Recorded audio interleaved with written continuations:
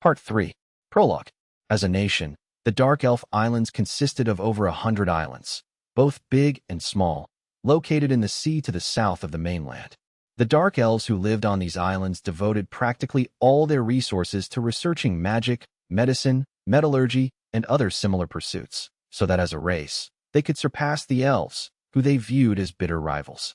In fact, the Dark Elf Islands' track record in research was so extensive, the nation was one of only 3 known to make groundbreaking discoveries and produce new technology, the others being the Principality of the Nine and the Dwarf Kingdom. To aid this pursuit of knowledge, the authorities of the Dark Elf Islands offered generous support to its top researchers. Not only did this mean that these researchers received funding and staff, but at times, they were also granted the freedom of an entire island of facilities where they could conduct their research, the idea being that on an island, it was simple to restrict access to only authorized personnel, which would reduce the risk of leaks of sensitive information. This was something only this particular archipelago nation was capable of pulling off. One of these top researchers was called Cyophyllene, who was named after a flower that only grew on the Dark Elf Islands because it had been originally cultivated there by a leading researcher. Its name meant scientist's blossom. She was also a former member of the Concord of the tribes, where she had been known as Sion, since her real name, Cyophyllene, was too much of a mouthful for most people. Sion's platinum blonde hair cascaded a long way down her back, but her bangs were cut in a straight and businesslike fashion just above her eyes. Like a lot of other dark elves, Sion had tan skin, creating an exquisite visual contrast with her hair, and although Sion had a larger bust than her former party mate Sasha, her waist was skinny enough to draw envious barbs from other women. And not only was Sion the very definition of the ideal female form, her jaw-dropping looks easily surpassed those of her fellow dark elves, even though they were a race that prided themselves on their handsome features. Slung around Sion's hips at the top of her long legs was a pouch containing potions, poisons, spell catalysts, and other concoctions she had made herself. We will now commence the experiment. We must ensure we note down every observation we make, Sion said to one of her research assistants. Of course, Dr. Sion, replied the dark elf, who was clearly much older than her. He turned and gave instructions to some younger assistants before double-checking to make sure that the data would be properly recorded. While the senior assistant did all this, Sion coolly pulled out a knife and walked toward the middle of the research lab, her high heels clacking ominously across the stone floor. The laboratory was located on the underground floor, and the space was as expansive as a courtyard in an aristocrat's manner. Complex magic symbols had been drawn on the floor, and sitting right in the center of these seals was an adult human male strapped tightly to a metal torture chair. The man was in his 30s, wearing nothing but his underwear, and leather bonds meant he couldn't move his hands, feet, or head. He had a cloth gag over his mouth, and even though it prevented the man from speaking, his muffled screams rang out around the cavernous lab. Impassive to his smothered howls, Sion approached the man and stabbed him in the thigh without a hint of hesitation. This drew even louder screams of agony from the human, but that didn't stop Sion from calmly stabbing him in the other thigh, before inflicting a fatal wound by plunging her knife deep into his abdomen. This deed seemed to come naturally to Sion, as if she were a butcher slaughtering a live animal. One of the younger research assistants had been busy performing a final check on the magic circles on the floor, but on witnessing the clinical dispatch of this man, he turned pale and shuddered. While dark elves certainly looked down on humans as inferiors, most of them were perfectly capable of feeling disgusted at the needless torture of a defenseless creature. DDR, Sion is prettier than most and incredibly intelligent to boot, but I get now why no one even attempts to hit on her, thought the assistant. Nobody in their right mind would make a pass at a woman who doesn't think twice about pulling a knife on you, regardless of how hot and smart she is. Sion noticed that the research assistant was staring at her and turned to face him. Why have you stopped working? Have you found an issue with the magic circles? Oh no, I was just... The assistant started, but he wisely trailed off. He wasn't about to tell her that he thought she was a total psychopath, and it was a complete turnoff. After a slight pause, he found a more diplomatic way of wording his feedback. I simply wondered why we needed to stab the test subject if we are conducting research on the soul. I believe you have only just recently transferred to my lab, and this is the first experiment of mine that you have been a part of, Sion noted. In light of that, it's only natural that a researcher such as yourself would be curious about why I perform my tests in a certain way. Sion resheathed her knife in a way that suggested she had bought the assistant's little white lie. She produced a handkerchief and went about wiping the human's blood off her hands.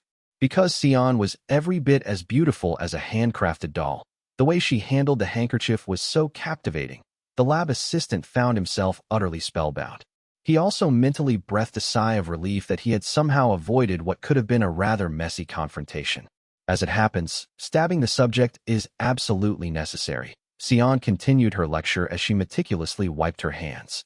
As it is the soul that our research is concerned with, I would normally take this opportunity to fully outline what the soul actually is, but as I do not want our test subject to pass away before I've finished speaking, I'll keep this brief. Sion glanced across at the human, who was near death, before continuing. By inflicting pain on the specimen, we are able to strongly agitate the soul through torment, anguish, and despair, with the intention of making the soul actively reify itself, so that we can more clearly observe the results. I will concede that I enjoy witnessing subjects like this one squealing like farm animals about to be slaughtered, so much so, in fact, that I often carry out the deed myself. Now, if you don't mind, I need you to complete your final checks before the test subject dies or recovers from his mental distress. Sorry, doctor, the lab assistant said in response to this stinging rebuke. I'll wrap up shortly. Once the lab workers had completed their final checks, Sion crossed her arms underneath her ample bosom and gave the signal to start the experiment. The command arrived just in time, before the man succumbed to his injuries. Commence the experiment, Sion instructed. Discharge the mana into the magic symbols. Yes, doctor. A number of young assistants replied in unison. The dark elves placed their hands on the lines that led to the magic symbols and saturated the runes with mana, causing the floor to glow in intricately designed light patterns. With each minute that passed, the glimmering light grew stronger, with the symbols in the center shining particularly bright. The light from the magic symbols converged on the test subject, allowing the dark elves to observe his soul. Magical liquid rose and fell in glass tubes inside machines connected to the magic runes, while scales made of rare metal with magic gems in them oscillated left and right as they measured the response of the floor symbols. The dark elves dutifully wrote down the figures from these pieces of equipment as well as some others that were in the room, and by and large, the ongoing activities resembled the type one might see in a normal research lab. The mana is converging too rapidly, Sion observed. Mana team, decrease the infusion rate. Yes, doctor. The lab assistants lowered the amount of mana they were imbuing into the magic symbols, but the light from them continued to intensify, causing Sion's eyes to narrow in annoyance. Mana team, I believe I specifically instructed you to reduce the mana you are infusing, Sion said pointedly. Doctor, the infusion has been lessened to half its original strength, the lead assistant said. Despite this adjustment, the magic symbols seemed to still be absorbing mana at an accelerated pace, prompting the researchers to finally acknowledge that something had gone wrong. Terminate the experiment. Sion yelled. Mana team, cut the infusion immediately. Connect the symbols up to the gem pillars and have them absorb the excess mana. Doctor, it's not working, the lead assistant cried. The pillars are connected, but they're absorbing too much mana. We're already well past normal tolerance levels, and the pillars will breach critical capacity in a few minutes. Infusing magic symbols with too much mana had the potential to cause damage to a lab, or worst-case scenario, even trigger an explosion. As a safety precaution, labs like this one were equipped with what were called magic gem pillars, designed to absorb surplus mana. Positioned against the wall, the pillars looked like regular marble columns on the outside, but inside, they were filled with magic gems. Normally, saturating just one safety pillar with mana would be nearly impossible, but even after connecting the magic circles up to multiple pillars, all of them were on the verge of going over capacity and the risk of an explosion was real. Sion's brow furrowed as she stared at the magic symbols on the floor. We've completely terminated the infusion of mana, yet inexplicably, the energy levels are still rising. What in the world is going on here?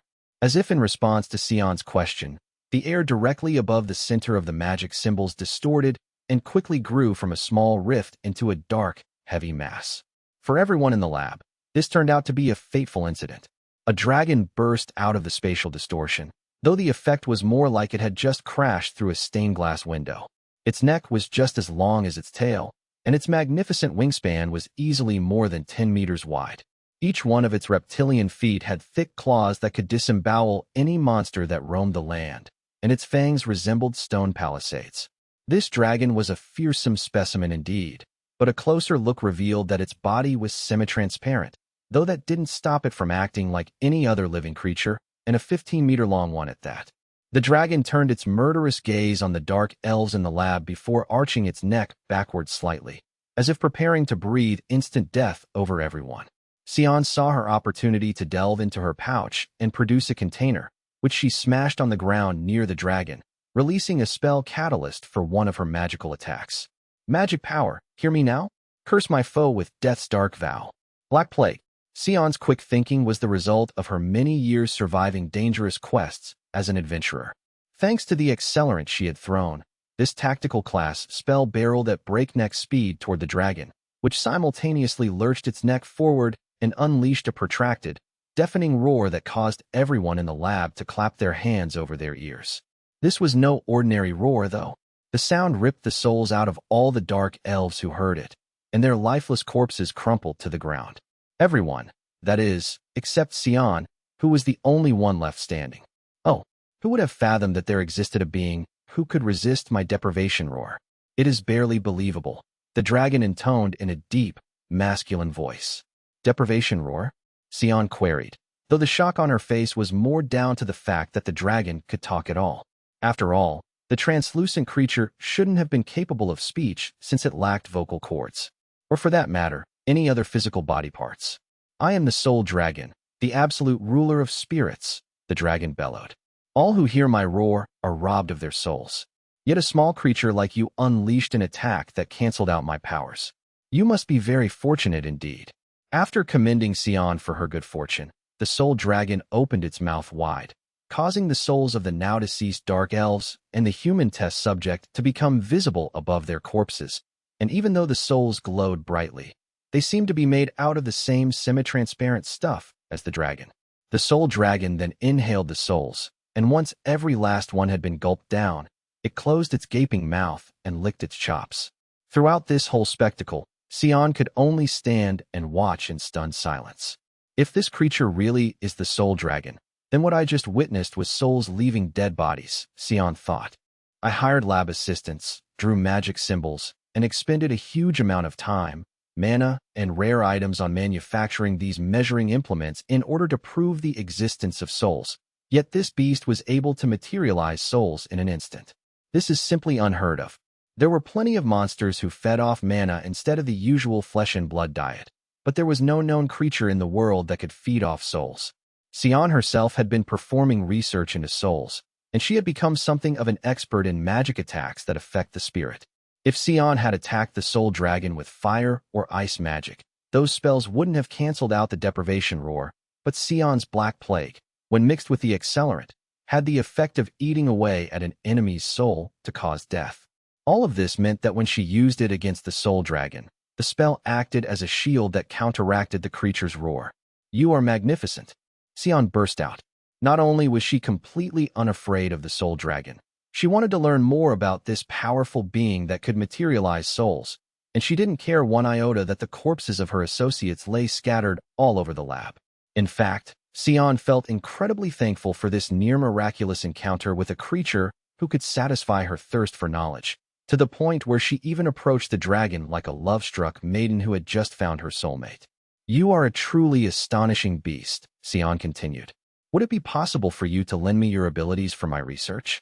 If you work with me, I am willing to do everything in my power to do what you ask of me. I have killed all of your cohorts, yet you delight in my presence and feel no fear or anger whatsoever, the soul dragon said. You interest me. Due to its nature, the soul dragon could easily tell if a person was lying or telling the truth based on the vibrations of their soul. If Sion's power level had been higher than her current level of 300, she might have been able to mask her emotions from the soul dragon. But as it stood, the creature could see through Sion clearly, and the only feeling filling up her heart was sheer joy at the prospect of greatly advancing her research. Knowing that this meant it had leverage over Sion, the soul dragon aired an outlandish proposal. Then you shall work for me by offering me souls. Do that for me, and I shall work with you. Souls are all you want, asked Sion. Then I accept your terms. The only thing I need to know is how many souls you desire, so that I can make proper preparations to secure them. There was a brief, confused pause before the soul dragon asked a question in return. Are you really so unmoved by the fate of your cohorts?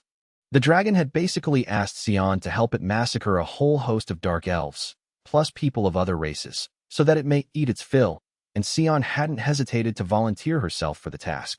The creature was truly puzzled at how someone could be so heartless. In response, Sion tilted her head to one side in a cutesy but perplexed manner. Why are you so surprised by that? Said Sion.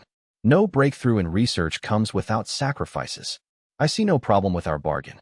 The sacrifices, in this scenario, were living, breathing people, and not just from Sion's own race, but from the other 8 sentient races too. The soul dragon chuckled deeply at her audacious response. I believe I favor you, creature, the dragon rumbled. Because I admire your determination, I shall share my power with you. You shall know everything there is to know about me. The soul dragon spread its wings and bathed the entire laboratory in a blinding light that penetrated Sion and all of the surroundings. Chapter 1. Dead or Alive. What do you mean Sion's dying? I asked my level 9999 Lieutenant May in my office in the Abyss after I, along with my allies, had wrapped up exacting revenge on Sasha, the elf who had been a member of the Concord of the tribes. As part of that operation, the Forbidden Witch, Ellie, had built a huge tower in the middle of a wild forest near the Elven Queendom, and we had used this tower to lure Sasha and the White Knights into our trap. Inside the tower, we got a number of level 9999 and level 7777 warriors to test their strength by battling the White Knights, and in the end, we determined that my allies were more than capable of vanquishing whole armies. I personally took care of Sasha and her fiancé, Mikhail, the White Knight's vice-commander, and got sweet revenge against one of my most hated foes. We also managed to extract a few nuggets of information regarding masters and submasters from the memories of the defeated White Knights. A short time after that, Ellie single-handedly toppled the Elven Queendom, pronounced herself the Wicked Witch of the Tower, and extracted even more intelligence about masters from the Queen of the Elves herself. Thanks to the Forbidden Witch, we had come away from the operation with the best possible outcome. I had been in my office listening to Ellie's debrief report when I had received an urgent message from May via telepathy, telling me that another one of my foes, the Dark Elf, Sion, was reportedly on the verge of death. This news instantly took priority over the future of the Elven Queendom and any questions I'd had regarding the new intel about masters. I immediately summoned May to my office, and upon arrival, the ever-seeking maid bowed and started relaying what she had heard. We have just received an urgent message from one of our merchants, May had said. My Unlimited Gacha sometimes produced merchants and adventurers, who I dispatched to the surface world as intelligence operatives to gather information. One of these merchants had picked up news that Sion's laboratory had somehow turned into a dungeon. As a reward for leaving me as good as dead, the authorities of the Dark Elf Islands had given Sion the run of an entire island where she could perform research into souls, as well as furnishing her with an army of assistants, which showed just how much the nation valued her research. Back when I was an adventurer, I heard rumors about people's houses turning into dungeons while they slept. I recalled with a sigh. I thought that kind of thing was ultra-rare, though. But now you're telling me Sion's lab has transformed into an actual dungeon. Dungeons were roughly divided into 2 categories. One type consisted of ancient ruins designated as such due to the monsters that resided inside them, while the other type had dungeon cores, like the Abyss. The first type of dungeon did not regenerate any treasure that was inside it, so it was a case of first come, first served. These dungeons mostly remained the same size throughout their existence, though some could grow bigger depending on the type of monsters living inside. The second type was nearer to the typical definition of a dungeon, since they respawned monsters and traps. This variety of dungeon also grew bigger over time if left to its own devices. To date, nobody had worked out for sure how dungeons were made. Even Ellie, who was an expert on all things magic, had been unable to hit upon an answer to this question, despite extensive study of the Abyss's dungeon core. Dungeons mostly cropped up deep in mountains, or in the middle of the ocean, or at the very bottom of deep valleys, or in other places that were normally considered unreachable to the average person. Many were of the belief that the world could never be truly rid of deadly monsters because these out-of-the-way dungeons would just keep spawning them. In very rare instances, dungeons would form within already inhabited buildings, and Sion's lab may have been one of these unlucky few. Of course, there were a number of exceptions that fit into neither of these two categories of dungeon, but that was a story for another time. After Sion's laboratory became a dungeon, the authorities of the Dark Elf Islands mobilized a team to search for survivors. But they faced some extremely powerful monsters, and the area inside the former laboratory had become far too vast and distorted for investigators not used to questing. At first, the Dark Elf Islands considered simply abandoning Sion's laboratory, but after its dungeonification, labs on nearby islands started experiencing frequent tremors. Experts are growing increasingly concerned that the new dungeon will trigger the eruption of a deep-sea volcano, so they have decided to put the dungeon out of action. A volcanic eruption of that kind would cause untold damage to the archipelago, so a party of adventurers with a strong track record of successfully clearing out dungeons was hired through the guild to go on a quest to utterly destroy Sion's lab. This party, known as the Blade of the Isles, was made up entirely of A-ranked dark elves and was considered to be one of the best around. But it would be impossible for a single party to remove a dungeon from the map in the short time frame they were asking, no matter how new the dungeon was. So the Dark Elf Islands had decided to spare no expense in recruiting other parties for the task. One of my merchants had heard about the quest and had immediately relayed the information back to the Abyss. "I'm very glad we've caught wind of this valuable bit of info," I said to May. "My party should apply to go on this quest as soon as possible and find out if Sion is dead or alive. If she's still breathing, I will do whatever it takes to exact my revenge on her. I'm not about to let some dungeon monster take that away from me." The very thought of a monster killing Sion before I could get my hands on her made me shudder with rage. While I of course wanted her to pay for her betrayal with her life, I didn't want her to die a quick death without feeling the same misery and despair that I had gone through first. Ellie interjected to calm me down a little by giving me a bit of positive news regarding my covert adventuring party, the Black Fools. "I guarantee the Dark Elf Islands Guild will immediately accept your party for this laboratory dungeon quest. Your team made quite a name for itself by solving the serial killings in the Dwarf Kingdom dungeon and by fighting monsters at the Elven Queendom's behest." "Thank you for the confidence booster, Ellie," I said. "But even if they do refuse my party for whatever reason, we'll just get the Elven Queendom to put in a good word for us. The Dark Elves may see the Elves as their sworn rivals, but there's next to no chance that they'll refuse a royal recommendation from them." "Of course, bless Lord Light," Ellie said with a smile, seemingly pleased that I'd given her an assignment. "I'll have a little chat with the Queen and make sure your party gets hired for this quest." After nodding my approval, I headed out of my office and started making preparations for another trip to the surface. May followed on behind to assist me in getting ready, while Ellie started prepping to have an audience with the Queen of the Elves just in case the Dark Elves rejected my party. I won't let Sion leave this world before she's paid the ultimate price for betraying me, I thought as May helped me to prepare. I will get my revenge on her, no matter what it takes. Unlike most other nations, the Dark Elf Islands weren't governed by a single recognized head of state, since the geographical reality of the archipelago prevented a unitary government from taking charge. Instead, the islands were ruled by 4 sizable clans, and the leaders of these 4 clans made up a council that usually only met either to resolve large, state-level problems or convened at the start of each year to set the national agenda. One of these clan bosses, known as Gighis, was in a meeting with Yuta, the leader of the Blade of the Isles, with the 2 dark elves seated on sofas opposite each other. "Thank you for taking time out of your busy schedule to see me," Gighis began. "Not at all. You've done a hell of a lot for me, and this dungeon's a huge fiasco for me too," Yuta admitted. "Pardon me for asking this, but are you getting enough sleep? The bags under your eyes have bags." Gighis reflexively stroked his beard at this remark. His beard was the same color as his long hair, which was tied into a ponytail just below his neckline and fell all the way down to the small of his back. He wore a habit, the traditional garb of the Dark Elves, though despite its looseness, Yuta knew Gighis was hiding a slender, muscular physique underneath. The clan chief was normally extremely attentive, his eyes usually resembling those of a sly predator, and he tended to have the air of a man who was always scheming about one thing or another, while taking special care to never reveal any weaknesses to those who might want to exploit them. But at this particular moment in time, Gighis looked like he hadn't slept a wink in days. Not only did he have dark circles around his eyes, his cheeks looked gaunt and his muscular frame seemed deflated. In fact, Gighis looked so haggard, the normally disinterested Yuta felt the need to remark on his appearance. Gighis rubbed his eyes, The other three clans are using this blasted dungeon crisis as an opportunity to undermine my authority, he grumbled.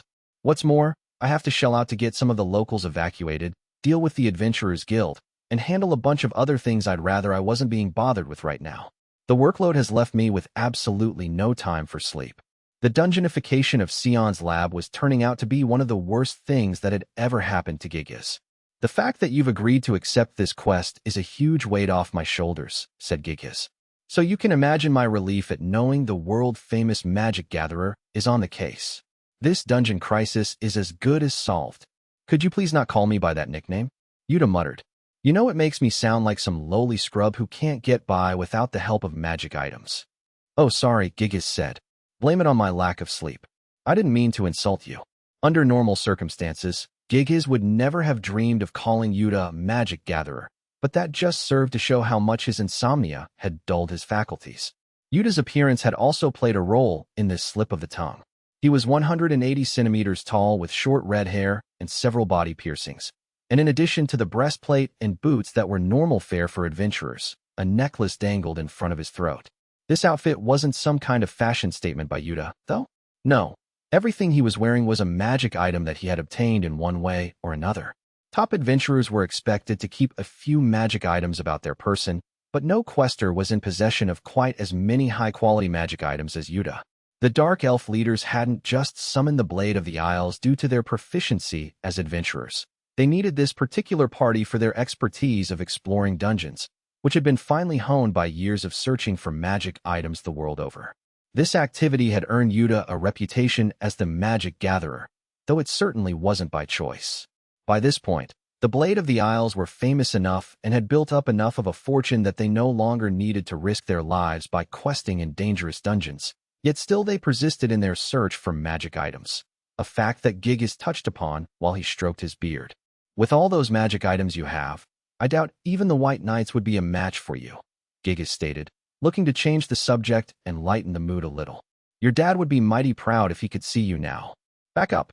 Me and my party are plenty strong enough to cross swords with the White Knights on equal footing, and then some, with or without these items, Yuta said pointedly. These things are nothing more than insurance.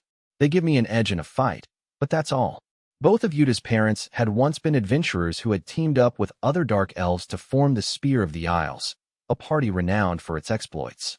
But during one quest, the Spear of the Isles had clashed with the White Knights, the Elven Queendom's strongest fighting force.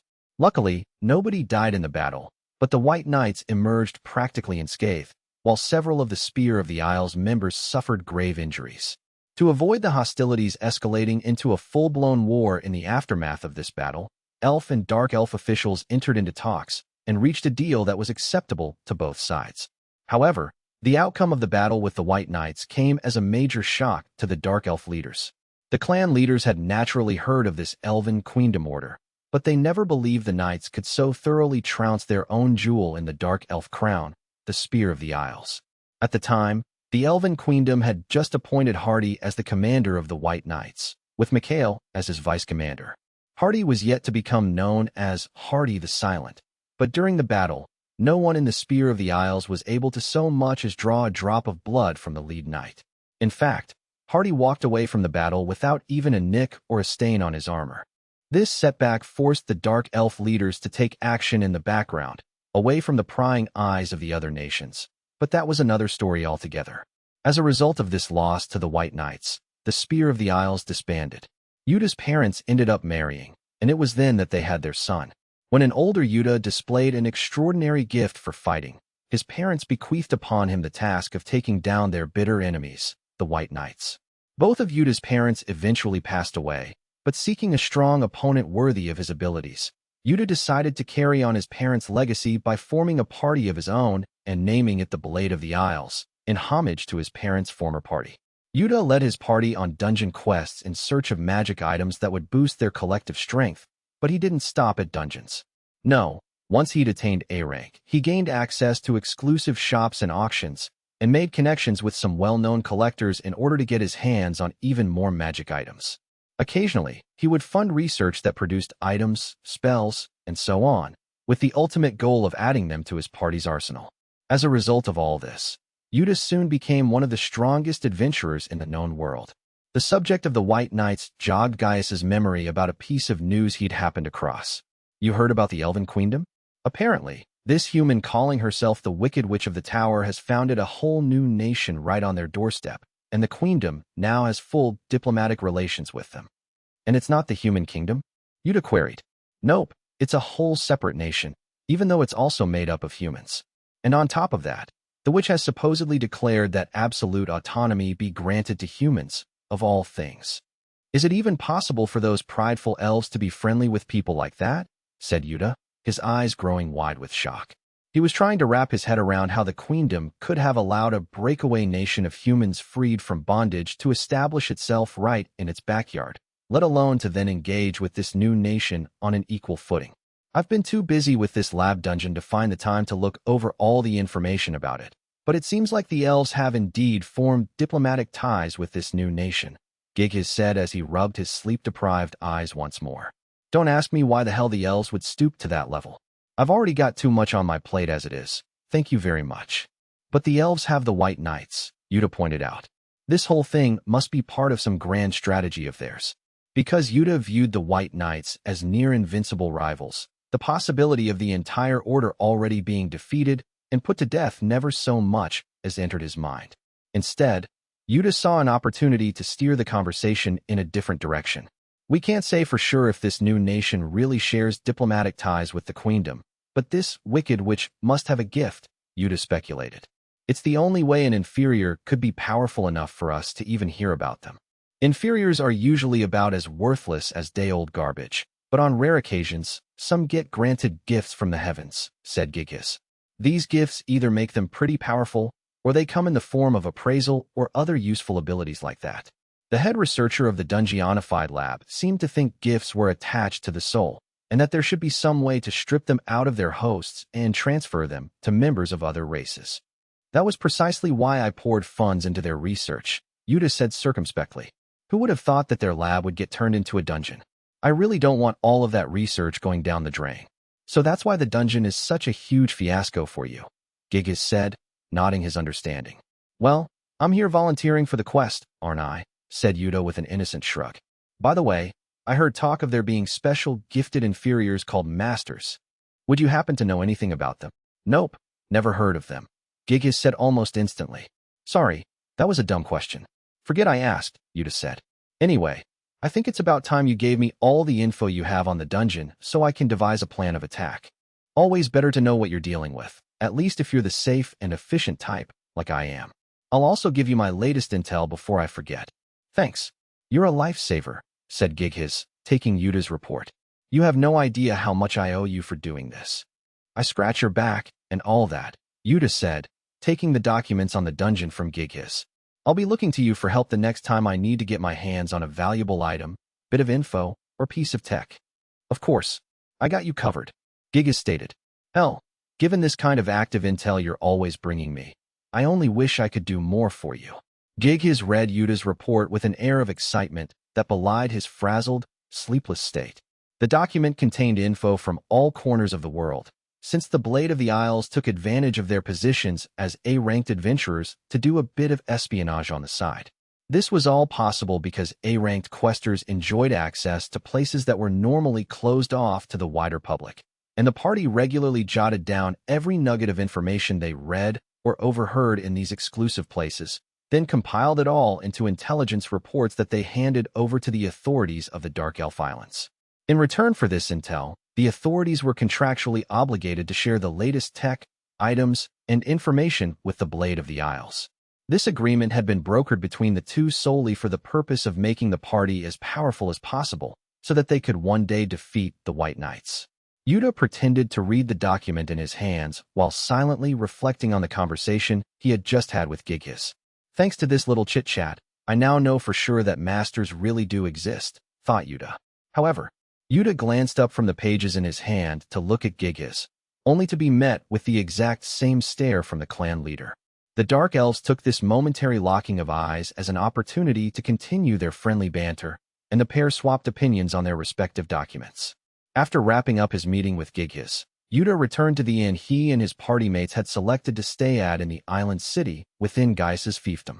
The party was due to travel to the lab-turned dungeon on a ship that would be filled to the brim with cargo, but until it was time to set sail, the party had chosen to reserve the finest suite in the finest inn in town. When Yuta got to his suite, the sound of him opening the door and walking inside made two beautiful dark elves poke their heads out of their rooms within the suite. "Goodness, I didn't expect you to be back so soon, Lord Yuta," said one of the young women. "Welcome back, Lord Yuta," the younger of the two said. The first woman was nearly 170 centimeters tall and had long hair that hid her left eye from sight and cascaded all the way down her back. She was sporting a magic item shaped like an imitation rose that was attached to her right ear as if it were an earring, and she was wearing a strapless black and red dress that showed off her ample cleavage. A large number of cute frills adorned the skirt, which often made onlookers wonder if the dress was too heavy to wear comfortably. It didn't help matters that her waist was so slender, it looked like she might break in half at any moment. In other words, this woman looked like the living embodiment of a rose, though this illusion was broken slightly by the stole she wore around her shoulders to keep warm. The girl beside her appeared to be a shorter, quieter, and decidedly less developed version of the woman. Yet her large eyes, rose-pink lips, and shortish hair that curved in toward her chin made her look like a doll in a museum that had been crafted by a master artisan who had dedicated his entire life to this one piece of art. The kind of men drawn to her body type would definitely want to lay claim to this girl if they caught a glimpse of her, even if it meant committing a crime to do so. Despite being confronted with the pair's stunning beauty, Yuta greeted them by casually giving an order. Rhea, the ship to the dungeon will be leaving in a few days. You'd better be ready with our supplies by then." "Of course we will, Lord Yuta," said Era, the elder of the two, and she smiled at her party leader. "I for one will let my sister make a list of all the supplies we'll need," said Rhea. "Rhea, I insist that you help me to write the list too," Era admonished her younger sister. "Do you ever think about maybe lessening my workload at all? It is far more efficient to assign duties to the people who can perform them," Rhea retorted as she huffily turned her head away from Era. "My duties will be to carry the luggage, fight enemies, and assist Lord Yuta."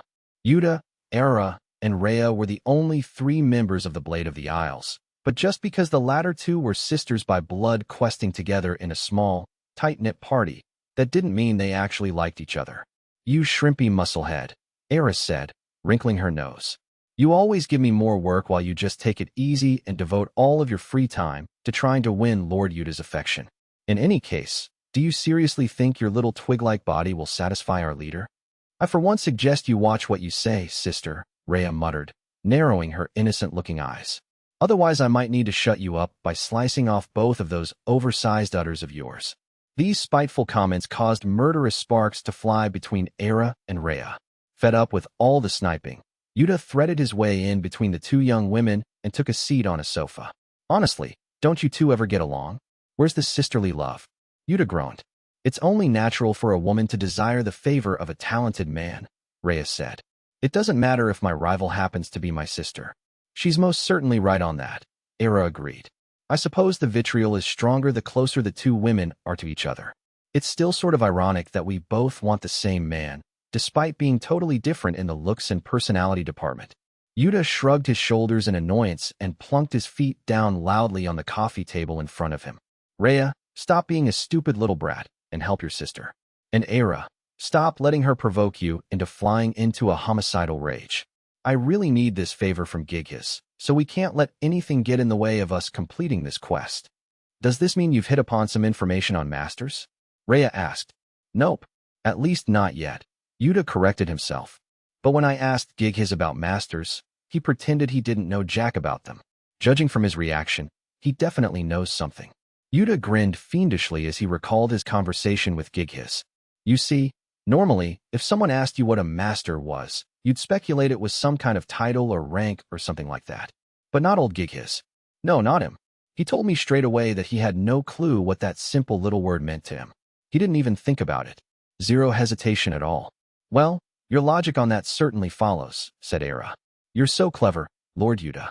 At first, I thought the idea of inferiors being these all-powerful masters smelled kind of fishy, but Gaius's fake denial all but confirms that it's true," Yuta said as he basked in the ego boost Era had given him. Now I want to know why Gigas would go as far as lying to my face about these super beings. I mean, if some inferior can get so freakishly powerful, what's to stop us from becoming masters ourselves and finally beating the White Knights? Simply put, Yuta needed to succeed in this upcoming dungeon quest so that Gigas would owe him a huge favor. Then Yuta would cash in that favor by making Gigas cough up all the info on masters that he was mysteriously withholding. Plus, we plunged quite a lot of money and personnel into that lab, Yuta added. We need to rescue Sion at the very least, or else everything we've done to further the research into that particular field will go up in smoke. It would be one thing if it was just the money we lost, Rhea said. But Sion also had us kidnapping gifted inferiors for her research, since almost none could be found in the slave markets. I for one don't want all that effort to end up being for nothing. Those missions really were a hassle, especially when it meant we had to kidnap inferior children with gifts, Era agreed with a shrug of wistful annoyance. Whenever their parents caught us in the act, almost without exception, they felt the need to fight us, despite how overwhelming the odds were against them. And then, not only did we have to kill the parents, we also ended up having to kill all the other witnesses. I for one found it particularly annoying whenever a kid broke down in tears after we'd killed their parents, Rhea added. Well, at least all they could do was cry. Thanks to my powers, said Era. If it weren't for that, those kids would have tried in vain to fight us too.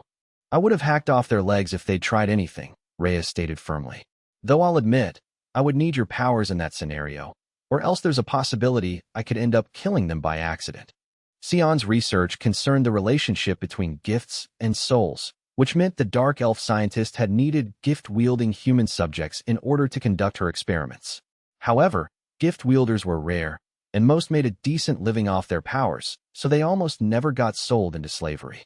Of course, there were exceptions, such as Light originally, whose subpar gifts wouldn't be enough to escape a life of bondage. Due to these circumstances, Sion had solicited Yuta to kidnap some gift-wielding humans.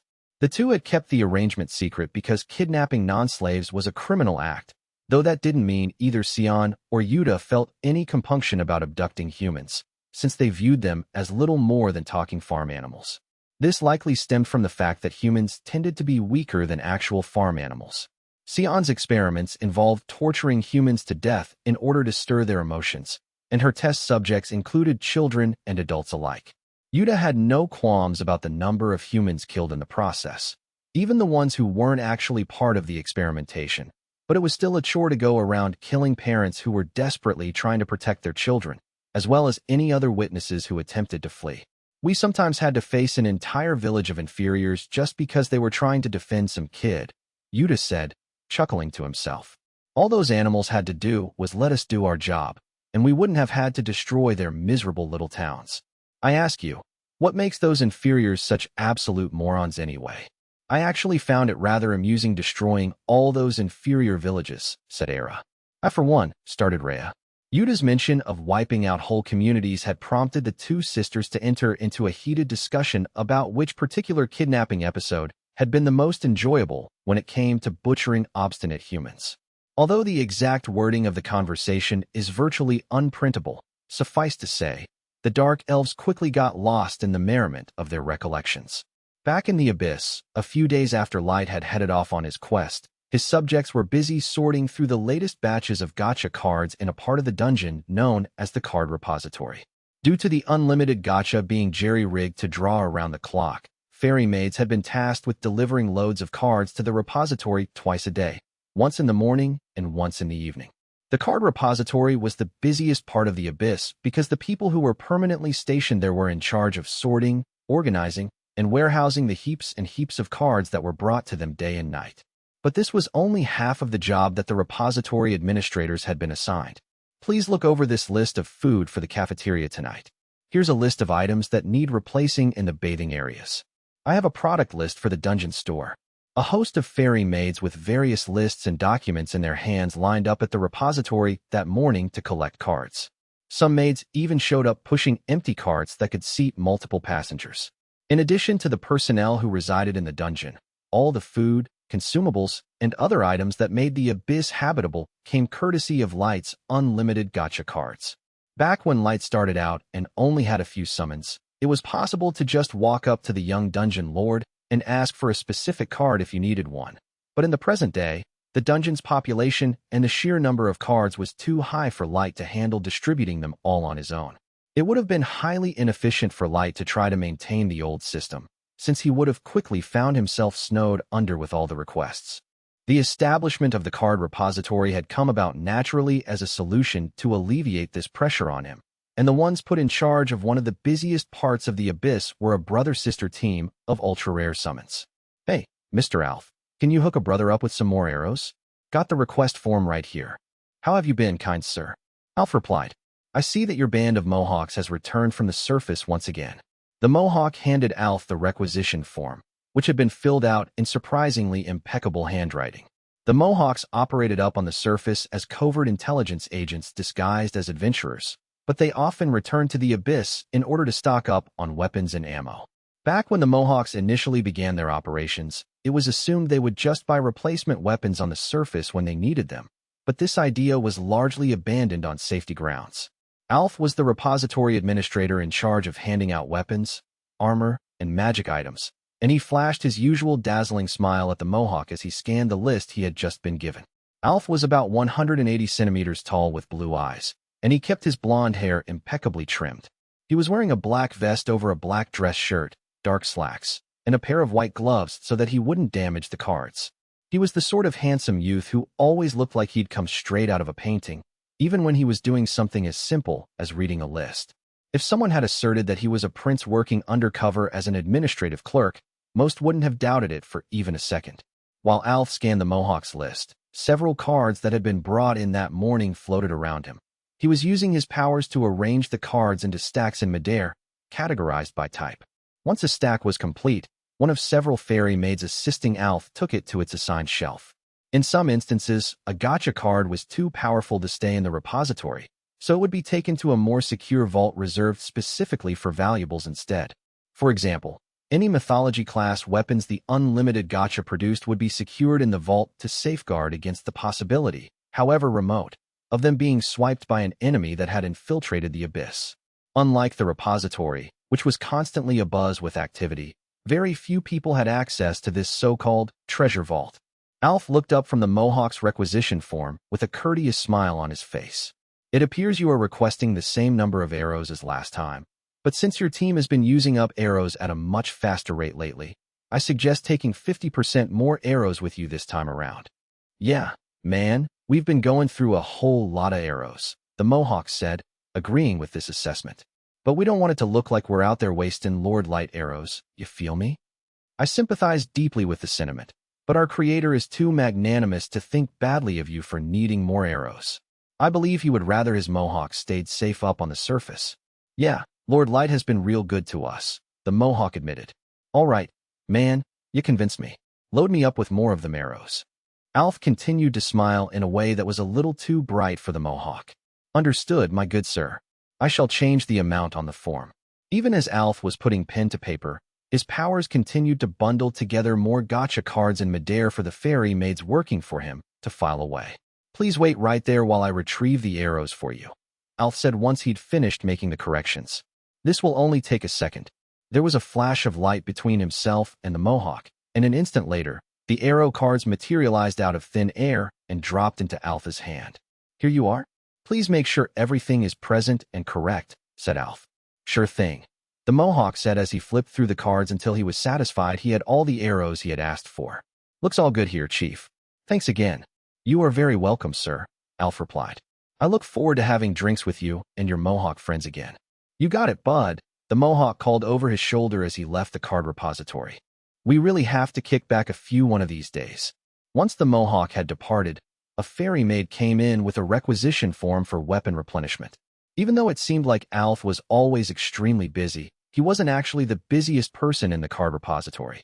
That honor, such as it was, went to his older sister, Anelia, who was the administrator in charge of all the consumable item cards. A much longer, much more meandering line of fairy maids with requisition sheets in their hands had formed in front of her reception desk. "Miss Anelia, here's the list of food for the cafeteria. This is the one for seasonings, condiments, and disposable cookware. Miss Anelia, we need soap for the restrooms and disinfectant. Due to the fact that rather a lot of people resided in the abyss, the dungeon got through an absurd number of consumables. For example, on a single day, it wasn't unusual for more than 1,000 T cards to be exhausted. Because of this, the items Anelia oversaw far exceeded Alpha's remit, and a full-on blizzard of gacha cards zipped around her in the air as she spoke. Anelia had twice the number of fairy maid assistants aiding her than her brother did, and despite her daunting workload, she always had a bubbly smile splashed across her face. Just like Alf, Anelia could make specific cards appear out of thin air and deftly drop into her hands. "Here you go," Anelia said. "These are the cards for the cafeteria food, the seasonings, the condiments, and the disposable cookware." At just over 140 centimeters, Anelia was shorter than her younger brother, but just like her sibling, she dazzled everyone with her exquisite beauty. Her silver-colored hair cascaded down the full length of her back and was adorned here and there with a few adorable-looking ribbons. On top of that, Anelia boasted one of the, if not the, largest busts out of all the women in the abyss. If that wasn't enough, she also wore a short skirt coupled with knee-high socks, which allowed a narrow yet alluring glimpse of skin around her thigh region. Like her brother, Anelia also wore gloves to prevent causing any damage to the cards. Almost as soon as you laid eyes on her, you could tell Anelia was the calm, nurturing type, and that was actually quite a good description of her personality in most regards. Even though she was utterly gorgeous, she was approachable, friendly with everybody, and never quick to judge anyone harshly. "Oh, I'm afraid one of the numbers on your bathroom product requisition form is off by one teensy little digit," Anelia pointed out. "Want me to fix that for you?" Forgive me, Miss Anelia," the offending fairy maid apologized. Anelia smiled gently at her. "It's okay, kiddo. Everyone makes mistakes. I'm always here for you if we do find an oopsie."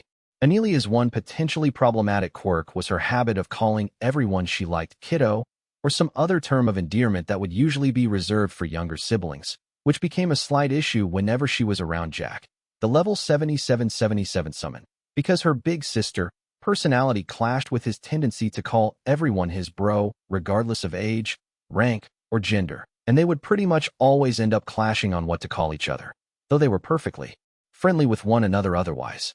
Collectively, the two card repository administrators went by the official moniker of UR Level 5000, Card Keepers, Anelia and Alf, and they were pivotal in maintaining the quality of life everyone had become accustomed to in the abyss. The two siblings were capable of producing cards out of thin air when within a certain range of them, and they could make the cards arrange themselves while floating around in midair. Furthermore, Anelia and Alf were capable of accurately determining the powers of each card, as well as intuitively gauge any changes to the inventory. In short, it was thanks to Anelia and Alf that card requisition orders were fulfilled so smoothly. Even though they operated well out of sight, and they mostly handled low to mid-level cards, the abyss would have likely ceased to function without them. Anelia suddenly received a message via telepathy from Light. "Anelia, have I caught you at a bad time?" Light asked. "Of course not, kiddo," Anelia said out loud. "Is there something wrong, sweetie? Or were you just missing the sound of my voice?" Light chuckled awkwardly at Anelia's blithely infantilizing response, but he let it slide because he knew it came from a well-meaning place. "No, nothing wrong. But you see, the thing is, I have an unusual card request," Light said. "What?" Anelia blurted out once she'd heard the rest of Light's message. Chapter 2. The Journey to the Dark Elf Islands and Sion's Dungeon Lab. I trekked with the rest of the Black Fools to the Elven Queendom capital to register for the quest that had been issued by the Dark Elf Islands. But when we arrived in the city, we immediately noticed things there had changed for the worse. "By George, what's that bally smell?" Gold spluttered, glancing in Nemumu's direction. "Gold," Nemumu began, trying her best to contain her rage. "How dare you falsely accuse me of having odor issues? And in front of Lord Dark, no less. I'll have you know I make sure to bathe at least once a day." The vitriol in Nemumu's voice didn't disconcert Gold in the slightest. "Mind your temper, M-girl. My comment wasn't aimed at you. I merely observed that this blooming city now has a stench that it didn't have the last time we were here." "Then why did you look at me when you said it?" she protested. "I wasn't looking at you. I was looking to you for confirmation," Gold explained. "You should really do away with this constant need you have to act the victim." "What?" While Nemumu and Gold were busy bantering, I breathed in a lungful of air. "Gold's right. I detect a slight odor too. Not to mention, this whole block seems filthier than anything we saw last time." Most of the buildings in the Elven Queendom capital were made of white stone, almost as if this had been a conscious decision by the authorities to give the cityscape more of an artistic feel. But standing here at this moment in time, the walls of the buildings looked somewhat grimier than before, while trash littered the streets and rats could be seen scuttling about. I'll bet Ellie and her dragons conquering the queendom is why there doesn't seem to be much life in the capital now, I thought. But why is the whole city so filthy? I didn't hear anything about Ellie forcing these conditions on the elves. Nimue winced as she looked around. I don't know what's happened to this place, but you shouldn't stick around here for too long, Lord Dark. We should get out of this city as soon as we've concluded our business at the guild. You may have a point there, I said. This place stinks and strikes me as unsanitary. Plus, I'm not liking the general vibes I'm picking up on. It'd be too depressing to hang around here more than we have to. I'm not keen on the idea of sticking about either, Gold concurred. So let's go sign up for this quest toot sweet, so we can skedaddle out of this ruddy pigsty already. After Gold's gentle bit of urging, we carried on toward the guild. We were expecting to arrive at an establishment with an interior that was designed to be every bit as stately as its exterior, its fanciness a reflection of the Elven Queendom's pride as a nation. But instead we found a building that obviously hadn't been cleaned or maintained in a long while. Even the adventurers inside the guild seemed to have something of a gloomy aura about them. What happened to their haughty power? Gold said mockingly, and had to put a hand up to where his mouth was under his helm to stifle a giggle. Damn it, Gold. Nimue cursed him. She'd been reminded of an episode she would sooner forget. When we'd first visited this guild, two pretty boy elf adventurers hit on Nimue with the proposition to fill her with more haughty power than she could handle. If I were Nimue, I would have suppressed that memory long ago, but it seemed as though the phrase haughty power still tickled Gold's funny bone. Gold must really like that pickup line, I thought. Wait, huh? This reaction was because I'd suddenly noticed something was off about the guild's bulletin board. The first time we came to this guild, the so-called Great Mystery Tower quest had been stuck smack dab in the center of the board where nobody could miss it.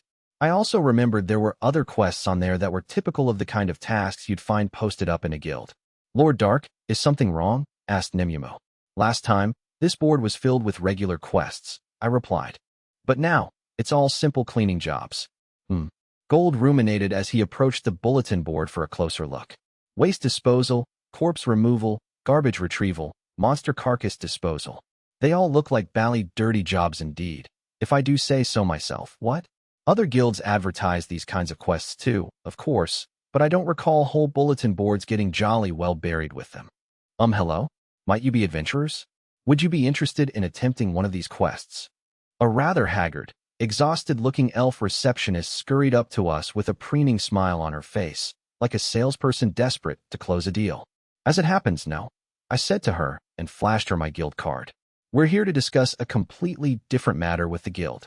On seeing the name of my party and recognizing us as the ones who had taken part in the heroic battle near the Great Tower, the receptionist was astonished, though her initial reaction quickly gave way to dejection as her shoulders drooped.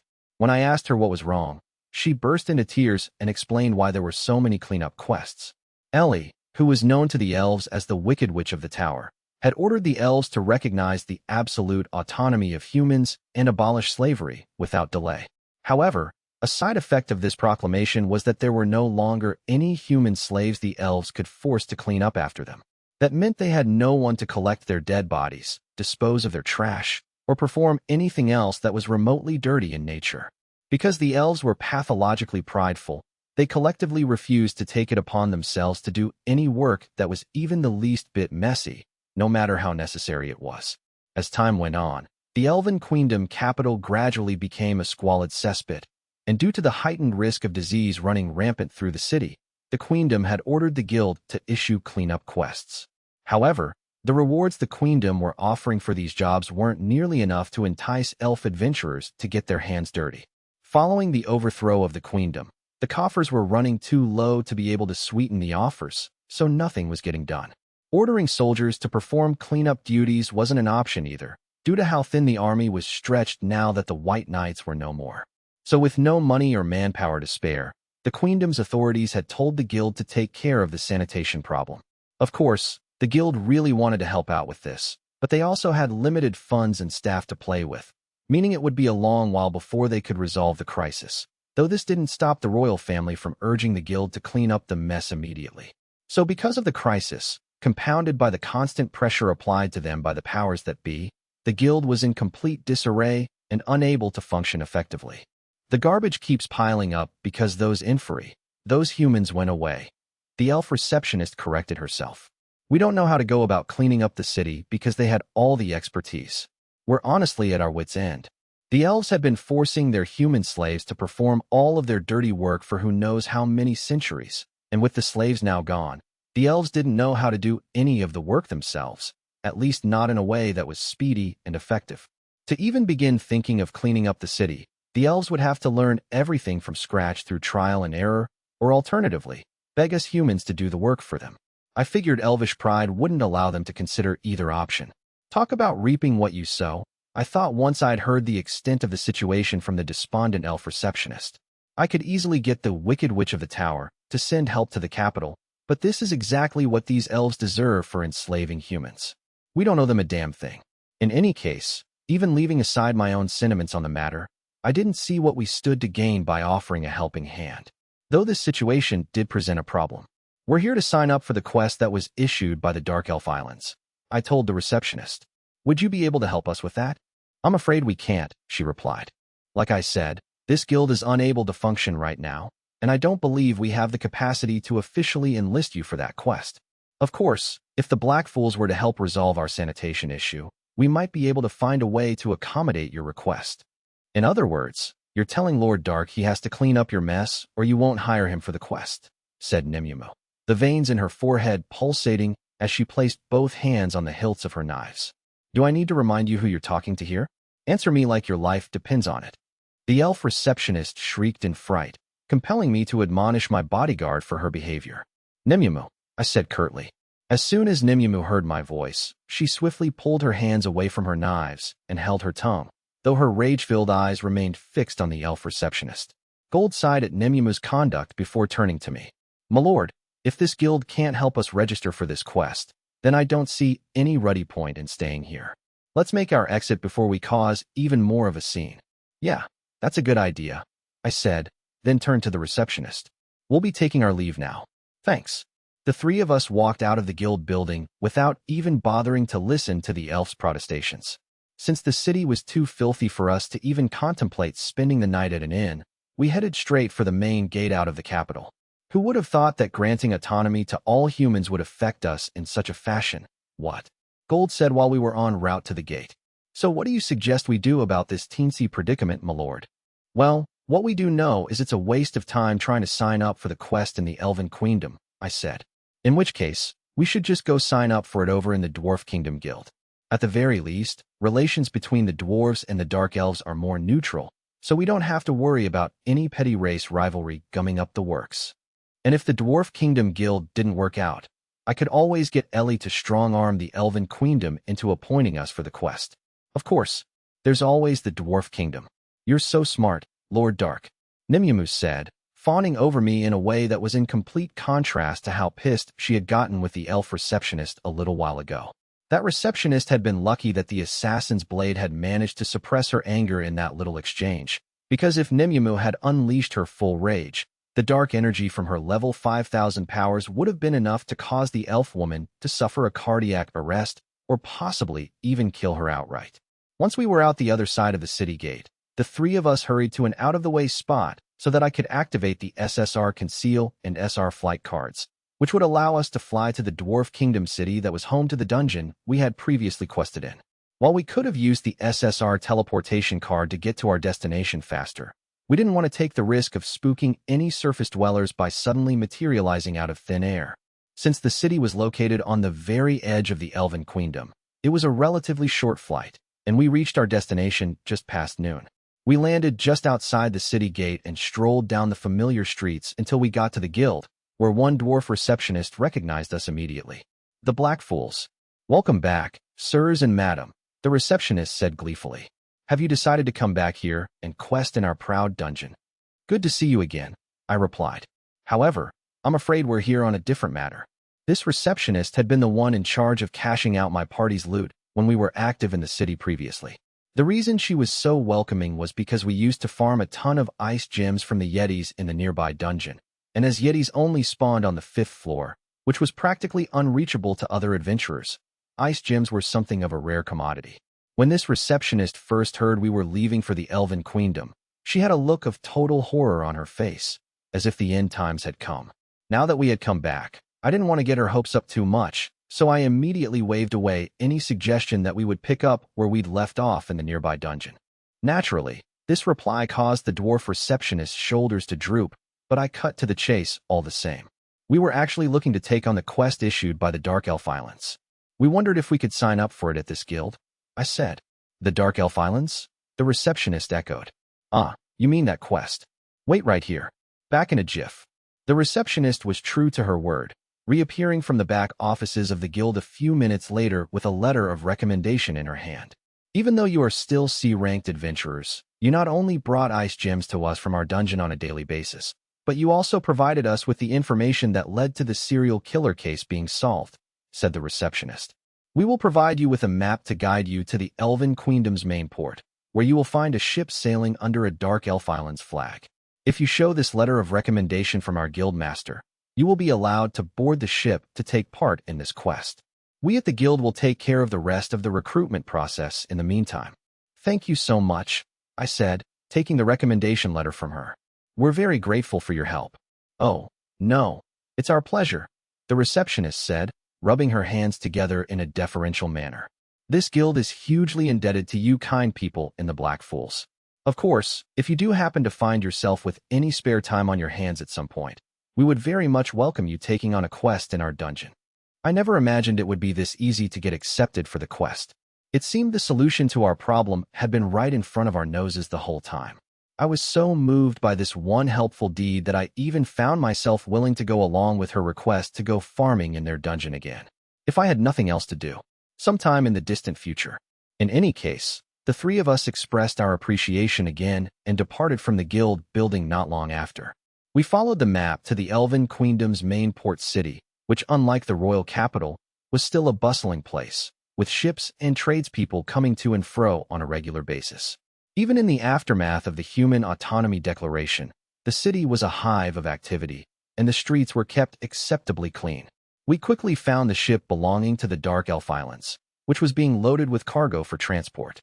After the captain of the ship had cast an eye over our recommendation letter, my party was officially conscripted for the Lab Dungeon quest. I assumed my party's track record must have played some role in getting accepted so easily, but it also appeared the Dark Elves were just extremely desperate for adventurers. After the ship had finished loading up, we set sail for the island with Sion's lab. This is my first time seeing the ocean, but I'm not in the right headspace to enjoy it at all, I thought. That wasn't to say this was my first time on a boat, because I used to travel down the river from my village to the capital back in my homeland. But this was the first time I'd ever seen the aquamarine seawater, heard the crashing of the ocean waves, and smelled brine in the air. No matter which way I turned my head, there was only calm, flat water as far as the eye could see. I'd normally be super excited about experiencing something new like this, but not knowing if Sion was dead or alive was proving too much of a distraction. Instead of enjoying the voyage, I spent the entire time mentally urging the ship to hurry up and get to the dungeon island. After several hours of grumbling to myself and impatiently pacing up and down, we finally reached our destination, a full day after we'd left the port city. Me, my party, and the other adventurers who had signed up for the quest disembarked from the vessel, and as we did so, I noticed a few other ships had just docked and were depositing more questers onto the island. I scoped out my surroundings and raised an eyebrow. Does this island really have a dungeonified lab? This place looks more like a resort. We're surrounded by white sandy beaches, the sky-blue ocean, and a bunch of tropical flowers, Nemyamu observed as she fiddled with her muffler. You're right, Lord Dark. It'd be more believable if we'd been told this island had a tourist town on it rather than a research lab. Although this was supposed to be a minor island, the terrain certainly seemed to have been tended, since you'd expect it to be completely overrun with wild vegetation if nature had been left to its own devices. On top of that, the island had ports which, while small, were easily able to accommodate large ships. The white, sandy beach had obviously been maintained by the inhabitants, and the palm trees I could see had the look of having been planted strategically to act as natural windbreaks. A stone road wound its way past multicolored flower beds and apparently led directly to Sion's lab, but you couldn't blame someone for assuming the road might have led to guest rooms at a resort. I had a natter with one of the crew during our little sea jaunt back there, and from what he was telling me, it sounds like you two aren't all that wide of the mark, what? Gold said. According to the crewman Gold had talked to, the scientists working on this island didn't necessarily spend all their time down in Sion's lab. Not only were they provided with lodgings outside of the lab, they tended to spend their days off lounging around on the island's white beaches. The ports in the Stone Road were mainly for transporting cargo, suggesting the nation had thought of everything to make sure Sion's lab was hospitable and operated as smoothly as possible. I'd heard the top scientists on the Dark Elf Islands were given preferential treatment by their nation, but this is ridiculous, I said. I guess this was a large part of the reason why this nation was one of the only 3 producers of new technology in the world. All adventurers, please board the carriages so that we may take you to your next destination, a guide said after all of the cargo had been unloaded. My party and I took our seats in our assigned carriage, and we set off for what I thought would be Sion's lab-turned-dungeon, but instead, our destination turned out to be what looked like a resort area, complete with straw-thatched cottages on raised wooden stilts. At first, I thought this was the research complex, and I was just too attached to preconceived notions about what such places should look like. But the more I sized them up, the more the buildings seemed to be lodgings for vacationers, with nothing to indicate that any sort of lab work took place in them. The carriage drivers eventually parked up, allowing my team and the rest of the adventurers to jump out and take a look around at the lush surroundings. These are the guest houses where you will all be residing, a Dark Elf guide told us. The maintenance crew has already tidied your rooms, and our staff will now show you to your quarters. Take this opportunity to rest up after your long voyage, and we hope to conduct an information session for everyone regarding the dungeon tomorrow morning. The Dark Elves may have been desperate, but they seemingly weren't so desperate that they'd just toss us straight into the dungeon as soon as our ships docked. The guide also directed our attention to the nearby store, where we could request supplies. The Dark Elves said they would provide food and most other items free of charge, with luxury items being the only exception to this. Including my black fools, 10 parties had arrived on the island, and each party followed a Dark Elf guide to their respective guest cottages. We have reserved this cottage for the black fools, our guide told us, maintaining the kind of forced smile only a bureaucrat could muster the whole time he was leading us up the path to our lodging. Thank you, I replied. If you need anything else, feel free to ask over at the store, the guide said curtly before turning to leave. Enjoy your stay. Once we'd climbed the age-worn steps, my party and I opened the door to the cottage and were confronted by a living area furnished with 2 dirty, battered sofas facing each other with a coffee table in between. Behind a shabby-looking door with a lock, I found a private bedroom, but when I went to inspect it, I could tell from a distance that all the bedding was absolutely filthy. Those Dark Elves acted all nice and proper to our faces, but it's obvious those rotters don't really want us here, Gold said as he glanced around at the sad state of the interior. Or rather, they think these sorry-looking digs are more than good enough for our kind. When I'd first laid eyes on the exterior of our cottage, I couldn't help thinking it looked, well, more vintage than the other cottages, to put it mildly. But after taking a closer look at it, the best word to describe this place was decrepit. Not only that, but this particular cottage was situated under a bunch of trees, meaning we were walled off from practically any natural light. When you chucked in the whistling sea breeze on top, this place was rather spookier than what you'd expect to find on a tropical island. Yes, Gold, I think you're right. They must have given us this dump because we're humans, Nimue said. If that's the case, we personally need to show them who they've just spat on. She cracked her knuckles as she said this, and the veins on her forehead were throbbing, which were both telltale signs that she was about to bolt outside and have a little squabble with the Dark Elf guide that had just left. I don't mind, really, I said, quickly stopping Nimue before she could act on her impulses. Compared to all the abuse we've gotten from the other races up to now, this is pretty vanilla. Almost like clockwork, I activated the R detection, SR magic jamming, and our silent cards to scour the cottage for surveillance items and to secure the location from any eavesdroppers who might be trying to listen in on our conversations. Once I'd made sure we were in the clear, I sat down on one of the beat-up old sofas and spoke to my teammates. We need to go over how we're going to approach this dungeon quest tomorrow, I said. I would have rather dived into the dungeon straight away so we could ascertain if Sion is dead or alive, but just say the word, and I'll go scout possible entry points, Lord Light, Nimue piped up. I paused, as Nimue's suggestion was a tempting one. If anyone could infiltrate and map out this dungeon unnoticed, it would be the level 5000 UR Assassin's Blade. However, we had zero intel on what lay inside this newly created dungeon, and Nimyamu could end up triggering some kind of alarm or trap the moment she slipped in, putting her in a grave situation that might be too much for her, even with her elevated power level. Maybe I was being overcautious, but that was a possibility I couldn't rule out. We'd be better off waiting until we'd gotten all the available info on the dungeon first before attempting to do any questing. Sure, I was very eager to start exploring the dungeon there and then, but I had to be patient, partly to prevent Nimyamu from accidentally wandering into danger, and partly to make sure this operation would be a success. I took a deep breath and collected my thoughts before replying. Thanks for the offer, Nimyamu, but it's much too risky to run headfirst into a newly created dungeon without knowing what you're letting yourself in for. To be on the safe side, we should work on the assumption that we're about to step into the deadliest dungeon imaginable. Good thinking, my lord. Haste makes waste and all that, so it's best to tread carefully, what? Gold said, crossing his arms and nodding his approval. Restraint is the best way of ensuring a successful mission. You have a good head on your shoulders, my lord. I smiled at Gold and picked up where I'd left off on our strategy session. So like I said, we'll head for the dungeon in the morning. Once we're there, that night I had a dream. I can smell the soil. I remember this smell. The next thing I knew, I found myself in long-forgotten surroundings from bygone days. I can feel a gentle breeze on my face, and I'm standing on a wheat farm, the ears rippling like a sea of gold. It was my dad's farm, the one at my old home. Mom, Dad. I saw my parents standing in front of our old house, as well as two more faces I'd thought long gone. Big brother. I'd buried my parents, but I couldn't find the remains of my brother or little sister in the ruins of what was once my village. My family noticed me running toward them, their smiles just the way I remembered them.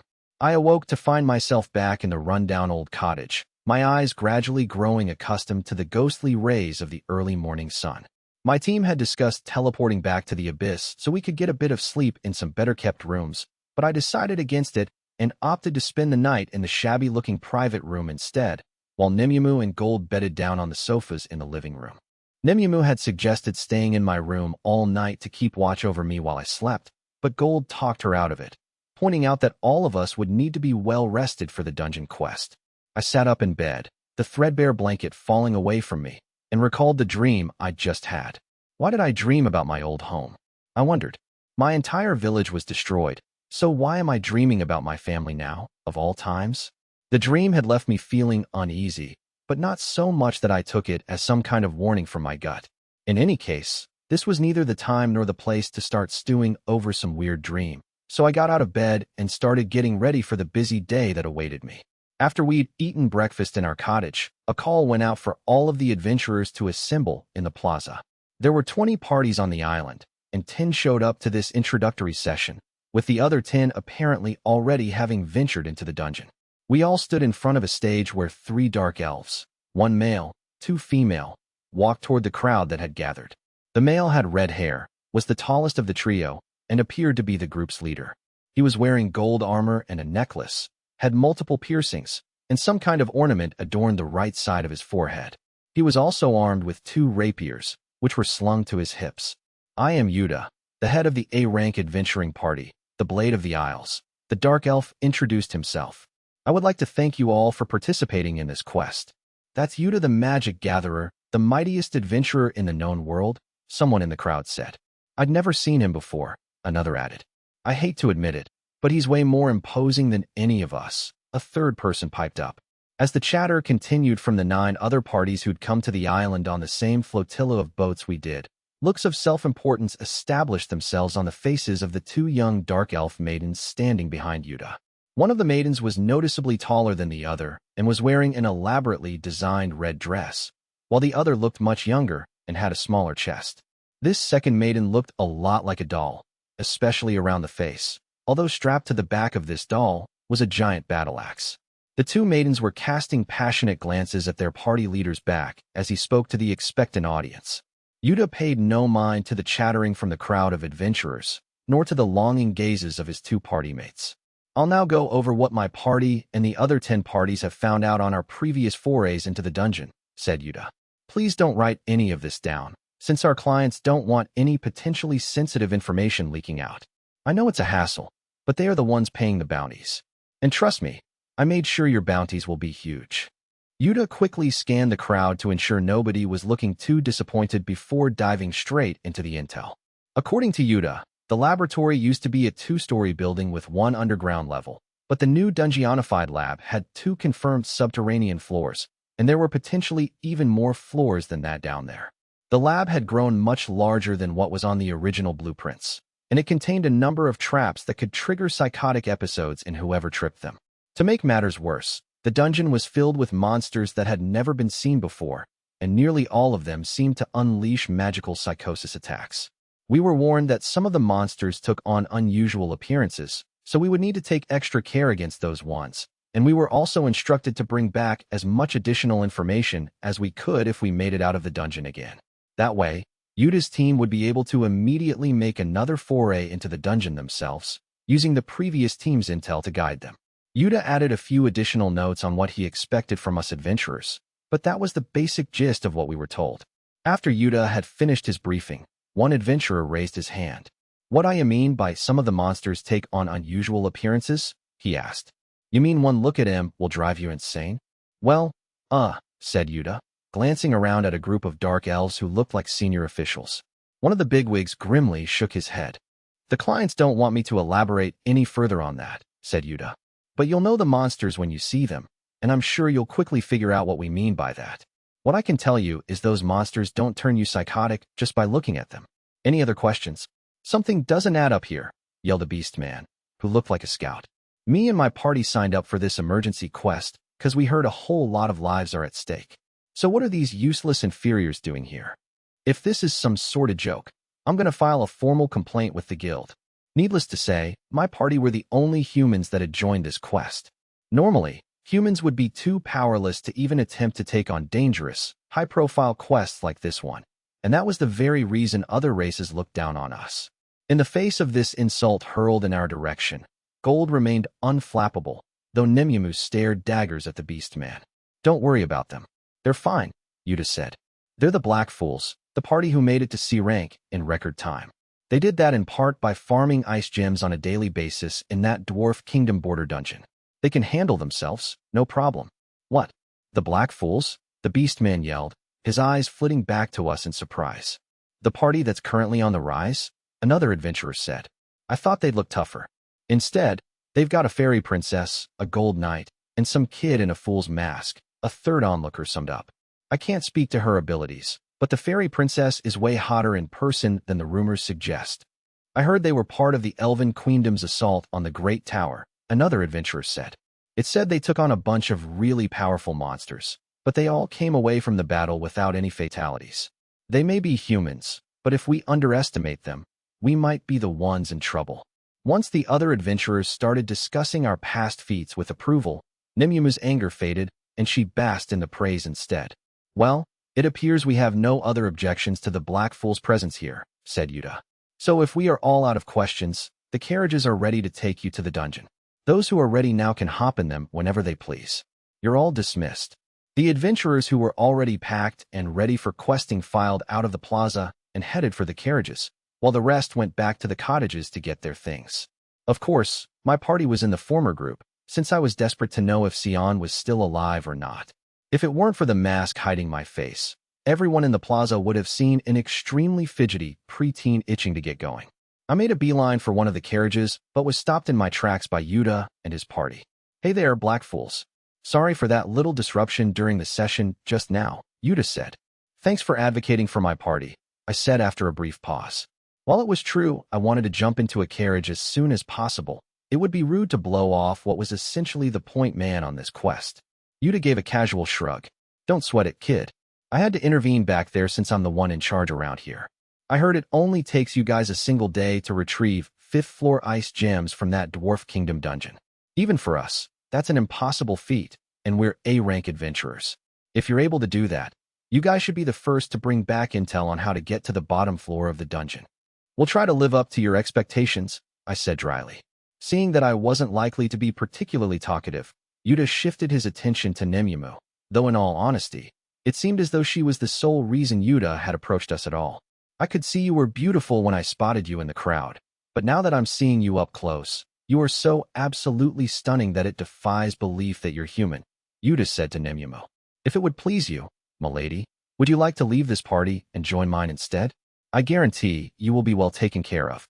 Yuta said all this in front of his two female party members, and both of them glowered at Nemumo, their rage palpable. Their anger didn't stem from a concern that adding another member might upset the cohesion of the party that had been carefully built up over the years, though. No, they were staring daggers at her out of jealousy, and it was so obvious. Even a guy like me could tell. Amid the hate-filled glares, Nemumu sighed and turned to address Yuta. I'm afraid I will have to refuse your offer. The mere fact that I get to accompany Lord Dark on this quest is everything I could ever ask for. Dark, Yuta said quizzically, before quickly sizing me up and grinning as if he'd come to some sort of realization. Okay, I get it. So that's your fetish, huh? In that case, I'll say no more. It was my turn to look quizzical when I heard the word fetish, but I wasn't about to waste time asking Yuta what he meant by that, since I was really anxious to get to where Sion was, so I cut the conversation short. Thanks for being so understanding, I said. Now if you'll excuse us, we have a dungeon to go explore. If you change your mind, you know where to find me, Fairy Princess, Yuta said to Nemumo. Good luck in your mission of getting intel on the dungeon. Luckily for us, Yuta knew when to give up, unlike the two pretty boy elves we'd run into back in the Elven Queendom Guild. The dark elf waved to us and strode off toward his own cottage, while his two party mates gave Nemumu one last dirty look before scuttling off after their leader. Egad, my lord, Gold said with a shrug of the shoulders. At least this time he didn't try to push his luck. Though I highly doubt he will give up on his little infatuation with Nemumu so easily. What? Suffice to say, I'd rather not have any more stalkers tailing us, like what happened in that Valley Forest. What do these blighters find so appealing about you and your washboard chest, girl? I simply do not understand it. Gold, I keep telling you my chest is normal sized, damn it. Nemumu yelled, before proceeding to kick the Auric Knight repeatedly in his golden shins, though of course, Gold's armor was much too sturdy to sustain any damage from her kicks. It's not your fault he tried to hit on you, I said to Nemumo, attempting to calm her down. That's all on that guy. And besides, we need to jump in a carriage and head for the dungeon as soon as possible. Of course, Lord Dark, said Nemumo, quickly regaining her composure. Ready when you are, my lord, Gold said. I for one cannot wait to see what we will encounter down there. The three of us boarded the carriage and set off for the dungeon, though it was a good 20 teeth-rattling minutes before we made it to our destination. As we alighted from the carriage, we noticed that a few other parties had beaten us there, but we paid them little heed and instead took stock of the building that housed Sion's former lab. It was a stone structure surrounded by a thick wall, and our carriage had parked at a gateway in the wall that was guarded by soldiers who were performing entry checks on the arrivals. If you asked me, the building looked more like an imposing fortress than a regular lab. Is this supposed to be a lab or a fortified prison? Nemumu wondered aloud. I suspect it was built this way to keep it secure from the type of rapscallions who'd sneak in and pinch the highly classified research going on inside, Gold surmised. Or it could serve a double purpose of secretly taking care of problems that might occur among the scientists, which may perhaps explain the heavy security presence. Nemumu basically shared my opinion, while Gold had voiced a somewhat grimmer supposition, which for all we knew, might be right. While we were conversing, we found ourselves next in line for the entry checks. You are adventurers sent here to investigate the dungeon, correct? One of the soldiers said. Name of the party? The Black Fools, I replied. The Black Fools, the soldier said as he scanned the register in front of him. Ah, there you are. Take care not to kill any of your fellow adventurers while inside the premises. Your mission is to retrieve intel on the dungeon so that we can destroy it and resolve this problem. The soldier reminded us that all we had to do to get the reward money was bring back some useful information. After running through some other boilerplate stuff, the soldier finally let us venture beyond the thick outside wall. We passed through a wide courtyard which consisted of a few flower beds, a fountain with no water in it, and some trees planted along the wall, before finally arriving at a 2-meter-wide double door that was already wide open, allowing us easy access to the interior of the laboratory. Nemumu took the lead while I went to stand beside Gold, and it was in this formation that the three of us took our first steps into the laboratory dungeon. But I immediately stopped, prompting Nemumu to look at me with concern. Lord Dark, is something wrong? She asked. I sensed something was off the moment I crossed the lab's threshold. And it's not just that, I thought to myself. I swear this sensation feels familiar. In front of us was a grand double staircase, with 2 flights of steps that curved around to the left and right before conjoining at the upper level, while in the middle, between the 2 sets of steps, was a pair of closed doors that presumably led to a hallway. If this had been an aristocrat's estate, we would have expected to see plush carpets on the floors and stairs, but since this was a lab, there was nothing covering the exposed stone. Our footsteps echoed around the open space, and the air inside the lab was strangely cool compared to outside.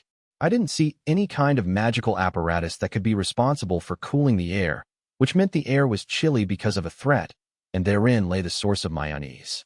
I know I felt this strange chill before, I thought, but I couldn't recall for the life of me the last time I'd felt it, so I gave up trying to figure it out after a few seconds. Sorry, Nimyamu, it's nothing, I said. Keep pressing on and watch out for traps. Gold, keep a close eye on our surroundings and be ready to shield us if anyone or anything tries to attack us. I'll keep my cards at the ready. Of course, Lord Dark, Nimyamu replied. Righto, said Gold. My golden shield will protect you from disaster, my lord. According to the original blueprints of this lab, the area beyond these doors is supposed to be a large reception hall for announcements and meetings, but from the look of the doors themselves, it seems like a hallway may have taken its place, I said as we approached the closed double doors. Since our objective was to get to the lower levels, we needed to enter the corridor that lay beyond. Nimyamu carefully opened the doors, made sure there were no traps lying in wait for us, then took the lead again as we walked down the hallway. Thanks to a bunch of candles lining the walls, the corridor was bright enough that we could fight any bad guys without worrying about visibility if any leaped out at us. Though I did note that it looked like the wax of the candles hadn't melted at all, not even a little. As we made our way down the hallway, our shoes clacked forebodingly on the stone floor. Lord Dark, Nimyamu hissed suddenly. Yeah, I sense people too, I said. Or possibly man-like monsters. Due to Nimyamu's powers, she detected the enemies first, and a few moments after she had warned me, my level 99 abilities had managed to sniff out their presence too. Gold silently held his shield up in front of us in case anything was about to happen. I was hoping to get a bit deeper into the dungeon, so I could use my SSR clairvoyance to find out where Sion is, I thought. But I guess this is as good a chance as any to check out how powerful these dungeon monsters are first. The SSR clairvoyance card allowed its user to visualize a faraway object, but it didn't work if the user had too vague of an idea of what the target was, or tried to visualize something they didn't know anything about, or if the object was too far away. I tried using the clairvoyance card the night before, when we were in the cottage, but it had been a bust. I didn't know if it was because the target was too far away or if the dungeon itself had somehow canceled out its power. So I'd planned on using the clairvoyance card when I got a lot deeper into the dungeon, where there would be no one around to observe what I was doing. But now that we had encountered some monsters, I had to put my plans on hold and prepare for a fight instead. As we stood ready for battle, 3 humanoid creatures drew closer to us, but when I got a closer look at the first of these adversaries, I was thrown for a loop. Sion. Standing in front of me was one of my sworn enemies from the Concord of the tribes, a woman with silver blonde hair, a large rack, an hourglass figure, and shapely long legs. I recalled that Sion had never given a damn about her appearance, but she definitely had the kind of figure that most women in the known universe, never mind the world, would die for, and she didn't even have to work for it. Sion had won the lottery in the looks department, which was largely why she used to constantly bicker with Sasha when they were in the same party. I knew we were going to be confronted by humanoids the moment I heard footsteps, but I never expected to encounter Sion this soon after entering the dungeon. A moment later, the 2 other humanoids came into view, and just like the first, this pair also looked like carbon copies of Sion. No, that's not her, I told my team. They might look like Sion, but I don't ever remember her mentioning being a triplet. A closer look at these monsters revealed that none of them were wearing Sion's trademark pouch, the one where she kept her potions that she never went anywhere without. Their eyes also looked blank and lifeless, making them look more like stringless marionettes rather than the real deal. The 3 creatures suddenly started shrieking at us, a garbled, unintelligible mess of sounds spewing forth from their mouths, and I quickly realized these were no ordinary screeches. There was a magical property to them that could scramble your mental state, which suggested these were the monsters Yuta had warned us about earlier that could mess you up with their psychosis attacks. Thankfully, Due to our high power levels, their attacks had zero effect on me and my team. I decided to capture these fake scions so I could inspect them a little closer. SSR Shadow Dance. Release. I yelled. As soon as I activated this card, dark bands sprouted from the shadows of the monsters and wrapped themselves around the creatures to restrict their movement. It was easy enough to capture the 3 Scion copies, since they were all standing in a group and didn't even attempt to move out of the way. However, being ensnared didn't stop the clones from continuing to try to make us go crazy with their psychosis attacks, even though none of us were displaying any signs of going mad. Though it had to be said, their loud shrieks were about to drive me insane in a more figurative sense, and I activated the silent card so that I could examine them in peace. Next, I activated the SR appraisal card, which showed me the primary description of these creatures. It read, "A monster from another world called the Soul Dragon has captured Scion and made copies of her, and these copies roam the dungeon assaulting and killing any perceived enemies with their psychosis attacks." The appraisal also displayed their power levels, mana reserves, and a few other details, but I skimmed over those bits since they weren't anywhere near as important as the fact that we were dealing with an interdimensional monster. I knew the chill in this dungeon was all too familiar, I thought. It's the same sensation I felt when Ellie cast the Koshmer Summon. The Koshmer Summon was an ultimate class spell that conjured monsters from other worlds through an interdimensional portal, and it was this forbidden spell Ellie had used to help raise my own power level to 9999. What makes the spell forbidden, you may ask? Well, a typical summoning spell would call forth familiars or other magical creatures that were completely loyal to the summoner. But the Koshmer Summon conjured powerful and vicious monsters that were hostile to everyone, friend and foe alike. The summoner couldn't control these monsters, and they would often go on destructive rampages. On first glance, the Koshmer Summon would be all but useless to your typical mage, but Ellie had a completely different take when I first asked her about it. Naturally, the Koshmer Summon is forbidden because it is much too dangerous. But as to the question of why such an evil spell even exists, well, there are many different applications, studies, and techniques related to the summon, of course. Ellie had said, all smiles. Confronted with Ellie's dazzling expression at the time, I couldn't muster a response and had simply chuckled nervously. But standing here in this lab-turned dungeon and recalling this strand of memory from my early days in the Abyss, I was able to put 2 and 2 together. Ellie could only use the Koshmer Summon once a day, and she's the level 9999 Forbidden Witch, I thought. Does this mean there's someone else out here who can perform ultimate class magic? Up here on the surface world, people could perform combat class, tactical class, and strategic class spells, the level of magic getting increasingly more powerful in that order. As far as I knew, Ellie was the only one capable of wielding ultimate class magic, but it was starting to look as if there was someone else who might be able to execute a Koshmer Summon if they'd managed to bring forth this soul dragon. But for what purpose? Scion was the head of this lab, but I can't imagine her knowingly performing ultimate class magic, I thought. Her power level is too low for one thing, and I'm pretty sure she's not even aware of ultimate class magic being a thing. Besides, why would she wreck her own research lab to this extent? Maybe she used some kind of magic item by accident? Or maybe there's a master in this very lab. The only scenarios that would make any sort of sense were if Scion had accidentally used an item capable of ultimate class magic, or if a master had infiltrated her lab and used a Koshmer Summon to sabotage her research. Both of these options are too hard to swallow on the face of it. But if there is a master in this lab, Gold and Nemumu will have a really tough fight on their hands. I could probably go toe-to-toe with a master, but Nemumu and Gold were both level 5000 warriors, meaning they would face much steeper odds against such an opponent. If there were just the one master, I could probably protect my 2 teammates, but a worse scenario would see us facing multiple masters, with Nemumu and Gold each having to take on one or possibly several masters by themselves. Lord Dark, is there a problem? Nemumu asked, noticing that I was brooding at length. I didn't answer her immediately. I've got all the info I need, so you 2 can get rid of these monsters now, I said finally. A moment later, Gold and Nemumu had beheaded all 3 of the Scion clones, though no blood spilled from the creatures, and they simply disintegrated, clothes and all. Those blasted things didn't even think to leave behind a Bali magic gem, Gold muttered as he resheathed his sword. Those rotters could have at least rewarded us for our troubles, seeing how utterly ghastly they were. Yeah, they were definitely creepy, I agreed. But now I know what Yuta and his dark elf handlers meant by monsters with unusual appearances. What did you figure out, Lord Dark? Nemimu asked, looking genuinely curious.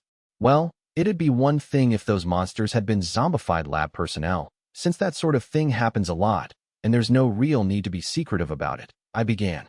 But we didn't encounter just one Sion monster. 3 of them attacked us, which is just plain weird.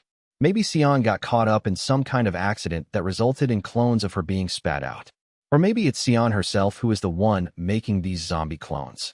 If the latter were indeed the case, the adventurers who had signed up for this quest would quite understandably get the mistaken notion that the Dark Elves had knowingly sent them into a trap. And if said adventurers were members of a different race, any dispute had the potential to blow up into a full-on international incident. So there lies the rub, eh? Gold chimed in as he stroked the jaw part of his helm. All those adventurers eager to be the ones to save the lab chief, Sion, only to get attacked by the woman herself. That's jolly well sure to leave the Dark Elves in a pickle if word gets out. What? Not only would their nation have to deal with the reputational fallout, people wouldn't know if Sion was the victim or the aggressor in all this. So the Dark Elves kept that little bit hush-hush so they could hire as many skilled adventurers as possible. It would also explain why they told us not to take down any notes. I decided it'd be better if we turned around and retraced our steps out of the dungeon. I know we've only just got started, but let's head back for the day. I've gleaned some info from those fake Scions that I really want to take a closer look into before we go any farther. Well, fancy that, Gold said with a shrug. Given your reaction, I'm guessing you've happened across a bit of bad news. My lord? I think so, I said. I'll fill you in once we're back in the cottage. Nemimu, please lead the way. Affirmative, Lord Dark. Allow me. Nemimu obeyed. Before we left, I got Nemimu to make sure we were all alone, then activated the clairvoyance card. Unfortunately, I wasn't able to find the real Sion using this method, though I wasn't sure if that was because she was too far away or for some other mysterious reason. Once I'd given up on this vain attempt to find the Dark Elf scientist, Nemimu scouted ahead, with me and Gold following close behind, as we made our way out of the dungeon again. Chapter 3, Sion's Past. When we arrived at the Goose Houses by carriage, the other adventurers milling around seemed shocked that we'd returned from the lab dungeon so quickly. We ignored their stares and made a beeline for our own cottage, where I secured the living room using my anti-snooping cards. Once I was convinced we were all good, I relayed to Gold and Nemimu what I had learned from the fake Scions. Once I'd briefed my team, I told the 2 of them to remain in the cottage while I returned to the Abyss using the teleportation card. I entered my office on the bottom level and encountered Ellie, who was already in there waiting for me. I'd contacted her in advance using the telepathy card, since I needed to report my findings to the Super Witch in person so I could get her counsel on what I discovered. Ellie stood across the desk from me and nodded several times as I detailed what my appraisal of the Sion copies had told me and the potential implications arising from it. Bless Lord Light, I don't believe there is a master in that laboratory dungeon, Ellie said after hearing my summary of the events so far. I think there's a much greater likelihood that it was an accident. An accident? I said. Do you think you know what kind of accident it might have been, Ellie? I have a good idea, blessed Lord, Ellie said, smiling radiantly like a flower in full bloom. First of all, I don't think anyone used the Koshmer summon, because that spell is designed to close the portal again once the summon is complete. The spell would never leave a portal open indefinitely, and even I couldn't sustain keeping an interdimensional portal open for days on end. Well, that sealed it. If the level 9999, Forbidden Witch, Ellie couldn't open a portal that would transform an entire building into a dungeon, I could safely rule out a master being able to pull off that trick. However, I do believe the reason the laboratory turned into a dungeon was due to a bridge being made to another world, said Ellie. Other worlds operate on different rules when it comes to physics and magic, but this bridge caused the magical and physical rules of both worlds to intertwine, leading to the spatial distortions in that dungeon. Ellie's voice and expression grew more somber as she continued. The Dark Elf Islands have reported minor tremors in the vicinity of the lab, and I think they are being caused by the 2 worlds being connected for too long. These minor tremors may develop into a disaster of untold proportions the longer we allow the 2 dimensions to intermingle. At the very least, the dungeon might wipe the Dark Elf Islands off the map, and worst-case scenario, it could lead to the destruction of the entire mainland, including the Abyss. On hearing the scale of the danger we were facing, I gulped. It could destroy the whole of the mainland? Well, this is only supposition, but I believe some kind of accident occurred while Sion was carrying out her experiments, which unfortunately caused this interdimensional link to form, Ellie said. Since it wasn't a master opening up a portal, the most likely explanation is an accident created a rift that nobody knows how to close, which is why this interdimensional connection has been allowed to fester. I see, I said, totally convinced by Ellie's answer. So all the circumstantial evidence points to it being an accident rather than some kind of Koshmer summon. Yes, indeed, blessed Lord, Ellie replied. I would also like to add that the appearance of those Sion doppelgangers is solid proof that she must still be alive somewhere deep in the dungeon. What? I cried, suddenly lurching forward out of my chair. Are you sure about that, Ellie? I'm positive, Ellie replied, proudly puffing out her shapely bust to show how confident she was in her evaluation. It was you who used your appraisal to determine that the soul dragon was involved in the dungeonification incident, and the body doubles serve as proof that Sion is alive. Ellie went on to tell me all about the soul dragon, including how it used to exist in another dimension, and how its body was composed of all of the souls it had collected. Since Ellie was the master of the Koshmer summon spell, she knew a thing or two about this particular monster. Oh, and another thing. The soul dragon doesn't have a power level, said Ellie. No power level, I murmured. Yes, indeed, blessed Lord, Ellie reaffirmed. The soul dragon is made out of more than 10,000 souls, but it has a single mind.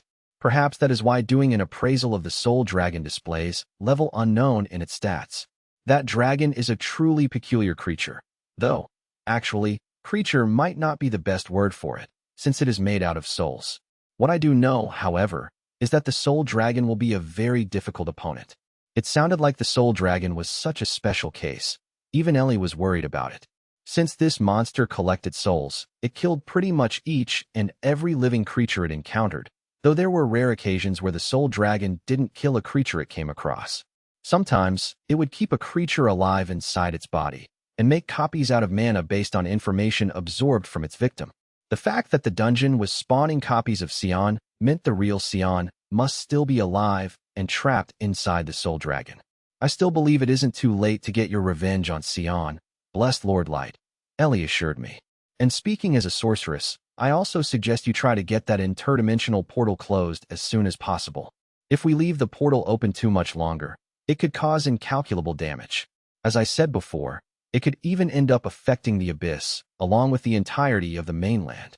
I never imagined a quest to find out if Sion was still alive or not would turn up evidence of the existence of a world-destroying soul dragon, I said as I leaned over the desk and rubbed my temples. Is this supposed to be a lucky break or an unlucky one? In any case, if I wanted to exact my revenge on Sion, I had to retrieve her from inside the soul dragon and break the interdimensional link. I sat down heavily in my chair again and issued an order to Ellie. I need you and May to come with me tomorrow to explore the dungeon. It's now looking like I need to get my revenge on Sion, close the portal to this other world, and defeat this soul dragon. Ellie, I'll leave you to contact May so we can all get ready to travel there. As you desire, blessed Lord, Ellie said before happily curtsying with one hand bracing her hat, while the other held her skirt out to the side. Leave everything to the Forbidden Witch.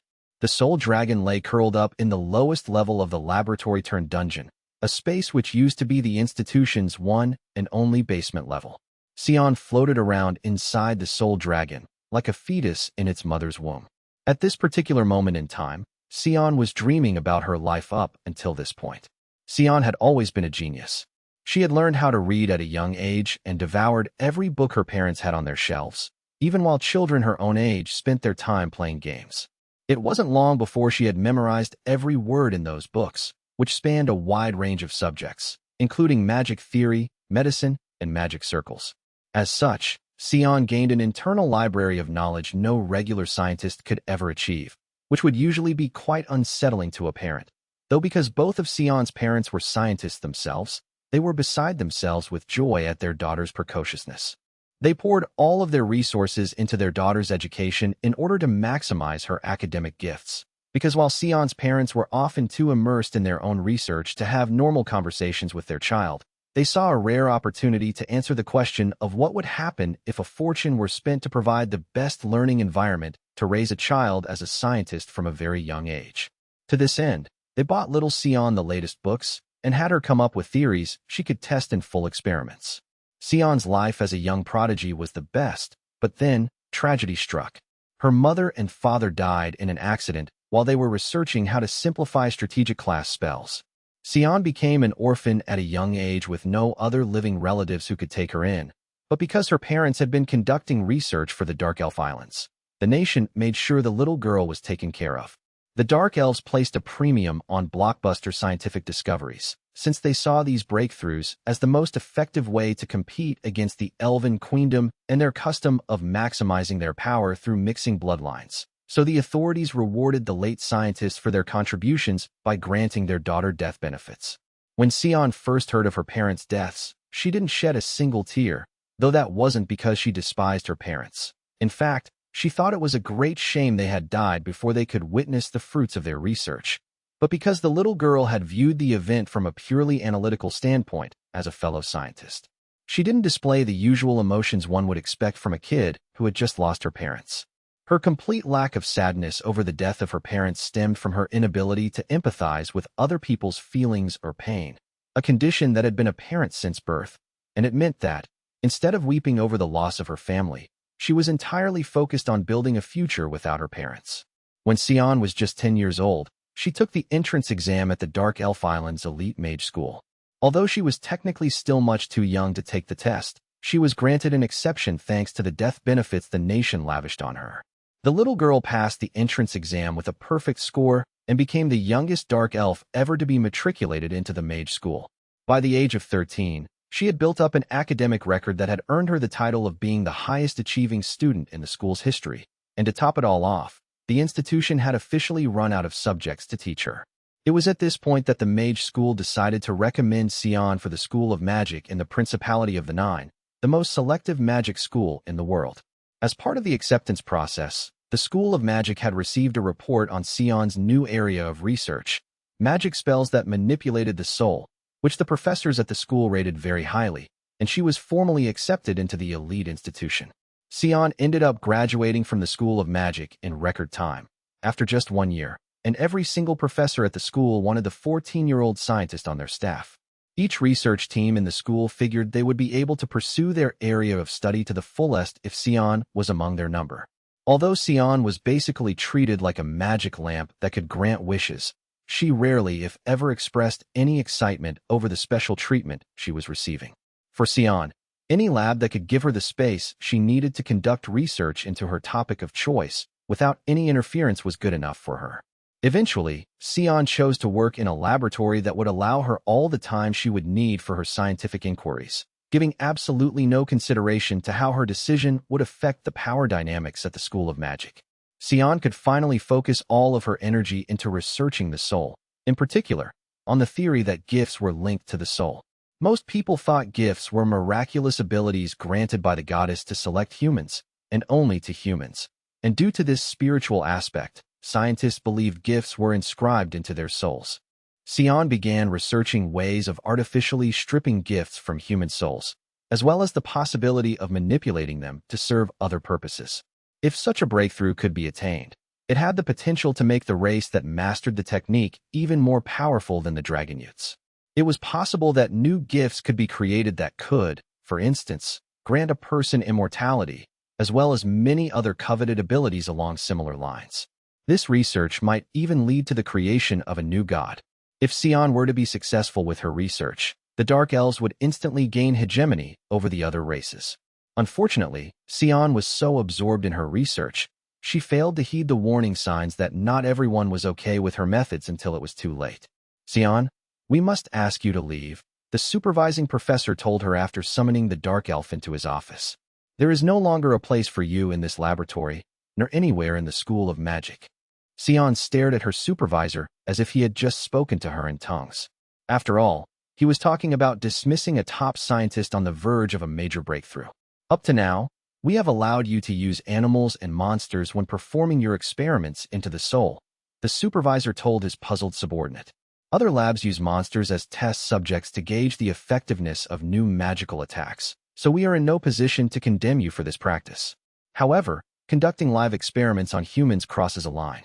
You are killing your test subjects with cruel and wanton abandon, and this academy can no longer turn a blind eye to such barbarity.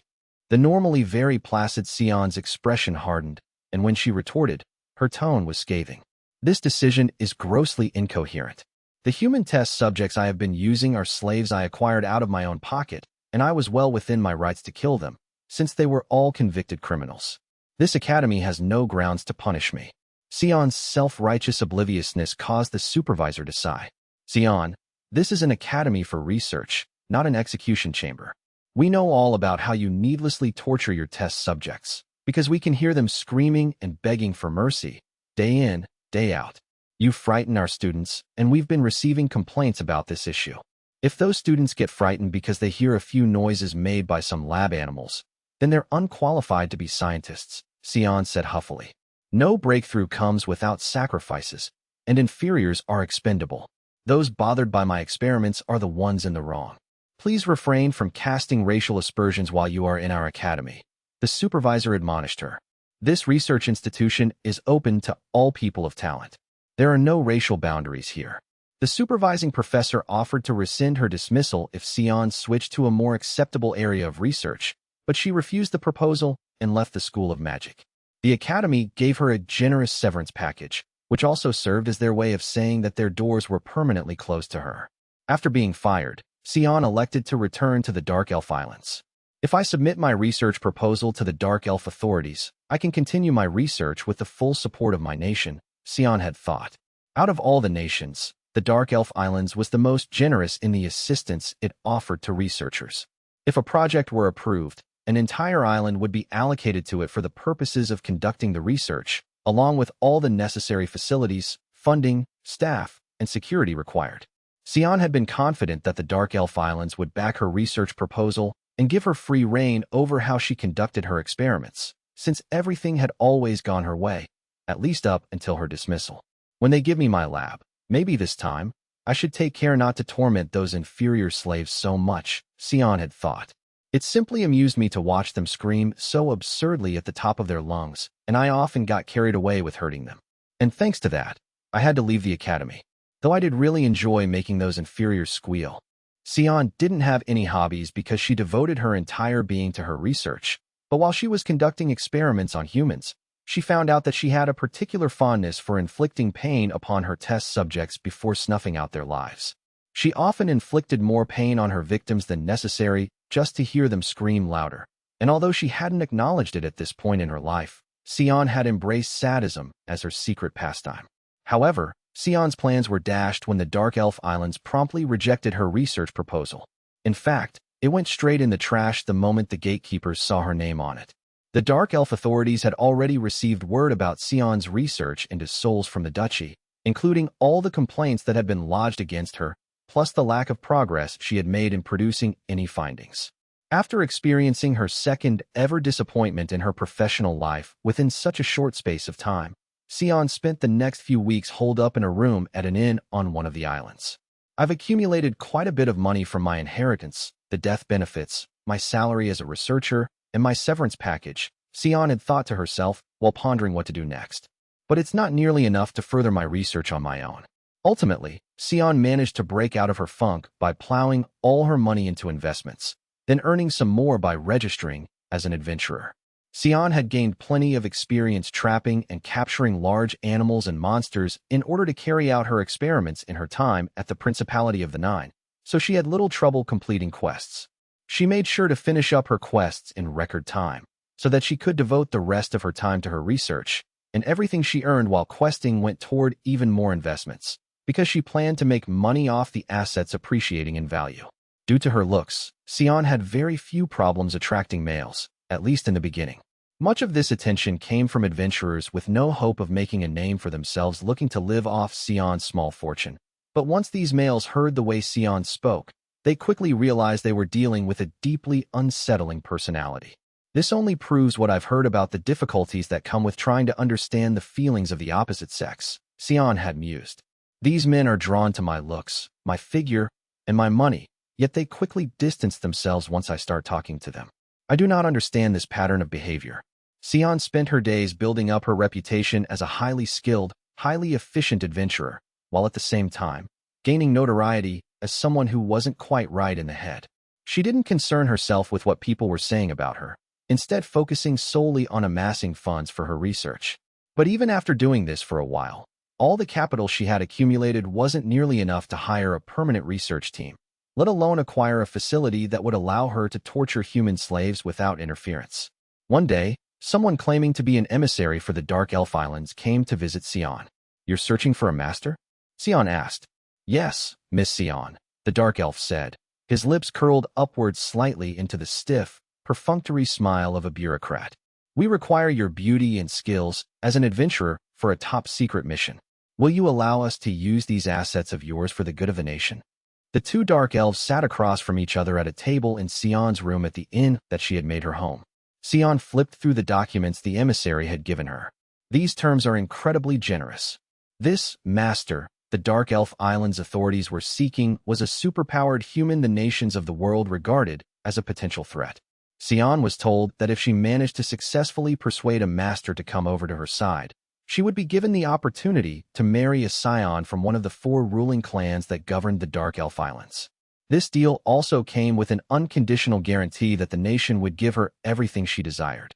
And if even after 30 years, Sion failed to track down a master, her nation would still grant her a laboratory as well as financially subsidize her research, at least to a partial extent. Sion didn't care much about marrying into the aristocracy, but the prospect of state support for her research, whether she succeeded in this mission or not, was enough to pique her interest. Such a sweetener was more than Sion could have ever dreamed of. Of course, the Dark Elf authorities had crafted the offer in this way to ensure it was impossible for Sion to turn down, because not only did she bring her questing abilities to the table, she was a young woman who could commit to this mission for the long haul, and these were qualities that other candidates could not offer. Furthermore, Sion had a genuine interest in seeing a master for herself. So masters are inferiors whose powers surpass those of other races? Sion had mused to herself. That would suggest they possess very powerful gifts, and as a researcher, this excites my curiosity greatly. However, her curiosity hadn't been such that she'd considered stealing this master out from under her nation's nose. "I see no issues with the mission as laid out. I will sign up for it," Sion had said. And that was how Sion became an official member of the Concord of the tribes, fully prepared to wait an entire 30 years to get her hands on the research lab of her dreams. This assignment also meant she didn't need to waste any time on more investments or monitoring her portfolio, so she spent the extra free time she found herself with on her research. However, it didn't take the Concord long at all to discover a potential master, a boy by the name of Light. Unfortunately, a background check determined that Light wasn't a master, and the sponsoring nations had ordered the Concord of the tribes to assassinate the human boy. The party chose the Abyss as the site to bump off Light and cover up his murder, but while carrying out this plan, Light tripped a teleportation trap and vanished without a trace. A search of the dungeon, or as much of it as they could, turned up no sign of Light, and the nations sponsoring the party determined there was no possible way Light could have survived. Thanks to this, the Dark Elf Islands decided to not only grant Sion a research lab, but an entire island where she could house her project. Officially, the authorities justified the largesse by stating that Sion's research project was in the national interest. Sion devoted the next 3 years to furthering her life's work researching the soul. As luck would have it, on hearing of Sion's topic of research, Yuta the A-rank adventurer offered his assistance, and not only did he inject funds into the project, he also agreed to secretly kidnap gift-wielding humans of the type seldom found in slave markets. Although Yuta and his party felt that abducting inferiors took more time and effort than they were comfortable with, they carried out the task as instructed without too many complaints. The abductees ranged from young children all the way up to the elderly, and Yuta's party slaughtered anyone who got in their way. Because these clandestine activities amounted to serious crimes, Yuta and his team were forced to kill all witnesses, even if that meant massacring entire villages of humans. Neither Yuta's party nor Sion herself felt any guilt over what they did, for they considered humans to be little more than talking livestock, and they were of the opinion that their victims should be happy the Dark Elves had found some use for them. After years of racking up a rather hefty body count for the sake of her research, Sion finally encountered something that would satisfy her thirst for knowledge, the Soul Dragon. A short time later, Sion was floating around inside the creature and being made to watch as her life flashed before her eyes. The Soul Dragon wasn't necessarily torturing Sion by doing this, though. It was all part of the process of extracting information from her body, so that the dragon could learn the ways of this new world that was alien to it. At the same time, the soul dragon was imparting its own knowledge about souls to Sion. The monster knew far more about souls than the dark elf scientist could ever have imagined, and she was deluged with information. But instead of feeling pain, Sion found the whole experience closer to listening to relaxing music. As time progressed, both Sion and the soul dragon drew closer to awakening. After I'd put in an emergency telepathy call to Anelia, May and I rushed over to one of the busiest sections of the abyss, the card repository. "Sorry to bother you, Anelia and Alf," I said on arrival, though I wasn't here on a social visit. I needed to pick up a ton of cards Ellie said I would need in order to take down the soul dragon. The card repository itself was several times bigger than the kind of ballrooms you might find in aristocratic estates, and we had also attached additional storehouses to the main structure to hold all of the gacha cards my gift produced. Despite all that extra space, however, row after orderly row of shelves were full to bursting with cards. Anelia and Alf had a counter each in front of these shelves where they did most of their work. Normally, the card keepers would be busily fulfilling replenishment orders for all of the fairy maids standing in line, but they were presently standing in front of their counters to greet me. There were also no fairy maids anywhere to be seen doing pickup at the card repository, perhaps because they wanted to give me some space to be able to speak with the siblings without distractions. They really didn't have to do that for me, I thought, feeling somewhat apologetic. "Light, May, I'm so glad you're here, sweeties," Anelia exclaimed. "We've been expecting you. You are not bothering us in the slightest," Alf said as he dropped to one knee and bowed his head. "I promise you, there is no one in the abyss who thinks of their creator as a bother." Anelia welcomed me with the warm, bubbly attitude of someone who just found out her kid brother was visiting her workplace, her cute miniskirt swaying with every excited little movement she made. Of course, Anelia wasn't really my big sister, but she interacted with everyone in the exact same way, much like how Jack called everyone his bro Alf, on the other hand, was way more deferential, even going as far as to kneel before me like I was some kind of god. It's not just their heights that are very different, they're polar opposites attitude-wise too, I thought as I chuckled wryly at this welcome. And sure, it made sense in a way for Alf to call me the creator, since my ultimate gacha had created him, so to speak, as it had the rest of my summons. Does he treat me like a card-making god because he's a card keeper? I asked myself, but since I'd already accepted Alpha's quirks for what they were, and his sisters too, for that matter, I decided to move the conversation along. "Thanks for seeing me at such short notice, and I'm glad to see you two are well," I said. "So like I said through the telepathy link, I'm here to get a bunch of cards. My sister informed me of the cards you were seeking, and while I would never dream of doubting my creator, the request did sound a little far-fetched, if I may," said Alf, who had risen again. "Would you mind repeating your order so that we may accurately process it?" I guess I was asking a lot, but I happily obliged, since I saw no reason not to. "Sure, it's always important to double-check things," I said as I looked at the two siblings in turn. "You know how I'm currently exploring that dungeonified laboratory over on the Dark Elf Islands, yes? Well, I just found out that there's something known as the Soul Dragon waiting for us on the bottom floor of it, and it's an otherworldly monster that won't be easy to defeat. Of course, I do want to see your faces, and it's been a while since I toured the card depository properly, but what I'm really here for is to retrieve the cards that will allow me to destroy this soul dragon." I paused briefly before repeating my big ask, making sure they were in no doubt about what I wanted. "And it has to be every single card we have with that property," I added once I'd restated my request. "And I mean all of them." "I guess I didn't mishear you," Anelia spluttered. "But honey, do you even realize how many cards you're talking about?" "Yeah," I said simply. "I didn't want to force the two of you to bring all those cards to me, so that's why I came over here to pick them up myself. It would be beyond our abilities to transport all of those cards to you," Alf said. "Having you come here certainly expedites the process, but even so, retrieving all cards of that type might be somewhat prohibitive." Even though both siblings were clearly less than willing to call up all the cards I wanted, I persevered with my order and tacked on an additional request. "Oh, and if any other cards of that type are summoned before I leave again, be sure to have someone bring them to me. I don't care if it's just a single card." "As you wish, my creator," Alf said. "How dangerous is this dragon that it requires so many cards?" Anelia asked as she magically transformed her clothing into light armor, complete with a long sword and a scabbard which she clutched at the ready. "Allow me to slay that awful monster for you, sweetie." Anelia and Alf were UR card keepers who knew how to manage cards much better than I could, and the two of them were able to call up and activate any card in a second, as long as they were within a certain range of it. That meant they could instantly arm themselves using weapons cards, even ones that were buried deep in storage. And since they were both level 5,000, Anelia and Alf were powerful fighters in their own right. But May stepped in to wave away Anelia's suggestion. No harm shall befall Master Light. Anelia, May reassured her. Ellie and I will accompany him to the dungeon to provide him with personal protection. Well, if you and Ellie are going with him, he's as good as safe, Anelia conceded.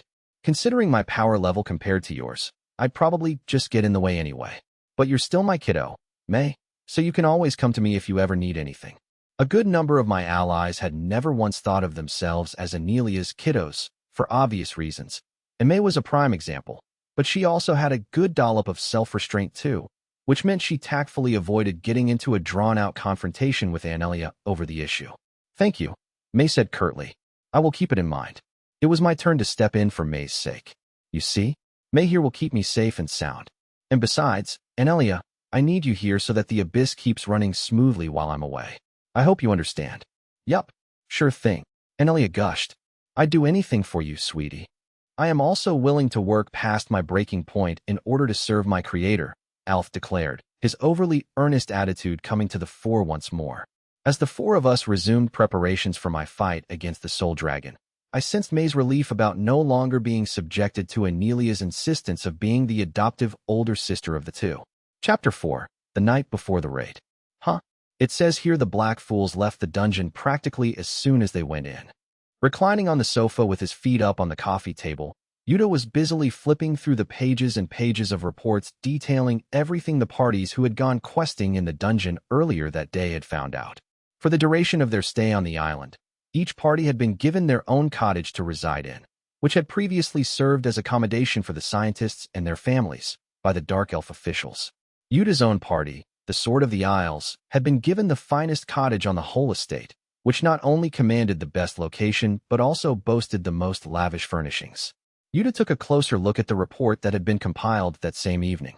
The text read, "The Black Fools were seen departing the dungeon almost immediately after entering. It would appear they lost their nerve after encountering a monster, and they took the decision to vacate the premises." Well, is this really the same up-and-coming party we've been hearing so much about? Aira said as she leaned over the back of the sofa to peer at the report in Yuta's hands. Those inferiors are even more pathetic than I could have ever imagined. I wouldn't bet on that if I were you, Yuta said, pushing Aira away because her hair was smooshed up against his face. What this says to me is they happened upon some juicy bit of information right away, then hightailed it out of there. I, for one, don't think that's the case, Reyes said skeptically. I mean, they are mere inferiors, and your report says nothing about the party turning in any information. Rhea had seized her chance to squeeze herself between Aira and Yuta, and was presently smiling triumphantly at successfully usurping her sister from her position behind the sofa. Finding herself displaced from her spot at her love interest's shoulder, Rhea glared at her little sister, her face a mask of mortified jealousy. Through it all, however, Yuta didn't take any notice whatsoever of the tableau of sibling rivalry going on behind his back. True, the report doesn't say any of that, but I know that black-haired brat must have gotten his hands on some juicy bit of intel using his gift. I can feel it in my bones, Yuta said.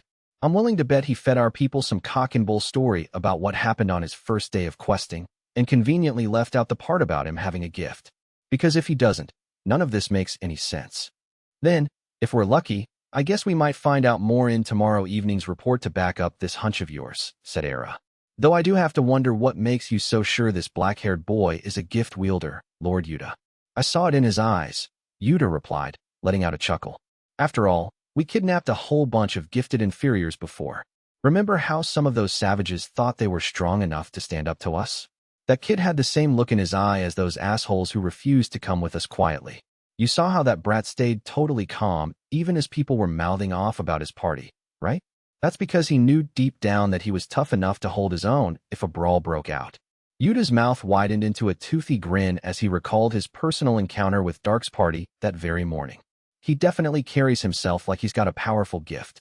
He even has enough pull for that silver-haired fairy princess to refuse my come-ons. Lord Yuta, Were you serious about recruiting that woman into our party? Rhea puffed out her cheeks at the mere thought of an inferior receiving any attention from her beloved leader. Era naturally shared her sense of indignation, but Yuta didn't pay any heed to how the two sisters felt about the matter. Yup, dead serious, said Yuta. I couldn't believe my ears when I first heard people talking up some human as a fairy princess of all things, but now that I've seen her, I realize that nickname doesn't do nearly enough justice to how hot she is. I need to make her my woman. Yuta paused and licked his lips, then continued. But that's beside the point. I want that kid's gift for myself. If it wasn't for that gift, he wouldn't have dared to cop that attitude with me this morning.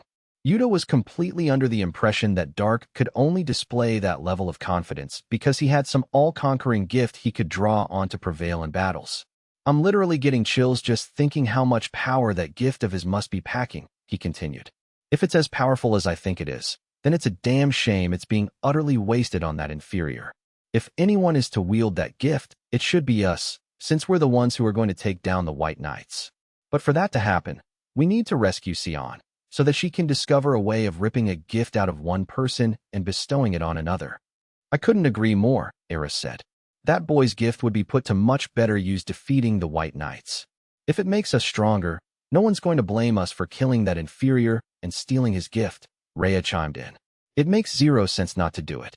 Getting this affirmation from Era and Rhea, who were now sitting either side of their leader on the sofa, pressed up against him, left Yuta exuberant. We can't afford any more delays in learning how to extract gifts from inferiors. Let's just hope Sion is still alive down in that dungeon. Yuta could still vividly remember his shock when he ran into a Sion doppelganger on one of his first ventures into the Dungeonified lab with his party. To date, he had no idea whether the real Sion was dead or alive, nor what her exact location was. At any rate, it looks like we're making faster progress exploring the dungeon than I imagined we would, if these reports from the other parties are anything to go by, Yuta noted. Just goes to show that money counts for a lot when you want to round up the best people for a job. Era giggled. But those recruits are still several leagues below us when it comes to real talent. You're damn right they are, Yuta agreed. But we've still got a long way to go in the strength department ourselves. We need to get this quest sewn up soon, so we can pump Gig his for info on masters. Not to mention, we need to retrieve Sion if we ever want to transplant gifts. If we get that figured out, we'll become strong enough to crush those White Knights, and nothing will be sweeter than that. As if to emphasize this last sentence, Yuta tossed the report onto the table and burst into raucous laughter, while Era and Rhea simply looked on lovingly at their leader as he hooped it up. May, Ellie, Nimumu, and Gold stood in front of my desk in my office in the abyss. I was all business as I briefed my allies on the mission we were about to embark on. As you all know, we picked up some intelligence yesterday that strongly points to Sion still being alive, I said. We believe she has been captured by an otherworldly creature known as the Soul Dragon, who is probably keeping her alive in order to extract information about this world from her. That's great news for us, but the downside is the longer we wait, the more likely it is this Soul Dragon will finish extracting the information it wants from Sion and finish her off. My face darkened as I recalled how Sion and the rest of the Concord of the tribes had brutally betrayed me. Under no circumstances can we allow this Soul Dragon to kill Sion. Not before I get her back for what she did to me.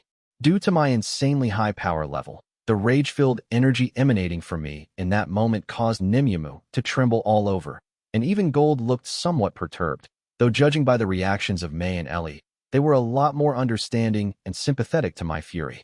When I eventually noticed that my anger was affecting my allies, I made an effort to suppress my emotions before picking up where I'd left off. My revenge against Sion is naturally high on my list, but now I've also become aware that this Soul Dragon could do untold damage to the whole of the mainland, including what we've built here in the Abyss. According to Ellie, the Soul Dragon's world and our world were connected by an interdimensional bridge, and if the portal to this other world remained open for too long, it would spell disaster on a scale that even the Forbidden which couldn't predict. At present, the damage was limited to a few small tremors that could be felt in the lands in the immediate vicinity of the dungeon island.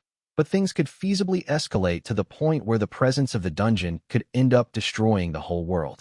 So today's mission is to raid the dungeon, retrieve Sion from the Soul Dragon, and minimize the damage the interdimensional portal can do by closing it, I outlined. To help us achieve all of that, I've brought Ellie and May on board for this quest. I'll be counting on the two of you. You can depend on me, Master Light, May stated. On my honor as a maid, I will support you to the fullest on this mission. Allow me to handle the closure of the interdimensional portal. Ellie piped up. I won't be entirely sure how to go about it until I've seen the portal for myself, but I can promise it won't be all that difficult to collapse the bridge between worlds. I needed to bring May and Ellie on this mission to ensure its success. While Ellie was confident she wouldn't have all that much trouble closing the portal, that didn't take into account the fact that she was unable to close the portal from the abyss, meaning she would have to travel to the very bottom level of the lab-turned dungeon to do so, which is where we suspected the soul dragon was lurking. May would serve as backup to Ellie. Even though the maid wasn't a specialist like Ellie, she was capable of performing the same tasks at a level approaching the Forbidden Witch. In other words, May was a highly competent all-rounder who would be able to assist Ellie and take care of any emergencies that might crop up while in the depths of the dungeon. I planned to use the SSR conceal card on May and Ellie so that they could accompany my party without their presence being noticed by others. I was also thinking of bringing Nizuna along, since she is the strongest fighter we have. I started before trailing off. Bless Lord Light, Ellie said gently. I don't think Nizuna is quite ready to be taken up to the surface world. I am afraid Ellie is correct in her assessment, May stated. Nizuna is exceptionally powerful, but she does not possess the wherewithal to respond swiftly and judiciously to any unforeseen circumstances. Your plan is for us to accompany you unseen, but we might encounter a situation which requires us to reveal ourselves and converse with a large number of adventurers. In a situation like that, Nizuna would not be resourceful enough to be able to take the initiative. I found myself nodding at everything my two deputies were saying. Everyone had their strengths and weaknesses, and as such, it looked like the only realistic option was to have Nizuna stay here and hold the fort. Again, and since Aoyuki is a monster tamer, she would be at a major disadvantage against the soul dragon, I thought aloud. As its name suggested, the soul dragon was composed of souls it had collected from the living, according to Ellie. Or to put it another way, that monster was created by a bunch of ghosts melding together. Having Aoyuki tame thousands upon thousands of ghosts all at once is definitely out of the question, I said. She might be able to do it by taming one ghost at a time, but it'd probably take her forever and a day. In all honesty, I didn't even know if it was possible for Aoyuki to tame a soul in the first place, so on this occasion, I asked her to stay behind in the abyss with Nizuna. I also considered taking Suzu down there because of her tracking skills, plus Mara and Jack too, I said. But I'm sure May and Ellie will be able to deal with pretty much any issue that might arise by themselves, and besides, even with the SSR conceal card, it's probably better if we don't crowd the dungeon by taking an entire army with us. Good thinking, my lord, Gold agreed. If you were to join the fight yourself, having the level 7,777s around might well be a handicap. Having us level 5,000s there is already bad enough. Lord Light, if you do engage in battle, I implore you, do not worry about the rest of us and focus solely on your opponent. Nimyamu pleaded. I really mean that, even if it means we'll die without your intervention. In fact, if it comes to it, we're willing to be your human shields. Thanks for the offer, Nimyamu, I said, but I'll make sure I protect you in gold, even if I'm already fighting a bad guy. I'll just do both things at once. And if it does come to that, I'll protect you guys with everything I've got, so don't worry about that. Lord Light, Nimyamu said, blushing. She looked moved to tears. Thank you so much. I wasn't lying when I said I could fight and protect Nimyamu and gold at the same time, but that was also part of the reason I was choosing to take only a small number of elite fighters with me into the dungeon. I didn't want to risk getting bogged down in trying to protect an expanded roster of allies. I got up from my chair and put on my disguise to become the adventurer known as Dark. All right, team. I think it's about time we headed for the cottage up on the surface world. From there, we will apprehend Sion, defeat the soul dragon, and close that interdimensional portal. I'll need all of you to help me get my revenge on Sion and save the world from this looming threat. I swear on my honor as a maid that I will carry out your orders, May declared. Leave everything to the Forbidden Witch. Ellie said cheerily. I'll see to it that you accomplish everything you desire. Be sure to add the Auric Knight to that list. What? Gold piped up. In accordance with my golden chivalric code, my sword and shield will strike down anyone who stands in the way of your supremacy. I convey my golden loyalty to the absolute monarch. I will set upon this lab dungeon like a hound sent from hell, so that I may safely guide my Lord Light to its bottommost level," Nimyamu proclaimed. "I swear it on my title as the Assassin's Blade." After hearing these heartfelt replies from my 4 comrades, I took out the SSR teleportation card and beamed us back to our rundown cottage on the dungeon island. Chapter 5. Exploring the Dungeon Lab. After teleporting back to our quaintly retro cottage, to put it charitably, my team and I strolled out through the rotting front door and made our way to the row of carriages waiting to take us and the other parties to the dungeon. But as soon as we stepped outside, the dozens of adventurers who were milling around by the carriages greeted us with stares. I didn't think anyone would be able to see May and Ellie, thanks to my conceal card, I thought, genuinely surprised at the attention we were getting. And all these guys are way too low level to sense that I've actually added another 2 people to my party. It would have been one thing if only one of the other adventurers had been looking at us strangely, due to he or she possessing some special skill that allowed them to see through cloaks of invisibility. But it felt like everyone was gawking at us, and I knew the SSR conceal wasn't that vulnerable to prying eyes. On top of that, these stares weren't the kind you'd get from people leering at a pair of gorgeous women they'd never laid eyes on before. Nope, it looked like these guys were scowling at us due to the usual anti-human bigotry. My ears picked up whispers from among the crowd that sadly confirmed my hunch. "Did ya hear?" one adventurer said. "Yesterday, they bailed from the dungeon as soon as they walked in. They said these up-and-comers, or whatever you want to call them, gained some cred at another dungeon. But now we know that was a bunch of bull," another said. "When push comes to shove, inferiors will always be inferiors. Wonder if we can poach that smoking hot babe from their party," a third piped up. "She'd be better off without that pair of gutless cream puffs anyway." We departed from the dungeon early the day before so that I could go consult with Ellie about the info I'd gotten from the fake scions. But it looked like the other parties were under the impression we'd scuttled out of there out of fear. "Lord Dark, please allow me a few minutes to put a stop to all these unpleasant stares," Nimyamu said, cracking her knuckles. Her pupils were dilated and full of rage, aimed squarely at the people making fun of me, while the veins on her forehead were pulsating so much, they looked like they were about to burst. But before Nimyamu could take a swing at any of them, Gold grabbed her scarf from behind and held her in place. "Leave them be, you Wally. We're not petty hoodlums," Gold chastised her. "We have better things to do than go about giving a bunch of dithering imbeciles clinging to mistaken notions a damn good thrashing." "I can live with the stares," I said, agreeing with Gold's assessment of the situation. "Besides, we'd just be wasting our own time if we engaged them." Forgive me, Lord Dark," Nimyamu said. "Oh, don't get me wrong. I'm glad you're looking out for me, Nimyamu," I told her.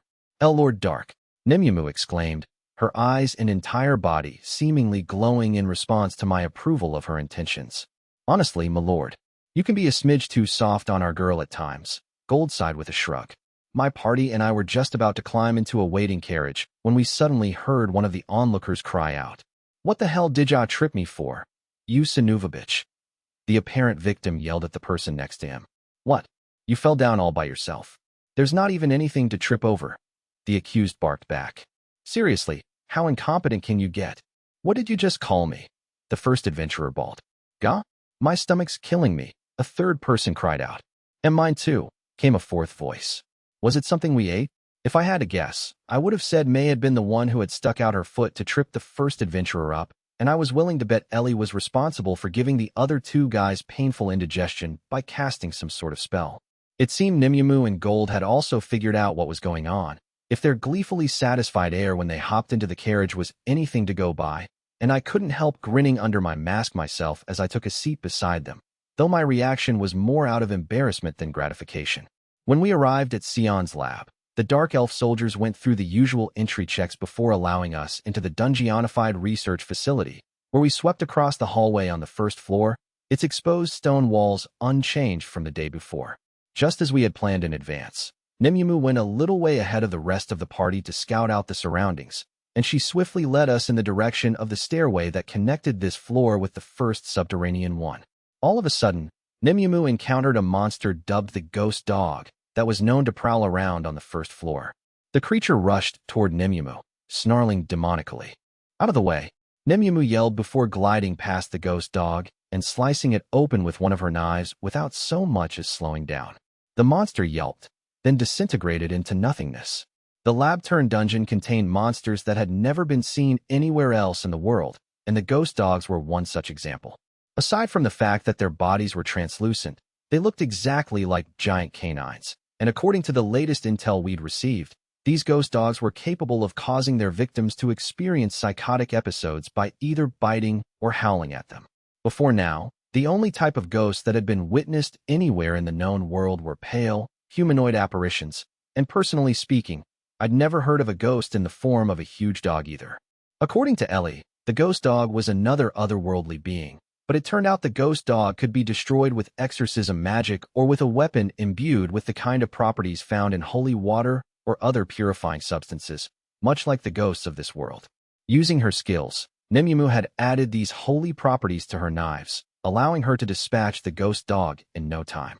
Since the adventuring parties that had come questing in here before us had drawn a map of how to get to the stairway that led to the first underground floor, it didn't take us long to reach the flight of stairs and descend them.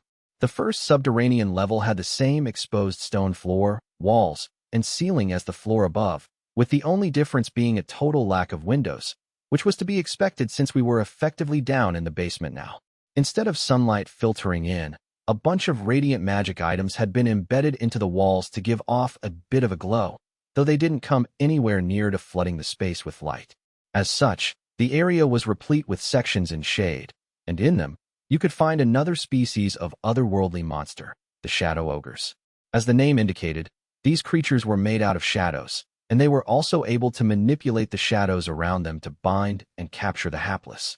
If that happened to a run-of-the-mill adventurer, they'd be completely immobilized, and other monsters could just creep up and kill them on the spot. But thanks to the power levels of my party members, we would easily be able to break free of these inky bonds. Still, we decided to avoid the shadows all the same. The shadow ogres remained stationary while trapping their victims instead of moving in to attack, meaning it was easy enough for us to simply sidestep getting involved in pointless fights. The Blade of the Isles and some of the other adventurers had already mapped out a path to the next set of stairs to the level below this one, and by following their directions, we easily made our way down to the second underground floor. It was at this point that Gold decided to sum up for the rest of us how fortuitous we had been so far. "This is going splendidly, my lord," Gold said. "We have barely run into any monsters, and we haven't triggered a single trap. I'd say Lady Luck is jolly well on our side today, what?" "Yeah, though it's really Nemumu we should be thanking," I said. "She's the one leading the way and picking the best route for us to take." "Lord Dark," Nemumu exclaimed, clearly ecstatic to receive the compliment from me. "You're much too kind. But this is where things start getting trickier," I added. The second underground floor hadn't been completely explored yet, so nobody knew if this was truly the bottommost level or if there was another flight of stairs leading even farther down. Any critical bit of intel, such as anything regarding dangerous monsters, teleportation traps, or instant kill traps, tended to get immediately relayed to all the adventurers on the island, but every other bit of new information was basically only given to us once every 3 days. That delay was necessary so that the quest organizers could check to make sure that the raw intelligence they had been given was accurate. If they just immediately handed unvetted information to us, it had the potential to expose one or more parties to a completely avoidable hazard, and a mishap like that would end up fomenting distrust among all the other parties. We were due to receive an updated report the next day, which could well contain something about stairs to a third subterranean floor, but I didn't want to waste even a single day waiting around to find out. I should use it here, just in case, I thought to myself. Once I'd scanned my surroundings to make sure my party was all alone, I activated my SSR clairvoyance card. The first and the second staircases downward looked alike, so I figure clairvoyance should be able to tell me where the third staircase is if I get it to look for a similar set of steps. But the card failed to do what it was meant to, leaving me with no clue where to go. The same thing had happened the previous day in the dungeon, when I tried to pinpoint where Sion was being held. At the time, I didn't know what had gone wrong, so I talked it over with Ellie in the abyss that evening. I guess she must have been right in what she said, I thought. If I can't use clairvoyance down here, then I probably can't use teleportation either. There are different physical and magical rules under which the other world and our world operate, and those rules are not just intermingling. They're coming into conflict with each other. Ellie had told me when I'd brought up the subject of my clairvoyance card not working. So in addition to the distortions to the physical space that the dungeon has caused, the magical rules of our world have also been disrupted, so I don't think you'll be able to use clairvoyance or teleportation magic properly when in that dungeon. I decided to give the SSR clairvoyance a go anyway, because I figured the card should still be able to spot a simple staircase, but just like Ellie had said, it didn't work. If we wanted things to get back to normal, we would have to close the portal to the other world. If my card's unusable, we'll just have to live with it, I said. Nimyamu, do your thing. On it, Lord Dark, Nimyamu said excitedly, balling her hands up into fists. With a look of deep concentration on her face, Nimyamu closed her eyes tightly, then suddenly opened her mouth and made a sound that was too high for ordinary human ears to pick up. The assassin's blade was capable of creating a mental map of her surroundings by producing a high-pitched sound that reverberated off every object in a wide area, and noting how and when the sound was reflected back to her. The stone surfaces of this dungeon turned shouts into echoes loud enough to leave your ears ringing. So this place was practically made for Nimyamu's power. After mentally combing through the sonic feedback from her noisemaking, Nimyamu finally opened her eyes again and reported what she had learned. Lord Dark, I can detect no staircase leading downward from where I'm standing. Please allow me to proceed to the next position. Sure thing. Lead the way, I said. With pleasure, Nimyamu said cheerily. Since this floor was seemingly so massive, Nimyamu wasn't able to sonically map out the entire area from one spot. Our progress wasn't quite as fast as it had been previously, since every time we moved to a new location in this unmapped section of the second underground level, we had to check our surroundings for enemies and any other hazards. And while following Nimyamu was a lot more productive than exploring this floor blindly, it was still something of a time-consuming process that allowed monsters more of an opportunity to attack us. At one point, a headless horse dashed toward us, whinnying up a storm, while in the same moment, a black ghost appeared seemingly out of nowhere, like a shadowy wraith in the night. SR Thunder Arrow Rondo, release, I yelled, unleashing several lightning bolts that blasted the headless horse to smithereens. Meanwhile, Gold drew his sword, activated his Judgment Flare skill, and struck down the black ghost with his holy golden flame. Since the mana-filled flame was infused with purification properties, the black ghost didn't stand a chance. How in blazes does a horse neigh like that without a bally head? Gold quipped. Forget neighing. How does it eat hay so it can live? I said, posing a question of my own. Gold let rip with his trademark belly laugh. You've got me there, old boy. This other world must be one mysterious place if a mixed-up beastie like that can survive in it. What? Both Headless Horse and Black Ghost were nicknames the quest givers had given to these monsters, since they apparently came from the other dimension and didn't seem to exist in our own world. Normally, I wouldn't care enough to find out what was so special about these creatures since I wasn't a monster researcher, but I couldn't help wondering what made the Headless Horse tick. At the very least, I knew these particular adversaries weren't all that powerful. The Headless Horse could only attack its foes by running straight toward them, which made it relatively easy to beat. The Black Ghost packed a slightly stronger psychosis attack than the Ghost Dog, and it could drain your life energy just by touching you. But that was all you could really say about it. These two monsters might have posed something of a problem for the other adventurers, but to us, dispatching them was as easy as cutting down a couple of goblins. While Gold and I had been fighting the bad guys, Nimyamu had been busy sonically mapping out the rest of the floor. Lord Dark, judging from these echoes, I believe we are quite near to the next staircase, she told me. Good work, Nimyamu. I knew I could count on you. I praised her. And I meant it too. After all, thanks to her, we had pretty much found the stairs down to the next level with a whole lot of time to spare, and without the aid of a map, no less. I am honored that I've been of some help to you, Lord Dark, Nimyamu stammered, her reddened cheeks clearly visible even in the gloom of this underground level of the dungeon. I can't be sure because of the conceal magic, but I'm willing to bet that May is silently stewing over the praise I just gave to Nimyamu, despite what her usual poker face might try to have you believe, I thought.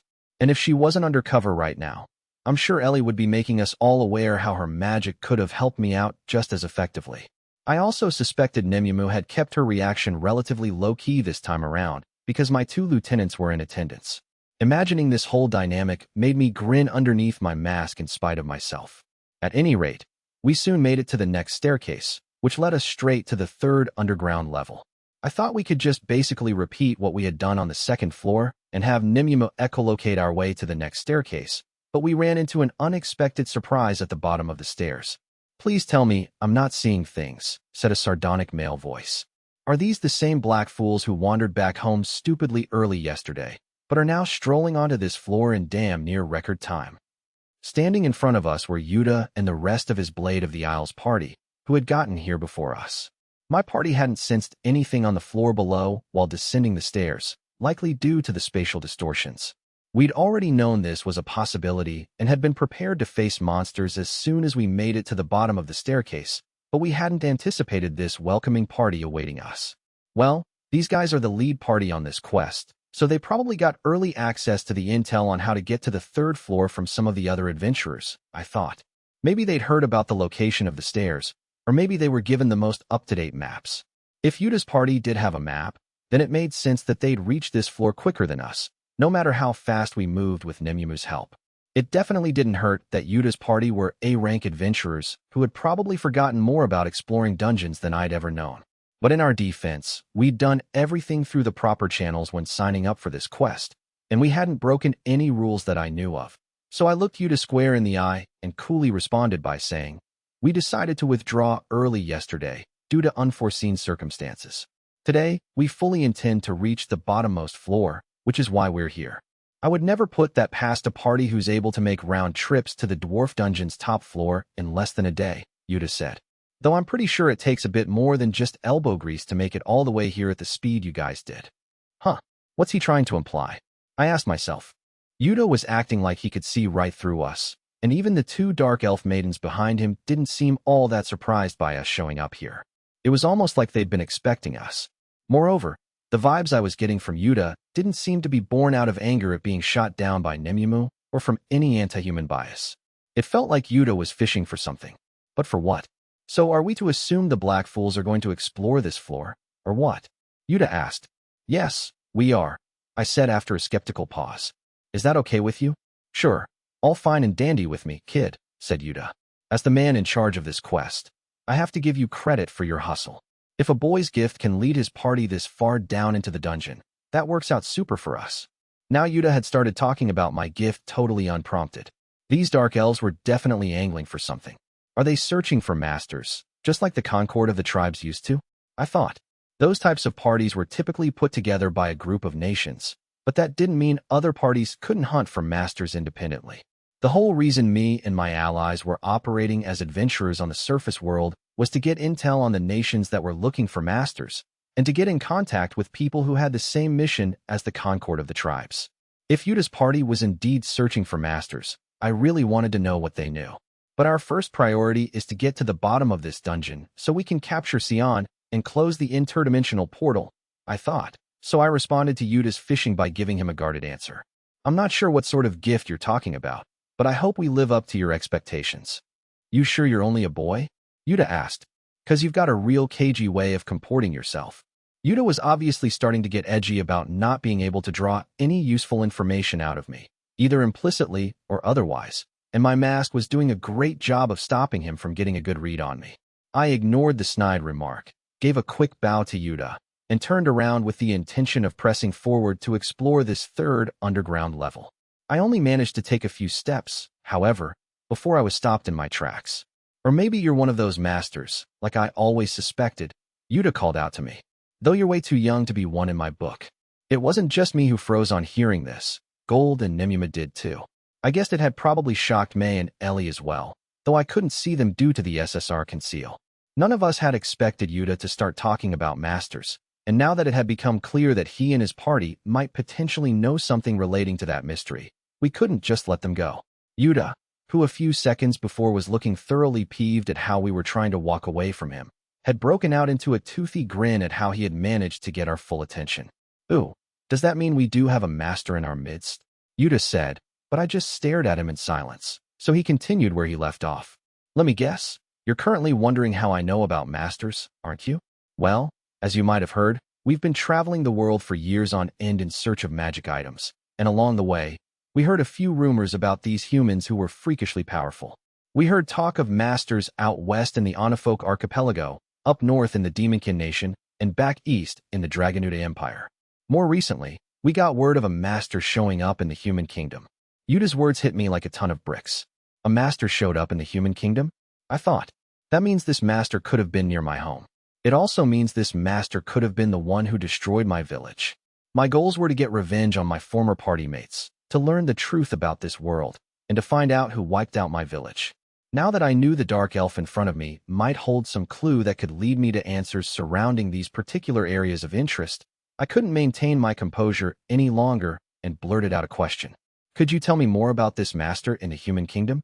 Oh, so now you know stuff about masters. Yuta scoffed. You almost had me fooled into thinking you were totally clueless. Fine, we'll swap info. But you go first. Tell me everything you know. Go on. Yuta and his party were now all smiles, which was a complete reversal from how positively annoyed these dark elves had been with us earlier. But I wasn't about to tell these guys anything I knew about masters, and I didn't feel like it'd be a good idea to just willingly hand over all the intelligence we'd acquired from our time in the Elven Queendom, so I kept my mouth firmly shut. Quit stalling and start talking, you little shitstain of an inferior, Yuta hissed. We can always rip off those scrawny little limbs of yours if that'll help you sing. It appeared Yuta's proverbial mask had well and truly slipped. We're deep in the pits of this dungeon where nobody will give a rat's ass about a couple or 3 dead inferiors. Or maybe torture's more your thing. I personally find it a dumb chore, though I do enjoy hearing you primitives screaming your lungs out, so I guess we do have that in common, at least. Hell, even if you had agreed to tell us everything, we would still have had to torture you just to make sure you weren't snowing us, so I suppose we might as well cut to the chase, snap all your joint tendons here, and take you with us. The 2 dark elf maidens were starting to eyeball us like predators preparing to swoop in for the kill. It looked like we were unlikely to get anywhere by trying to talk our way out of this confrontation, so I switched to battle mode. Nemumo, Gold, we must capture these guys at all costs. I yelled. Don't let even one of them escape. And make sure you keep them alive, so we can pump them for info. Leave them to me, Lord Dark, Nemumo said. As you command, my lord, Gold hollered. And so, our biggest fight in this dungeon so far began. Chapter 6, The Fools versus the Blades. If this party is calling themselves the Black Fools, that must mean this child is their leader, Era deduced. But their so-called leader obviously has quite a bit of growing up to do. He could have escaped with his life if he'd just told us everything he knows about masters. This is precisely why I loathe children. Era shrugged her shoulders, which were partially covered by the stole she wore around her neck. The dark elf was the very picture of a femme fatale, with her black and red dress replete with frills resembling the petals of a rose, and long bangs that covered half her face adding to her air of mystery. Yet she immediately found herself under fire from someone much prettier than her. I could say the exact same thing about your leader, Nemumu said pointedly. If he'd just given us the information we wanted without any trouble, Lord Dark may have been merciful enough to let you all walk out of here unharmed. But unfortunately for you, your leader is a sorry excuse for a man. This last remark had Eris seething. Well, I stand corrected. Now I'm pretty glad the boy refused our offer, because thanks to that, I get to tear you limb from limb to my heart's content. You shouldn't take that preening attitude with me just because you think you're a little on the attractive side. An elf said pretty much the same thing to me, Nemumu said. I'll have you know, I'm not acting snotty or preening. I know for a fact there are plenty of people prettier than me, so I could never allow myself to be vain, even if I wanted to. Just because you don't like the way you look doesn't mean you should take that out on me. Era's initial response was to titter at Nemumu's comeback, but slowly, her face twisted into a mask of ugly, unadulterated hatred. Drop dead, you inferior trollop. Without even removing it first, Era suddenly whipped both ends of her stole in the direction of Nemumu, the material elongating and rippling through the air like a pair of angry snakes. This unexpected attack startled Nemumu, so much so, in fact, she only just managed to get out of the way at the very last millisecond. The ends of the stole struck the stone floor where Nemumu had been standing, sending shattered fragments of it flying everywhere. A magic weapon? Nemumu uttered, shocked. Correct. And I'm going to carve up that beautiful face of yours with it. Era replied.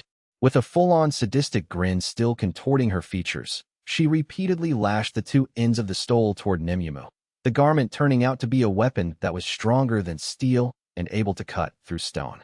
Any normal opponent would have already been torn asunder by this point, but Nemumu was no ordinary fighter. The assassin's blade was able to visualize the attacks clearly as they rained down on her, allowing her to dodge the ends of the stole without the weapon even touching her. I'm still not sure what kind of magic weapon it is, thought Nemumu. So my best bet is to keep evading her attacks without drawing my knives. Surely there's got to be some sort of mistake? Era yelled in frustration. How do I keep missing you? Are you really an inferior? Or are you one of these so-called masters? I'm not a master, and these attacks are much too slow to even touch me, Nemumu said, still weaving about between the whip-like ends of the stole.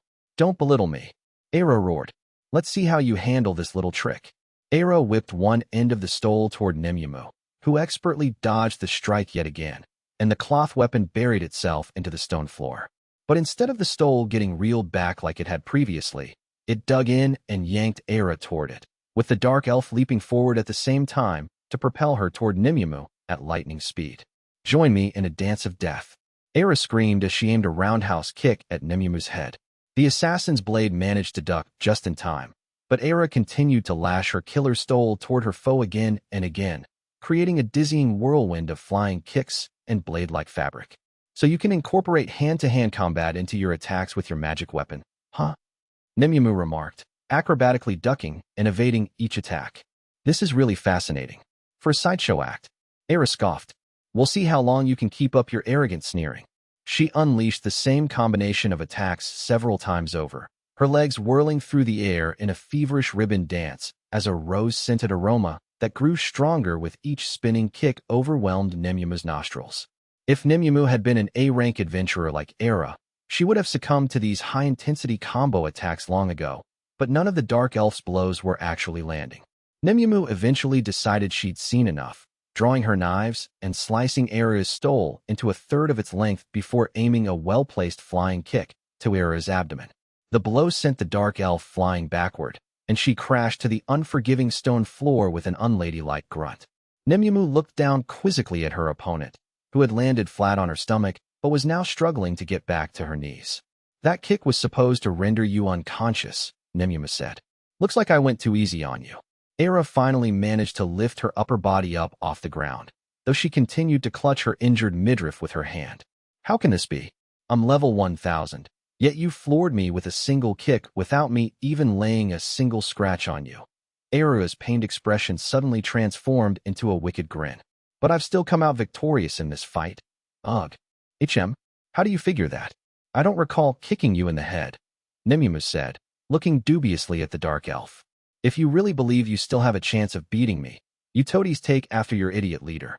Eira simply giggled in response. Keep talking while you're still able. My rose poison should be taking effect very soon. Although Eira wasn't as strong as Yuta, she was still a level 1000 fighter, which was considered top tier for her race, even for dark elves far older than her. Her high power level was the reason Yuta had recruited her to the Blade of the Isles, the party he'd created for the specific purpose of defeating the White Knights. Just like Yuta, Eira wore multiple magic items to give her an edge in battle, and as it turned out, the dress she was wearing was no ordinary garment. It was known as the Rose Poison Dress, and when infused with mana by its wearer, it released a toxic rose-scented gas that paralyzed any opponent that breathed it in. The rose-shaped ornament affixed to one of Eira's ears also served to intensify the effects of the poison. The stole was a magic item as well, but its only real function was to distract her opponent while the rose poison did its thing. The kickboxing moves were also just for show, since they allowed the Dark Elf to bring the poisonous gas nearer to her target and make it so they couldn't help breathing it in. Eira's real aim had been to get Nemumu to breathe in enough of the fortified rose poison to render her unable to move a muscle. Even the ornate frills on her dress weren't there solely for decorative purposes. They were designed in such a way as to disperse the rose poison everywhere during close combat. Nemumu had breathed in several lungfuls of the rose poison during that exchange, which should have been more than enough to make her collapse to the ground and unable to move. How are you still standing? Eira yelled after several long seconds of this outcome not coming to pass. You shouldn't even be able to lift a finger after breathing in that much rose poison. Oh, was that supposed to be poison? Asked a somewhat still confused Nemumu. That stuff is far too weak to have any kind of effect on me. I wouldn't even call it poison. It was more like smelly perfume. If you're going to poison me, it has to be at least as strong as this. Nemumu poured mana into one of her knives to infuse it with her poison manifest skill. In the next instant, she had closed in on Eira in the blink of an eye and nicked the Dark Elf with her knife while she was still struggling to get up off the ground. The laceration was no deeper than the kind of light scratch the fingernails of a child might make. Yet Eira instantly started screaming like a wounded animal, her voice echoing all around the third underground level, while oozing fluid leaked out of every visible bodily orifice. Her nose, her tear ducts, her mouth, and even the pores of her skin. The agonizing ordeal was ultimately enough for her to pass out, with both of her eyes rolling back into her head. That was the weakest class of poison in my arsenal, yet you still react to it like that. Nimue sighed. If you enjoy poisoning your victims so much, at least build up some resistance to other poisons. She paused and glanced down at her foe. Oh, I guess you can't hear me, can you? Irritated, Nimue resheathed her weapon. I got too worried about her magic weapon and wasted a lot of time beating her. I wonder if I should go to Lord Darkseid next. I, for one, can't believe my opponent is some cheesy-looking rust bucket, Rhea said, her eyes not even on Gold, who she was referring to. Wish I'd been the one who got to fight that tanned woman instead of my sister. And I'd rather not be fighting a gal who looks like she's still in her ruddy teens, but I have my orders from my lord, and I cannot deviate from them, Gold said as he drew his sword and held his shield aloft. Rhea's large, innocent eyes were still fixated on Nimue, who was engaged in battle with her sister, Era, to the extent that she hadn't even bothered to so much as touch the giant battle axe strapped to her back yet. That miserable hussy used her looks to seduce Lord Yuta, and now I want to kill her, Rhea pouted. Any woman who tries to get close to Lord Yuta should drop dead, and that includes my stupid sister. I don't care how handsome, talented, and magnificent he is, tramps like her should stay away from him. They all just need to die. Pardon me for interrupting your train of thought, dear girl, but for the sake of Nimue's good name, I feel I must point out that she has never once dreamed of seducing that dark elf, Gold chimed in. That third-rate Lothario was the one who propositioned my associate of his own accord. You witnessed it yourself, so it would be best if you didn't engage in all these bad faith distortions. What? This reprimand from Gold finally prompted Rhea to turn her head toward her much larger opponent. Normally, Rhea's appearance was adorable and doll-like, her womanly curves still on the cusp of blossoming, but on this occasion, the face she showed to Gold was closer to something out of a horror movie. She was completely expressionless, save for her large, unblinking eyes, which were much wider than before and positively glowing with murderous rage. You lie, Rhea said in a voice that was eerily calm. There is no woman alive who could suppress her feelings of lust while in Lord Yuta's company. I know they say love is blind and such, but you have gone quite mad with lust, dear girl, Gold pointed out. Men like Yuta over there are not as attractive as you think. I dare say any of our Mohawks is more of a catch than that bounder. Gold trash-talking the man she loved was enough to make Rhea finally unhook the battle axe from her back as she stared down the gold-armored knight, her eyes as wide as it was physically possible for them to be. You're dead, Rhea said in a low voice. I wanted to keep you alive so I could torture you for information, but now, I just need to end you. I'll dice you up until all that's left is a pile of metal shavings. The fact you would immediately resort to violence on hearing my thoughts is a telltale sign that you know I'm right, dear girl, Gold said simply. I'll kill you, Rhea yelled as she swung her axe at Gold. The knight deftly sidestepped the blow, sending the blade crashing into the stone floor where he had been standing.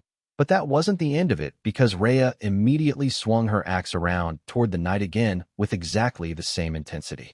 Even though Rhea was smaller than her opponent, her reach with the battle axe was more than enough to compensate for their difference in size, and the weapon was heavy enough to hack down any run-of-the-mill fighter, no matter how much armor they had on. But Gold wasn't a normal warrior, and the level 5000 Auric Knight easily blocked Rhea's axe blow with his shield, the shock of it leaving the girl frozen. Well, it seems you possess the arm strength to wave around that giant axe of yours, but you have to lunge harder with it, dear girl, Gold said, the axe still pressing into the shield. All you're doing is swinging your weapon around, without even attempting to guess my next move. I could easily have dodged again without ever needing to use my shield. You see. After this bit of mockery in the form of coaching, Rhea tried to overpower the knight by thrusting her axe into the shield even harder, but neither it nor Gold himself budged so much as a millimeter. How can an inferior be stronger than me? Rhea screamed. Rhea ground her teeth, mortified at the thought that she might be losing in a contest of strength, but she wasn't about to back down so easily, and she decided it was time to unleash her ultimate attack. You haven't won yet, inferior, Rhea shouted. Frenzy axe.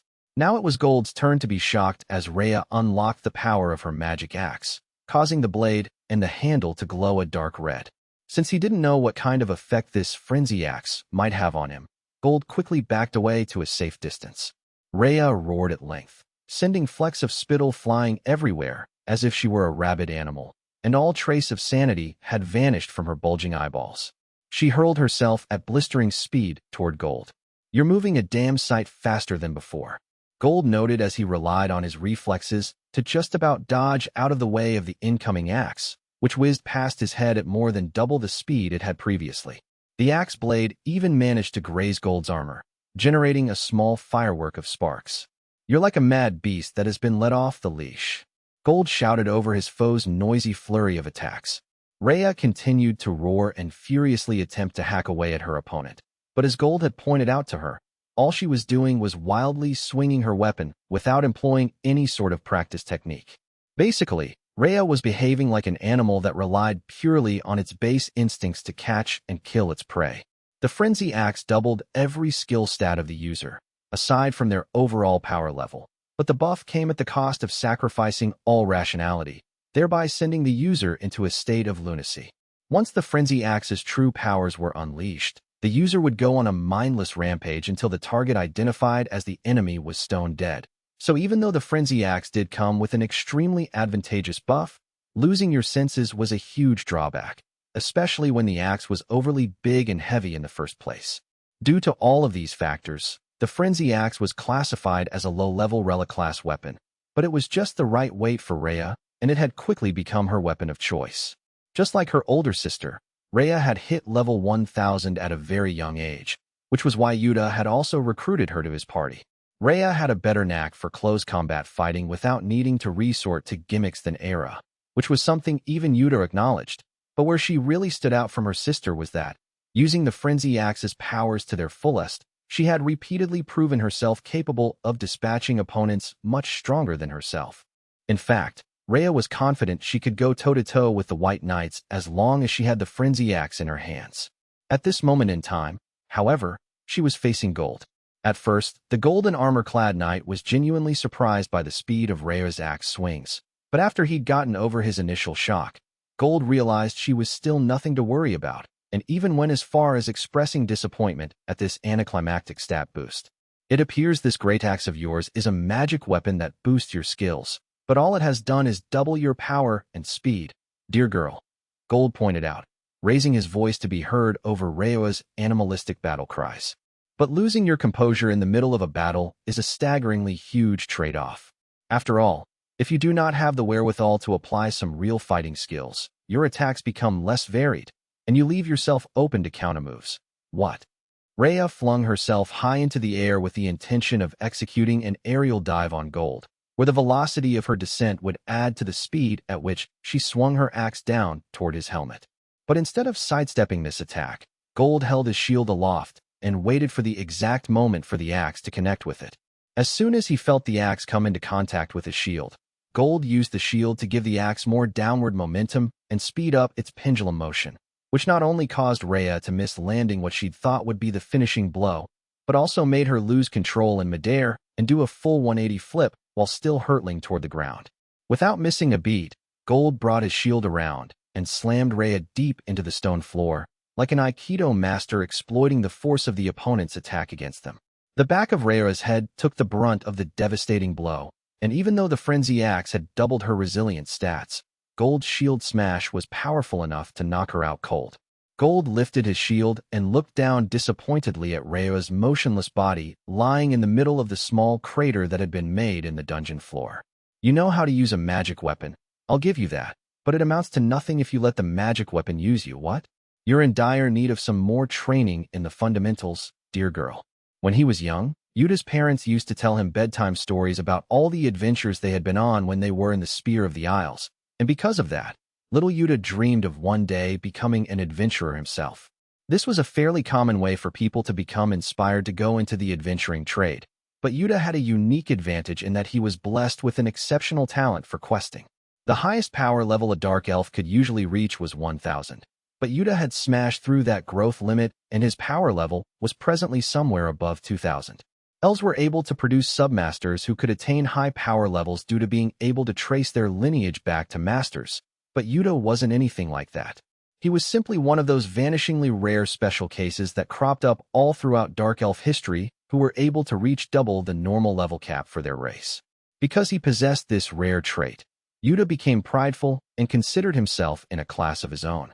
When Yuta's parents discovered he had exceptional talents, they pleaded with him to defeat the White Knights, the elven order that had caused the Spear of the Isles to disband.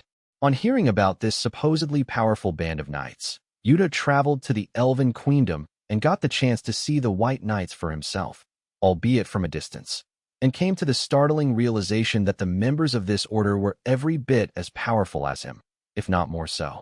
Before that fateful visit to the Elven Queendom, Yuta had complete confidence in his own fighting prowess, though at the same time, he had felt frustrated about the total lack of potential opponents that he could unleash the full might of his powers on. But after seeing the White Knights in action, this frustration turned into an ambition to defeat these warriors who were potentially even stronger than himself. That one brief encounter prompted Yuta to start looking for ways to get stronger.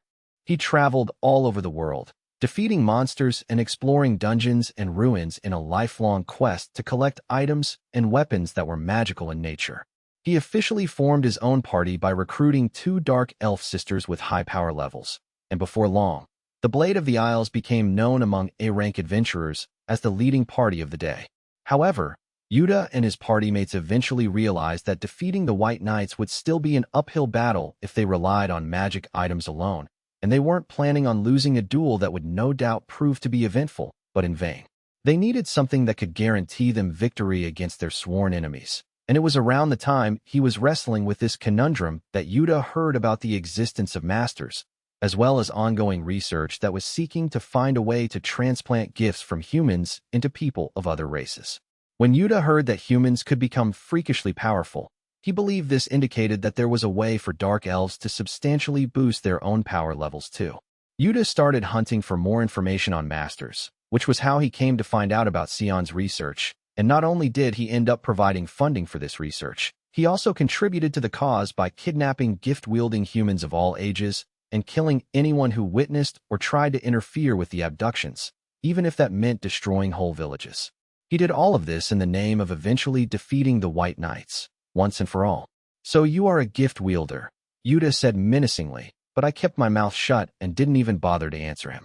I was busy doing something else anyway. "May, get rid of any monsters that notice us battling down here," I ordered through a telepathy link I'd secretly activated. "Ellie, use your magic to make sure no other parties wander down here to the 3rd floor and stumble across us. We need to capture these guys because they might know something about masters and whoever destroyed my village." "As you wish, Master Light," May replied telepathically. "I swear on my honor as a maid that not a single monster will come near you. And I'll make sure no adventurers wander down these steps," Ellie answered. "I can't have my blessed lord mourning a senseless death that could have been avoided." While I continued to conduct my telepathic conversation with my lieutenants, Yuta treated my silence as proof that he was right, and started spouting off, trying to rub it in that he'd seen through me. "You know, the director of this lab wanted gift wielders to use as test subjects. But unfortunately, we couldn't find all that many gifted inferiors at the slave markets, so we ended up having to raid villages and abduct whoever we could find off the streets to make up the numbers. Guess you could say we went out hunting for lab animals. Well, anyway, what I'm saying is, I've dealt with my fair share of gifted inferior runts like you, so I know your kind when I see one. My allies and I already knew about Sion's research into souls in the Principality of the Nine, and how she had been forced to resign due to how gruesome the human experiments she ran were. We were also aware how she had subsequently gone on to become an adventurer, continuing her experiments on the side before eventually joining the Concord of the tribes. But the fact that she had teamed up with Yuta to kidnap gifted humans to experiment on was new information to me, and I couldn't let that pass without remark. "Don't you feel any remorse for kidnapping humans and using them as lab animals?" I asked Yuta. "Remorse? For a bunch of inferiors?" Yuta scoffed. "You and the rest of your race are no better than barnyard animals. At least this way, we actually get some use out of you primates." Yuta doubled down on his lack of repentance. "So, no, I don't feel remorse. Hell no. In fact, I always got a kick out of hunting down smart-ass little inferiors like you. You mutts are all alike. At first, you fight back, thinking you can beat us. Then as soon as you realize you don't have a snowflake's chance in hell of winning, you start bawling for your mama, papa, or Big Brother to come and save you. Seeing you little turds squirm like that was the best part of those jobs. I could feel power surging into the hand gripping my staff, spurred on by my rising anger. You monster, I breathed. Oh, I'm not the monster here, Yuta said simply. You inferiors are the ones who are too weak and pathetic to protect yourselves. If you want to blame anyone, blame yourself for being born into that race of vermin. Yuta drew one of the two rapiers down by his hips, and in the next instant, he lunged forward with such force that he left behind a crack in the stone floor where he'd been standing, and with a wicked smile spread across his face, he aimed his blade at my legs. His approach was so swift, a normal foe probably wouldn't even have had time to think before Yuta had slashed both of their legs and rendered them unable to stand. But he was facing me, and I just lazily swatted away the rapier with my staff, causing Yuta to back away from me cautiously. That attack was weak, I said, taunting the dark elf. Was that what you used when you were capturing humans? Or did someone actually hire you to steal a bunch of baby chicks? It'd certainly explain all that nonsense about barnyard animals. Why, you little puke, screamed Yuta, who had gone completely red in the face by this point. That staff must be some kind of magic weapon, and you're just hiding behind it. I'll make you pay for running your mouth like that. You talking farm animal.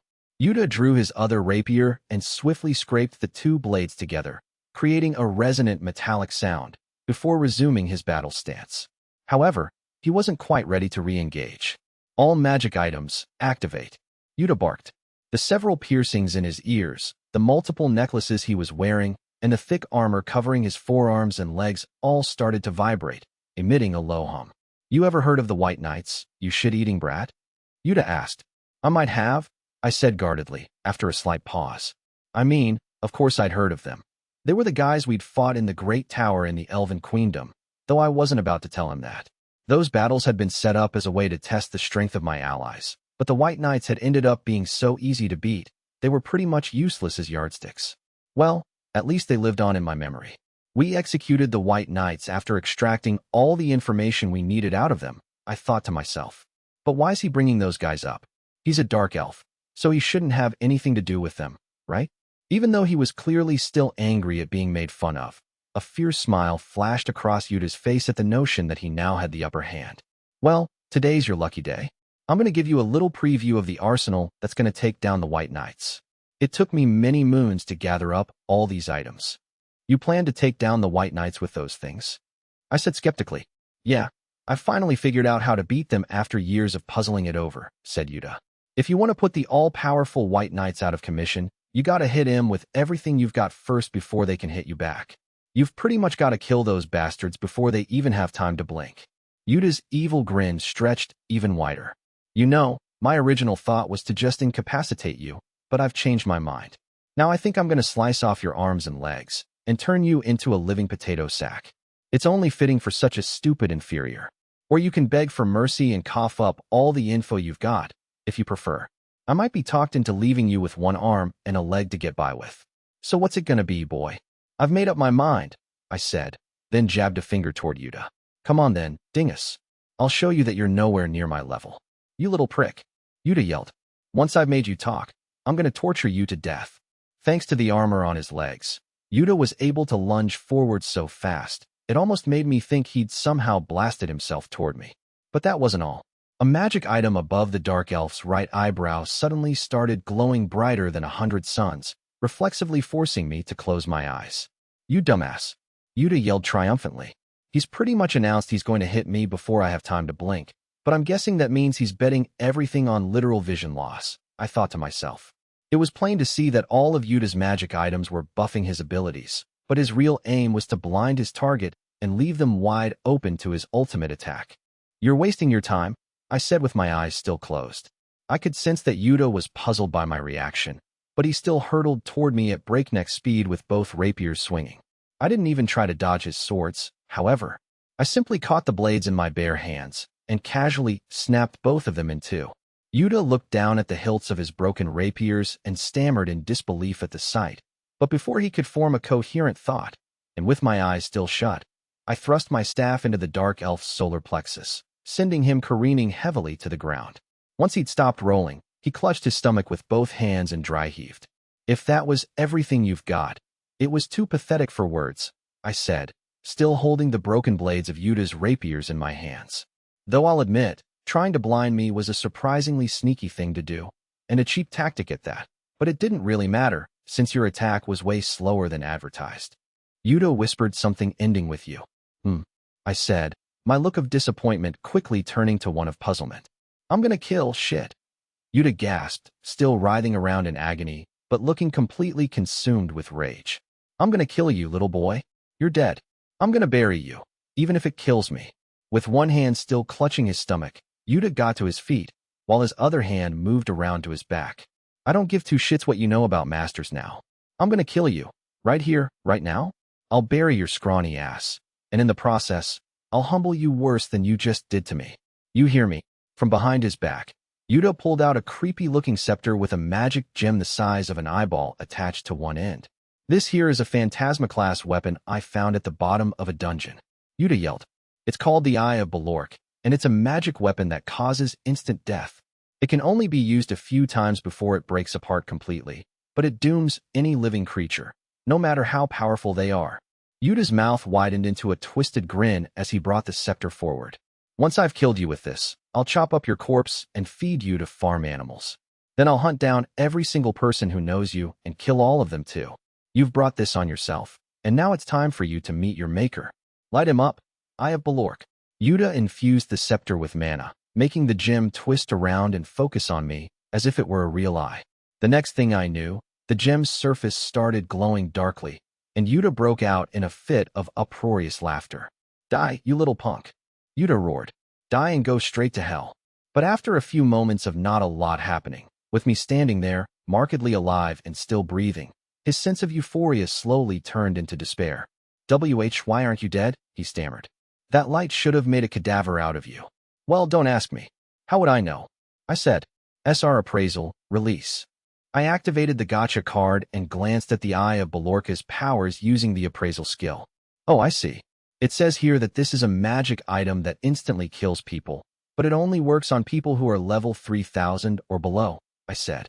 So it looks like you were wrong when you said it killed any living creature.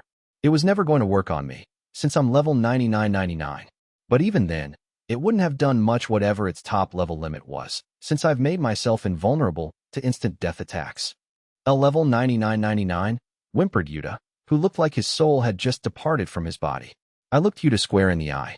Now, since you, A, know about masters, B, just saw me use my Unlimited Gacha card, and C, committed all that bloodshed against humans, there's no way you're getting out of here scot-free, I pronounced.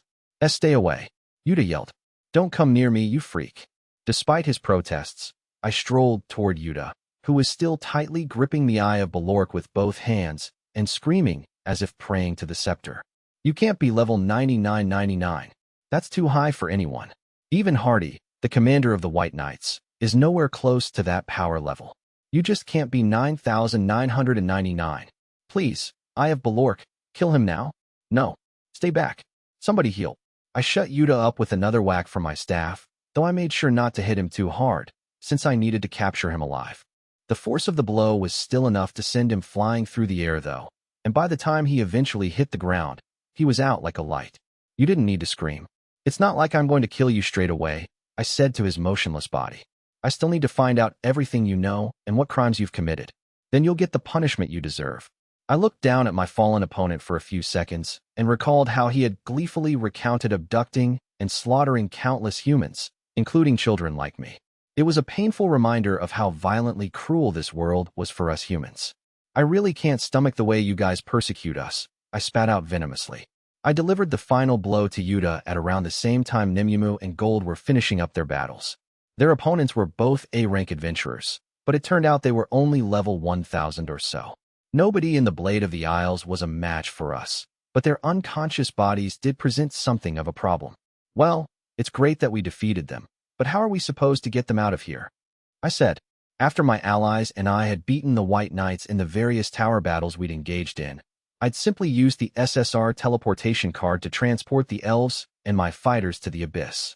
But in this particular dungeon, things were going to be a little more complicated than that. According to Ellie, my clairvoyance and teleportation powers weren't going to work in here, because the two worlds colliding had distorted a bunch of rules governing the physics and magic of this place. I tried using the SSR teleportation card one time during this quest in this lab-turned dungeon in the faint hope that we might have been wrong on that. But unfortunately, our luck was out. While I was busy racking my brain over how to get Yuta and his party to a location that was a little more secure, Gold stepped in with a suggestion. "My lord, allow Nimyamu and I to ferry these blighters out of the dungeon, where we can then use your teleportation card to take them to the abyss. While the pair of us are occupied, you and the two ladies can simply continue to the bottom level of this dungeon without us." "What?" "Gold," Nimyamu screeched. "Lord Dark honored me with the task of guiding him to the bottommost tier of this dungeon. Why are you insisting on making me carry these pieces of trash up to the surface with you?" But then, Nimyamu suddenly gasped. "Wait," she said, hugging her arms in front of her chest defensively and shuddering before quickly backing away from Gold. Is this just an excuse so you can get me alone?" "No, not even in the slightest, Nimyamu," Gold said firmly in an unusually serious tone. "And if you insist on continuing that line of thought, I will lose patience with you." Gold cleared his throat to reorient himself after Nimyamu's baseless accusation. "The way I see it, our objectives are to get to the bottom of this dungeon, capture my lord's sworn foe, and close up the portal to that other world, yes? Miss Ellie is absolutely essential when it comes to sealing up that portal, and in truth, the two of us would only hamper the mission, given our power levels. All things considered, I say the most practical approach is for us to part company and let them handle the rest from here on out, girl.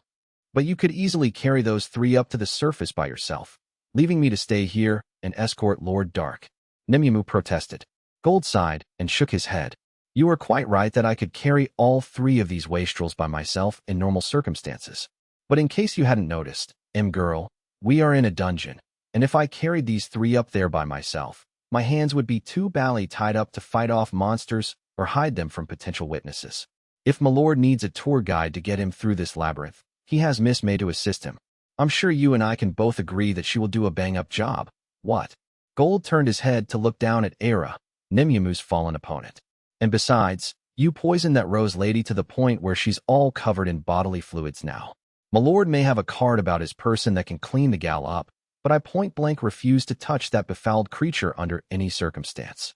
So, as you are the one responsible for this inconvenience, you will be the one carrying her."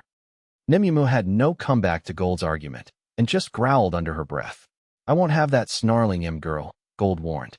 "I wonder if Gold's suggestion is the most practical course of action," I mused. With Nimyamu's tracking skills to guide them, the two of them could definitely sneak out of the dungeon without being noticed by any of the other adventurers. On the other hand, we had the option of just leaving Gold and Nimyamu here to stand guard over the three bodies and ward off any monsters, while the rest of us continued on with the quest. But we don't know what'll happen once we've destroyed the interdimensional bridge, I thought. It might cause this space to shrink and all of the adventurers currently in the dungeon could end up in the same room. And if that happens, there's no way we'll be able to explain away how we ended up with a group of half-dead A-rank questers at our feet. Ellie had told me that it was likely to take 2 or 3 days for the dungeon to return to its previous size once we'd taken care of the portal, but a much quicker transformation couldn't be ruled out.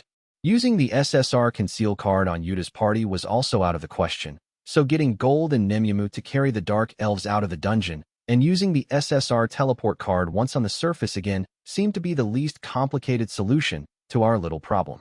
"May, Ellie, thanks for taking care of all the monsters and adventurers for us back there," I said. "You can reveal yourselves now." "I appreciate your kind words, Master Light," May said as she canceled the shroud of invisibility that cloaked her. "I've cast a spell to confuse the other adventurers, so none of them will be coming down the staircase to the 3rd subterranean level for the rest of the day," said Ellie, who followed suit. "May, are you able to map out the dungeon like Nimyamu can?" I asked. "Yes, I am proficient in that technique," May stated. It had been a good call bringing Ellie and the multi-talented May along with us. Proceeding like this, nothing would get in the way of us completing our mission before the day was out. "Nimyamu, Gold, you two take Yuta and his girls out of the dungeon and secure them in the abyss," I ordered. "Make sure you're not seen by any adventurers. Me, May, and Ellie will carry on to the bottommost level." "Very good, my lord. We'll take care of this little lot," Gold assured me. "As you command, Lord Light," Nimyamu said. My two allies were quick to answer in the affirmative. Though Nimue seemed somewhat downcast that May was capable of the same echolocation technique she was so proud of. I had to admit, I found it adorable to see this side of Nimue. To make doubly sure that Yuta and his gang wouldn't wake up mid-journey and cause us some more trouble, I used the SR slumber card on them to keep them asleep for a full 24-hour period. Once the Dark Elves were tied up and had blindfolds put on them, out of an abundance of caution, Gold and Nimue headed back up to the entrance with our captives under their arms, leaving my two lieutenants and me to strike out for the deepest level of the dungeon. Chapter 7, Dream Home. May was able to perfectly mimic Nimue's echolocation skill, mapping out the whole of the third subterranean level by making loud sounds that were outside the human hearing range and listening to the reverberations. In fact, May managed to find the next set of stairs quicker than Nimue had using the same technique. Doesn't this technically make May faster at scouting than Nimue? I mused to myself, though I quickly banished this train of thought for fear of harming Nimue's reputation. On reaching the fourth subterranean level, we saw that it was very different from the other floors in terms of its construction. It's just one straight corridor, I noted. The ceiling, walls, and floor were still made of stone like the floors above, but on this level, a red carpet stretched out in front of us, leading up to a pair of double doors. Perhaps unsurprisingly, there were no monsters in sight. May scanned our surroundings using her scouting skills. I do not detect any traps. I'm not sensing any magical traps either, blessed Lord, Ellie reported. Armed with these assurances, I led my team down the length of the red carpet, which I could tell had nothing underneath it, save for the hard stone floor, from how it felt underfoot. The doors are unlocked, and there are no traps here either, May confirmed. Okay, May, you can open them, I said. Then, allow me, Master Light, she replied. Staying alert at all times, May gently pushed open the double doors. Ellie and I also braced ourselves for what potentially lay in wait for us on the other side. But as the double doors swung open, all we found beyond was a room big enough to host a ball. We treaded carefully into the room. Was this originally the ground floor reception hall? I wondered aloud. The map of the lab we had been given said there was a reception hall on the first floor used for announcements and meetings, but it looked as if the spatial distortions had moved that room to the fourth subterranean level. Well, I guess we should make our way to those doors at the opposite end of the room, I said. Judging by appearances, I believe we are close to arriving at our final destination, said May. I think so too, I agreed. I will soon be reunited with Sion. Though, first, I suppose we need to defeat the monster blocking those doors. Ellie stared at the empty space just in front of the doors in question with a puzzled look on her face before adding, was that thing supposed to be hiding? Well, at least that's what it appears to be trying to do. Apparently realizing that we were able to see it, the monster canceled its invisibility magic and revealed itself to us.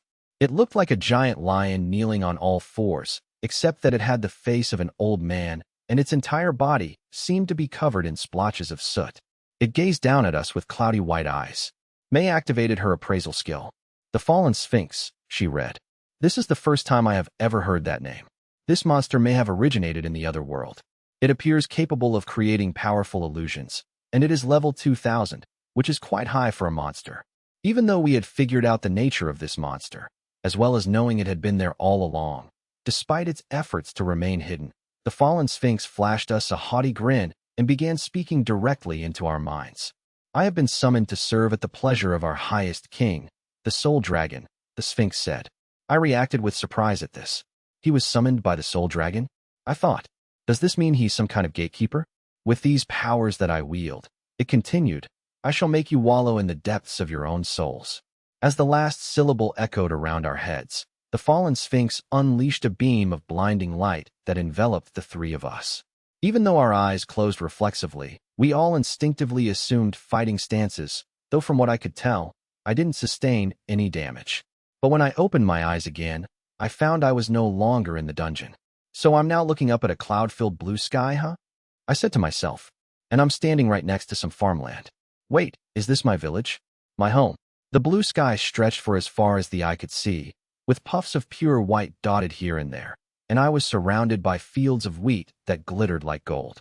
Is this the kind of illusion May said the Sphinx was capable of? I mused. That thing's wasting its time. But this was no ordinary illusion. I could smell the air and feel the dirt beneath my feet quite clearly. I was even able to feel the breeze against my skin. Everything seemed so real. But I know this fallen sphinx is just trying to mess with my head, I thought. That creature is probably able to trick low-level adventurers into thinking this is all real and trap them inside these dream worlds until they die. I guess that's why the Sphinx was acting all smug.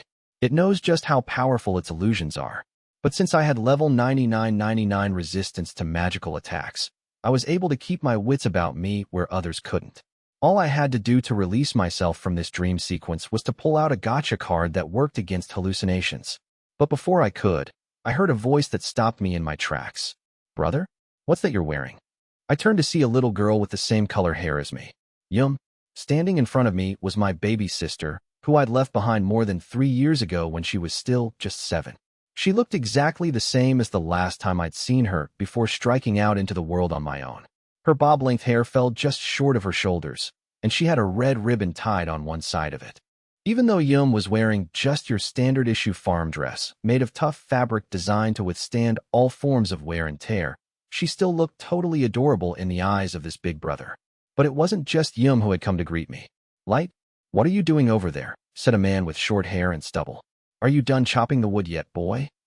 If you're all done with the firewood, bring some inside so I can make breakfast, honey, a woman called out.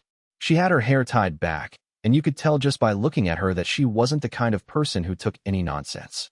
Mom, I said softly. Dad, what's going on, Light?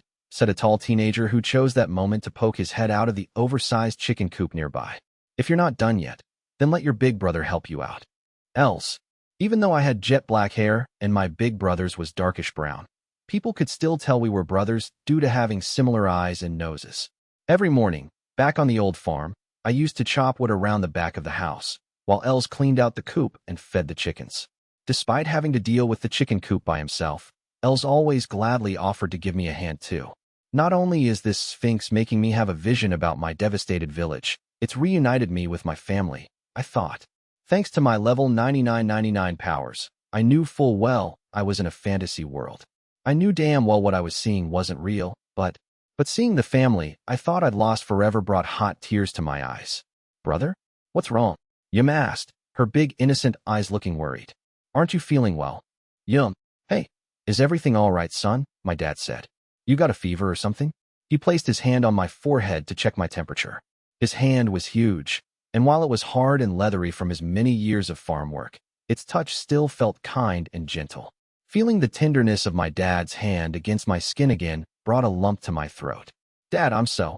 Even though I'd buried him along with my mom, my dad was presently standing right in front of me, showing me fatherly love.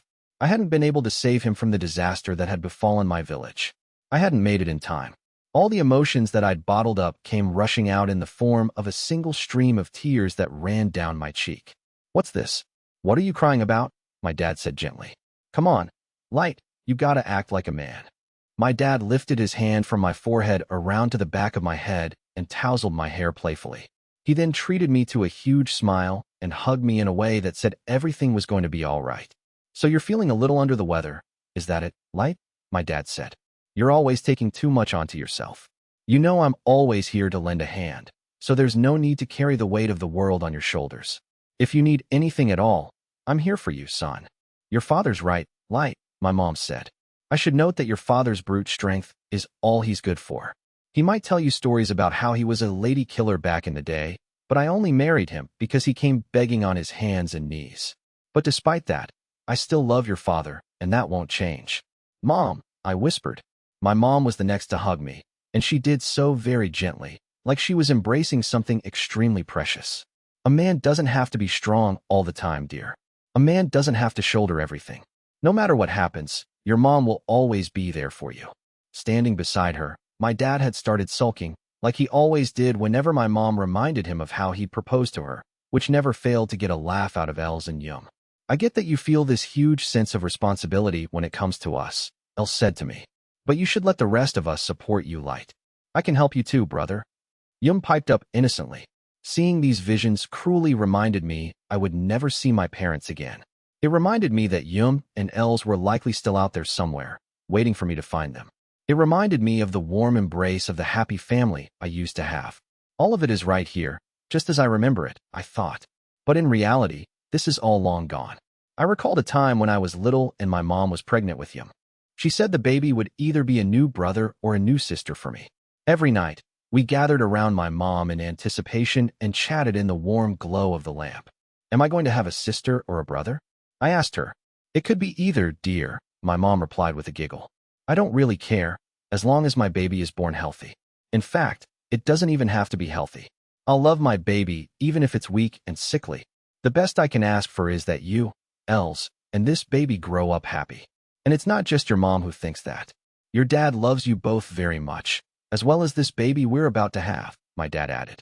If it's a girl, I'm sure she'll be a real looker, just like your mom. If it's a boy, he's going to be a handsome stud like all the men in this family. My dad stroked my mom's belly as he spoke. I want to hold our new kid right now. My dad's touch seemed to tickle my mom, but she still smiled at him and us all the same. We were dirt poor, and we worked ourselves nearly to death just to stay poor, but those days were full of warmth, especially our nighttime conversations. My mom and dad were always all smiles back then. After Yum was born, we'd go for picnics on a nearby hill whenever we could spare the time. From the top of the hill, we could see the whole of the village. The breeze up here feels so nice. I thought as I stood and looked out from this vantage point. I remember how much mom and dad used to love this view. The sky was blue and endless, and the spring sun shone down gently on me and my family the way it used to in those days I would never get back. It's really nice weather, my dad said. I'm glad we picked today to come up here. I made plenty of pie to eat, my mom said. Come on, spread out the blanket so we can all sit. Yum, come over here and let mommy hug you. Okay, I love you, mommy, said Yum, who was still a toddler at this point. My mom picked up my sister and nuzzled her cheek lovingly against hers, while my brother looked on as he laid out the meal my mom had spent all morning cooking. I sighed inwardly as I recalled these memories from a time when I was still too young and ignorant to understand how cruel this world really was. If only I could carry on basking in the warm, gentle rays of the sun with my family like this. But I knew in my heart of hearts that I couldn't stick around here forever, so I reached into my breast pocket and pulled out a gacha card. I dearly wanted to stay inside this dream, but I needed to open my eyes, face reality, and do what had to be done. SSR card. Time to wake up, release. As soon as I activated the card, the unseen walls around me shattered like funhouse mirrors exploding. An illusion like that had been no match for this particular gacha card. I heard a telepathic yelp from the fallen Sphinx, who I could now see standing on all fours, mere moments away from pouncing on me. The monster clearly hadn't expected me to return from the dream world it had created for me to inhabit. Wasting no time, I leaped forward and smashed the beast in the belly with my staff, putting the entirety of my strength and emotions into that single strike, and blowing a large hole through the fallen Sphinx's midriff. The Sphinx's screams echoed around my head before it disintegrated away into nothingness, though like the other monsters we'd encountered in the dungeon, it didn't leave behind any magic gems. Very impressive, Master Light, May said. I see you have already defeated the monster. I apologize for my tardiness, Ellie added. I had such an unexpectedly pleasant illusion that I tarried a bit too long in it. Though, of course, it couldn't compare to what you have to offer, blessed Lord Light. May and Ellie had used their own powers to break free of their hallucinations at around the same time I'd vaporized the Sphinx. It didn't seem like their illusions had affected them at all, though they did have the look of two people who had just come out of a fun tourist attraction. But for their part, they immediately noticed something was off with me.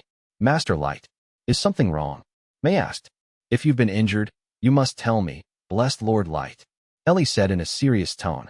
I'll make you all better with my healing magic. I took a deep breath before answering my lieutenants. I'm fine. That monster only made me hallucinate. I'm not hurt anywhere. I hadn't counted on being shown visions of my long-lost family, I thought, covering my eyes with my hand. Master Light, May said again, still obviously worried about my health. Nothing's wrong, honest, I lied. If any problems do ever arise, please do not hesitate to tell me about them, said May. Thank you, May, I said. Blessed Lord Light. Ellie jumped in. You are of course always free to tell me anything too, if you need help. Ellie was blatantly trying to insert herself in the moment May and I were sharing, which made me chuckle despite myself. Thank you, Ellie. I'll be sure to lean on you too, when the time comes. Ellie's eyes moistened at this, which made me chuckle again, though this time, it was a bit more sheepish. After this exchange, as my team and I headed for the set of double doors on the other side of the reception hall, I made a silent vow. I may not have been able to save Mom and Dad, but Yum and my big brother, Els, might still be out there alive somewhere, I thought. If they really are alive, I will do everything in my power to rescue them. I don't care how many obstacles I have to overcome. I swear I will find them, even if the goddess herself tries to get in my way. When we finally reached the double doors, May used her powers to make sure they weren't trapped before pushing them open. Waiting in the room beyond was my sworn enemy, Sion, who was floating around inside the Soul Dragon. Chapter 8, Unlimited Gacha. The doorway at the other end of the reception hall ended up leading to the underground laboratory where Sion had originally been conducting her experiments. This lab is supposed to be about as big as a courtyard, according to the map, I thought. But looking at it now, you could fit a whole damn mansion in here.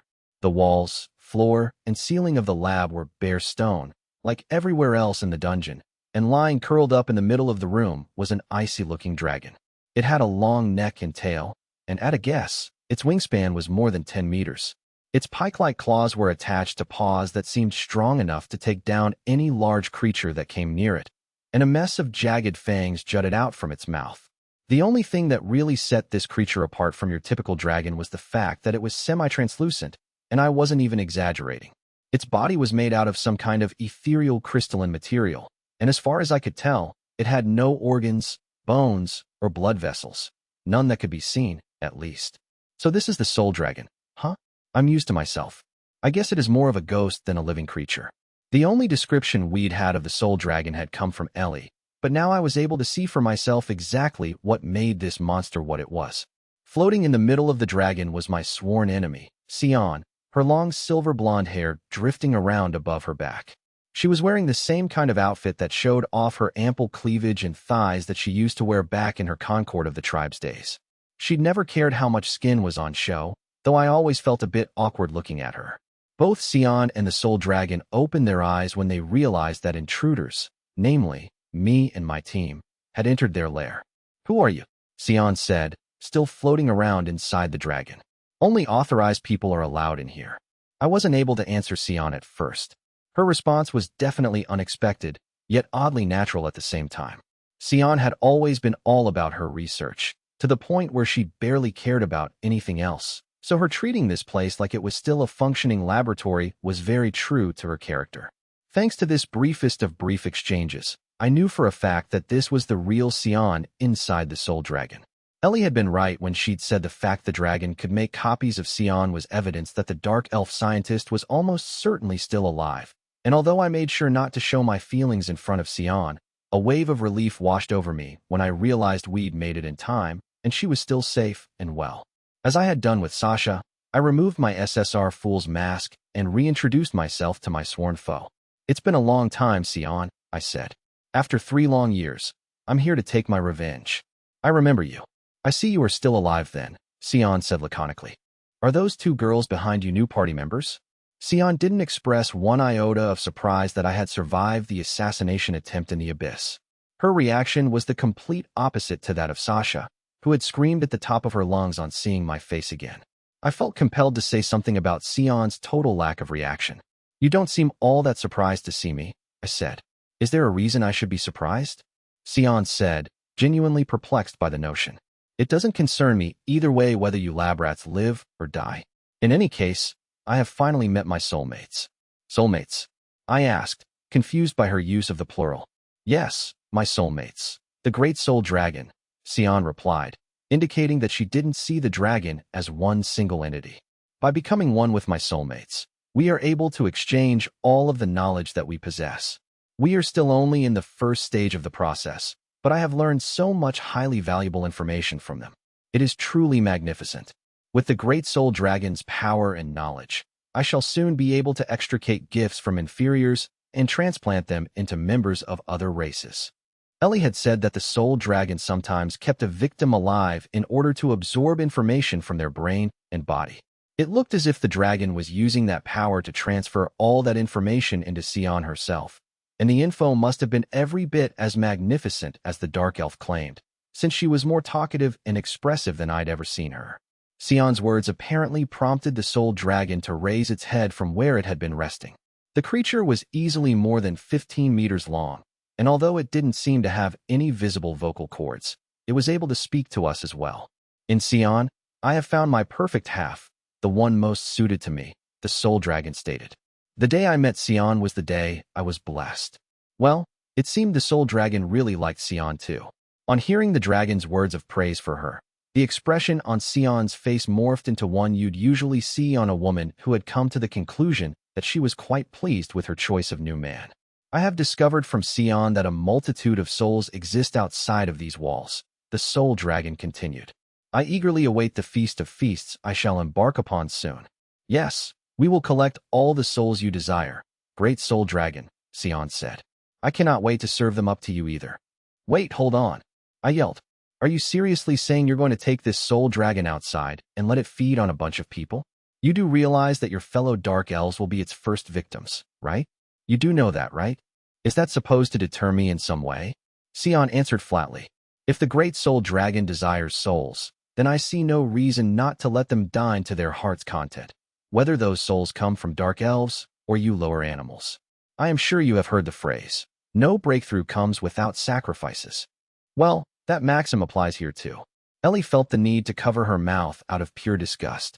You unbelievable. Even if she wasn't blessed Lord Light's sworn enemy, as a fellow researcher, this woman nauseates me to my core. I am not a researcher, but I share your distaste for her, Ellie, May stated, glaring at Sion as if she were evil incarnate. I'd come into this former lab hating Sion's guts, but those emotions had been eclipsed by the need for urgency to stop Sion and the soul dragon escaping from this dungeon and causing widespread havoc and slaughter.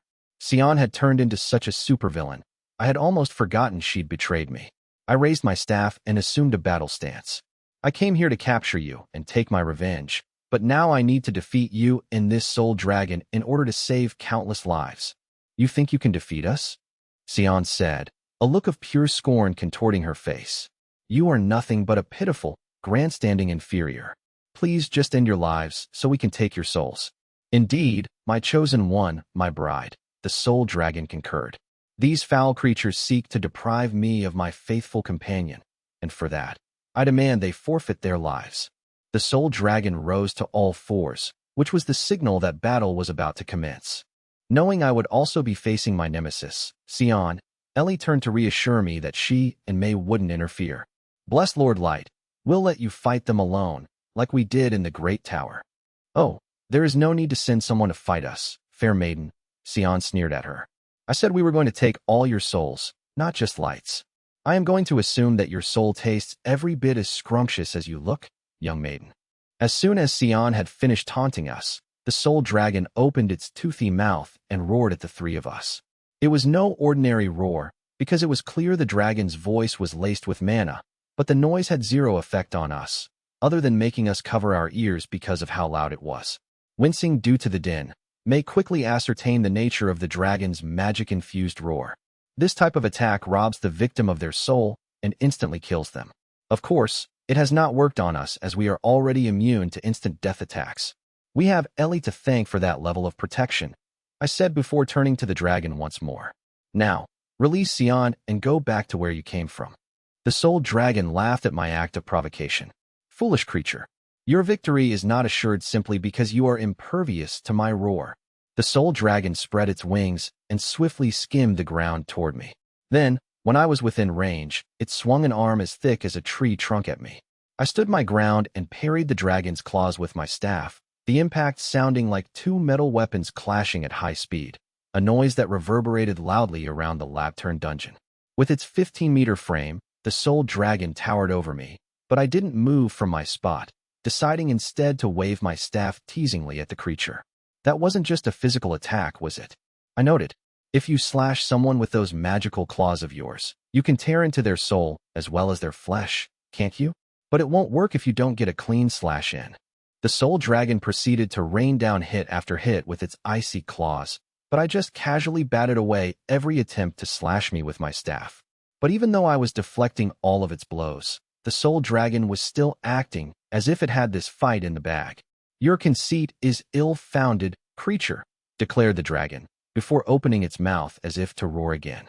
But instead of deafening me once more, it barfed up some kind of extra gooey dark liquid, covering me from head to toe with it. You inferiors are so predictable, Sion said as I looked down at myself, stunned. Your intellect is too lacking to realize that all of that close-quarters combat was a ploy to get in close enough to execute our sorcery attack. The Great Soul Dragon generated this black potion using my knowledge, and just one drop of it places a deadly curse on you. As we have successfully bathed you in the substance, by now, your flesh and bones should be disintegrating completely. Without even bothering to wipe off the black goo, I flung myself toward the Soul Dragon and slugged it with my staff, sending Sion and the giant lizard flying through the air like a kickball. I was tired of listening to her hot air anyway, and thankfully, the momentum of my sudden jump had shed the dark goop from my body. The force of my blow sent the Soul Dragon bouncing across the stone floor, hitting it several times before coming to rest on its side. I approached Sion's shaken body inside the dragon and, in an icy voice, told her, "None of your attacks will work on me. Don't make me repeat myself." That sorcery attack, or whatever it had been, hadn't singed so much as a single hair on my head. Shouting from a spot a safe distance away so they wouldn't accidentally interfere in my fight, May and Ellie backed me up on this statement. "Master Light is entirely correct," May said. "It defies logic that you would repeat the same attacks despite knowing they will have no effect on him. If there are any fools in this room, it's you and your Soul Dragon," Ellie said to Sion. "You talk about how there are no breakthroughs without sacrifices, but all you've hit us with so far are low-level attacks. Instead of dreaming about future magical discoveries, maybe you should concentrate on demonstrating that you know the bare minimum of any kind of magic. You viperous wretches. You dare to mock me with those words." Our jeering seemed to have made the enraged Soul Dragon lurch back upright. "You creatures bask in jubilant leisure simply by enduring longer than most. Yet a creature is but a creature, and a creature in possession of a soul shall never best me. You insignificant creatures shall answer for your prideful indolence with your lives. You churlish fleas shall come to know true despair momentarily." Hearing the word despair uttered immediately sent me into a long fit of laughter. I already experienced true despair 3 years ago. I held humorlessly.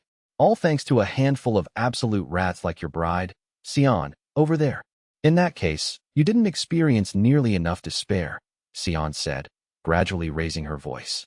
"You are merely a piece of refuse attempting to get in the way of the Great Soul Dragon and myself. We will make you suffer before we throw you into the fiery pits of hell."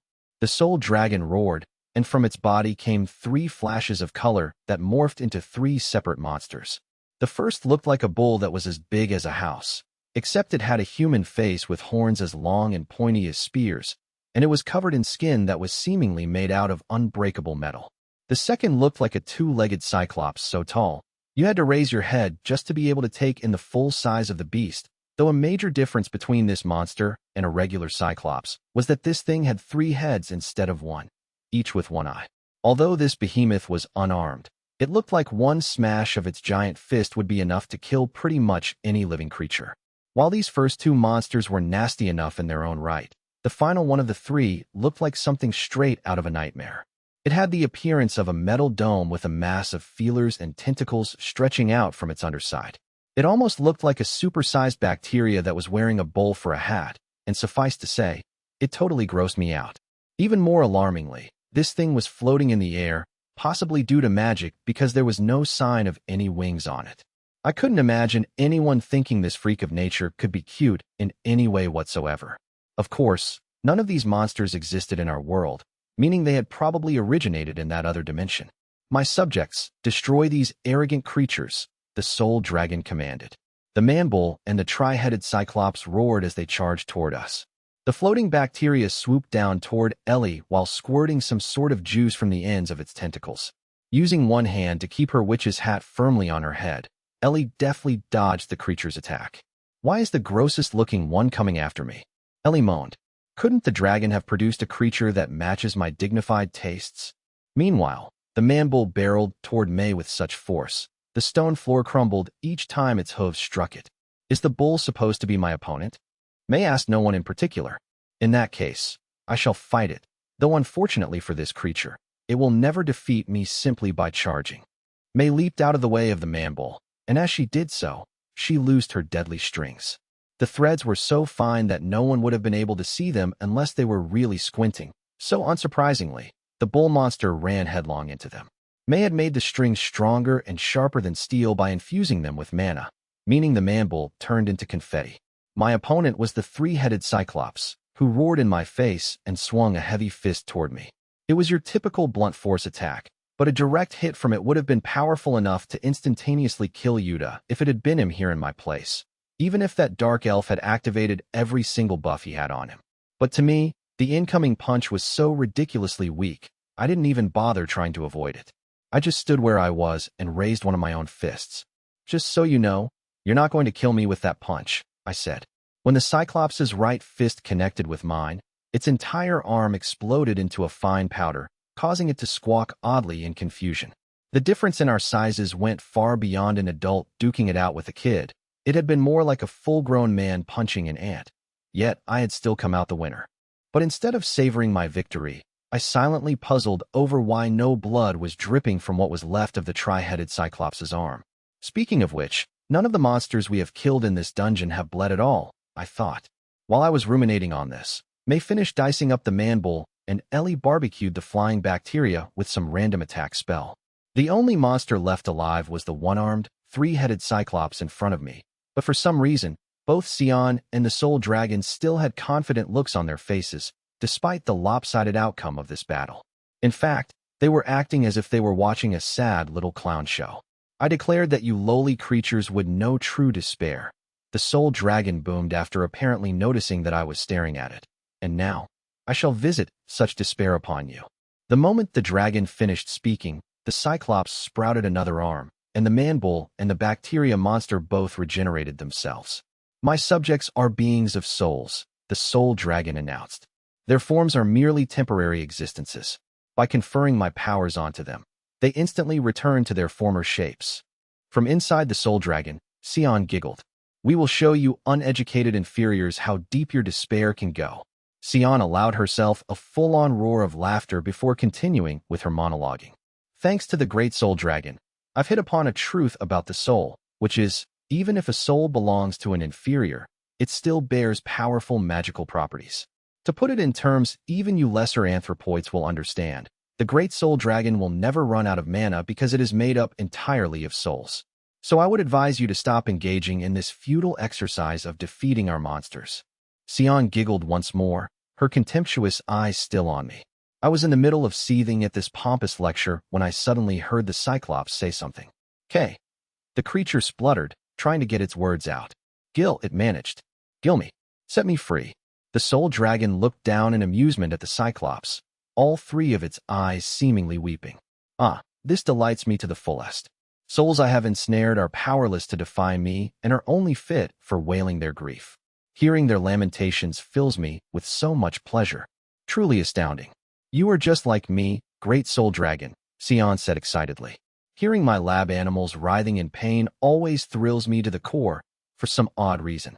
I can still remember the rush I felt on hearing Light scream in agony 3 years ago. He sounded preposterously absurd, and not all that unlike a pig being slaughtered. I do not indulge in any pastimes outside of my research, but I simply loved hearing you squeal like an animal back in the abyss. I trust we will be seeing a repeat of that entertaining spectacle in a few minutes. Sion, Soul Dragon. I glared up at the duo with barely suppressed rage. May and Ellie hadn't said a word, but I could tell from how they were glowering at our foes that they were equally enraged.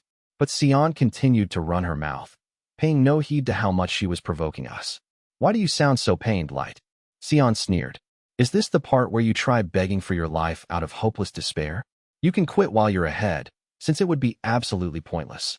We will have your souls, no matter what. So amuse us all you like with your groveling, but we will still take your souls and kill you.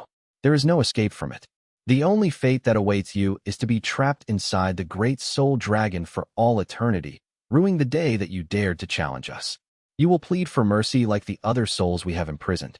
That will be your punishment for your verbal and physical transgressions against us.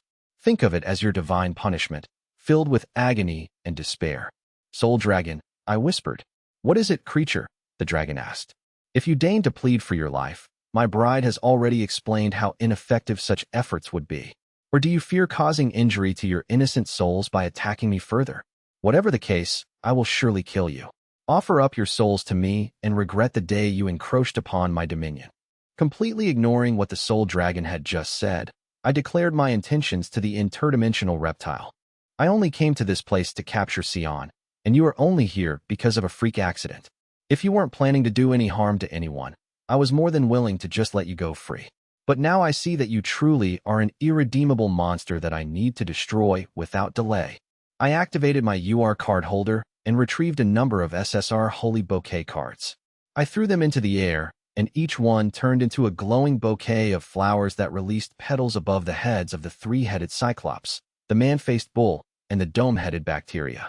As they fell, the petals slowly disintegrated the monsters, but instead of struggling against this fluttering doom, the creatures accepted their fates with elation.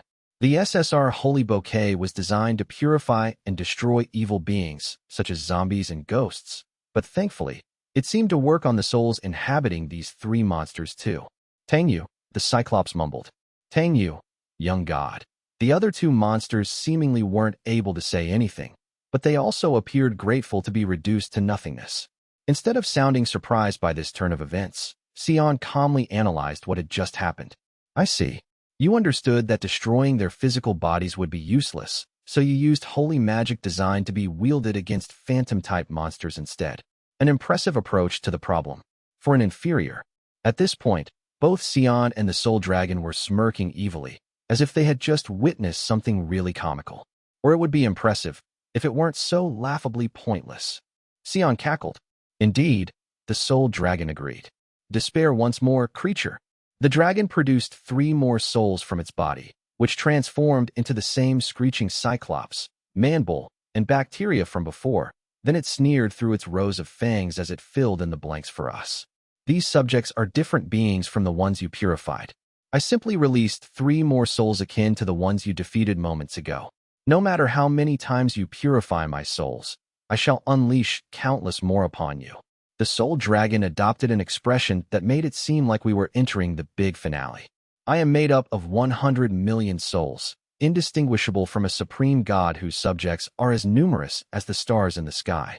I have spent innumerable years collecting souls to arrive at that number, and the years it shall take you to purify all of my souls shall be innumerable still.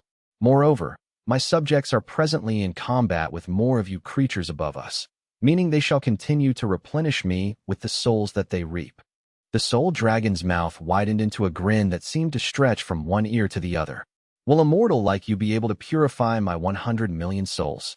I say to you it is impossible. You lost this battle the moment you dared to face me, creature. Well, I see despair in your eyes now. I gritted my teeth in silence, but kept my eyes firmly fixed on the Soul Dragon. The translucent reptile threw its head back and laughed at my reaction. You do despair? You despair, stubborn creature, the dragon chortled again. You despair? You despair? You despair greatly. I knew I could count on you, great Soul Dragon, Sion gushed. Light, show them how thoroughly dejected you are. And tell your 2 maidens to join you in your display. You must entertain the great Soul Dragon. Hurry up and show them how you look. Show them. I know, I whispered, causing a confused Sion and the Soul Dragon to abruptly halt their celebratory laughter. I know everything about you, Soul Dragon, I said firmly.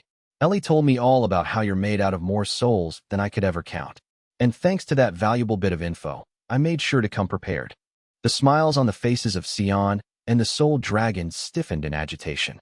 Since the two seemed unable or unwilling to speak, I continued to fire shots back at them. We thought you guys might be packing some other powers besides the ones we had already banked on, but it sounds like you have no other trump cards left up your sleeve.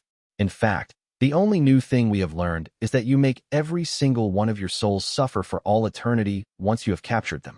You really make me sick. I agree with Master Light, May piped up. You are an incredibly repellent creature, Soul Dragon. I never imagined the Soul Dragon could do such horrible things to the dead, said a visibly shaken Ellie. If I had known, it would have been one of the first things I would have told you. Please forgive me, blessed Lord. It's not your fault, Ellie, I said.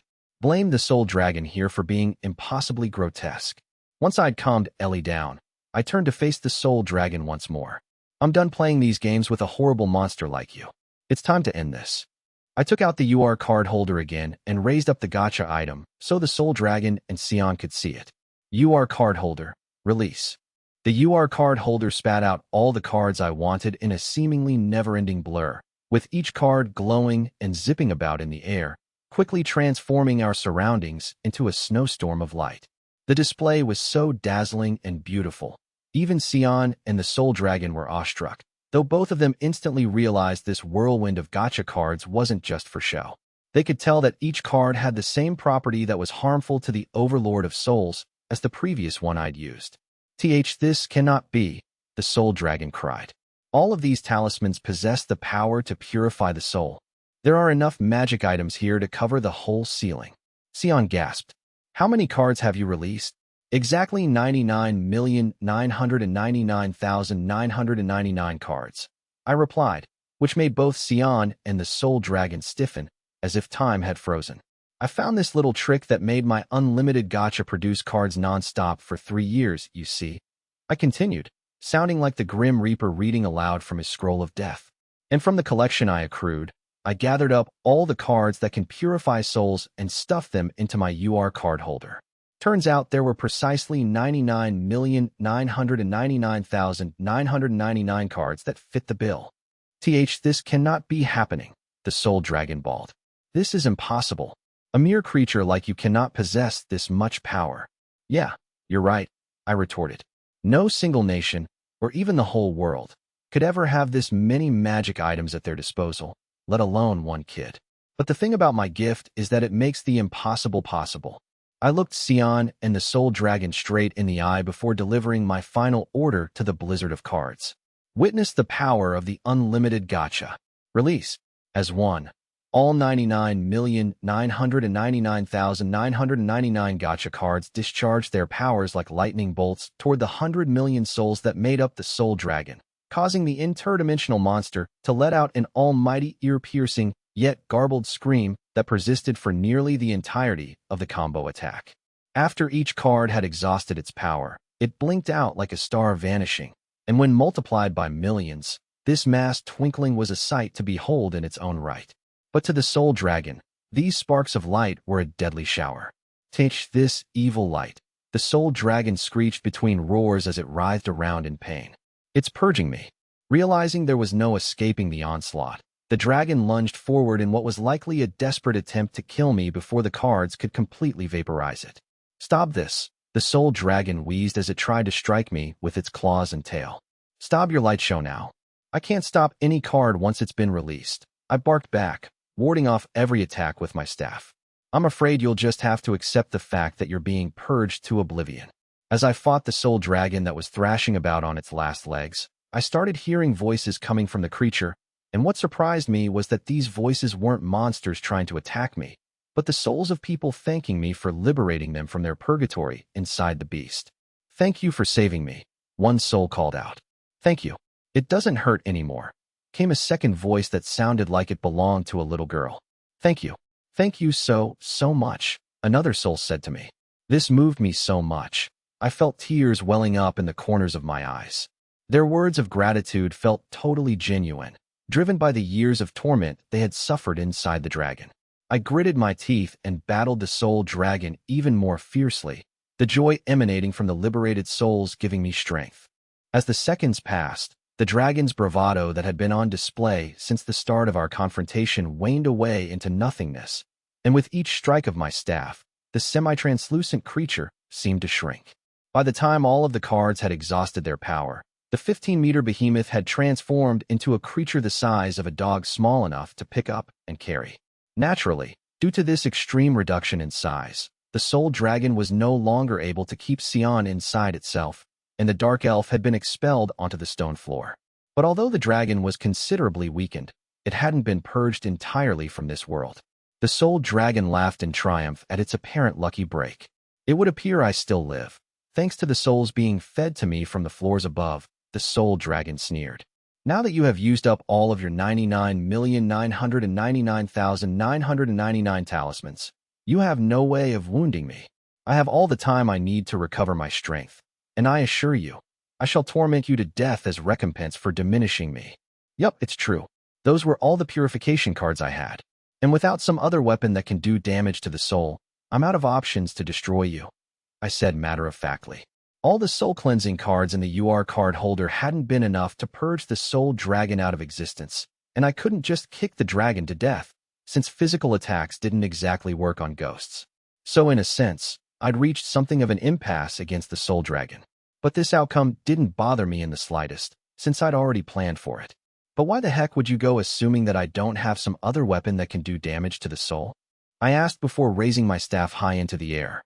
Commencing primary soul seal cancel code, 9,999, for 9s. God Requiem Gungnir. May and Ellie looked on with pained expressions as I partly unsealed the Gungnir, but they didn't interfere, since I'd informed them of my plan in advance. The top of the staff transformed into an ebony-colored spearhead, and dark, smoky flames emanated from the weapon. Even though the soul dragon had threatened to torture me to death barely a minute ago, it once again shrank away from me in a mix of fear, confusion, and despair.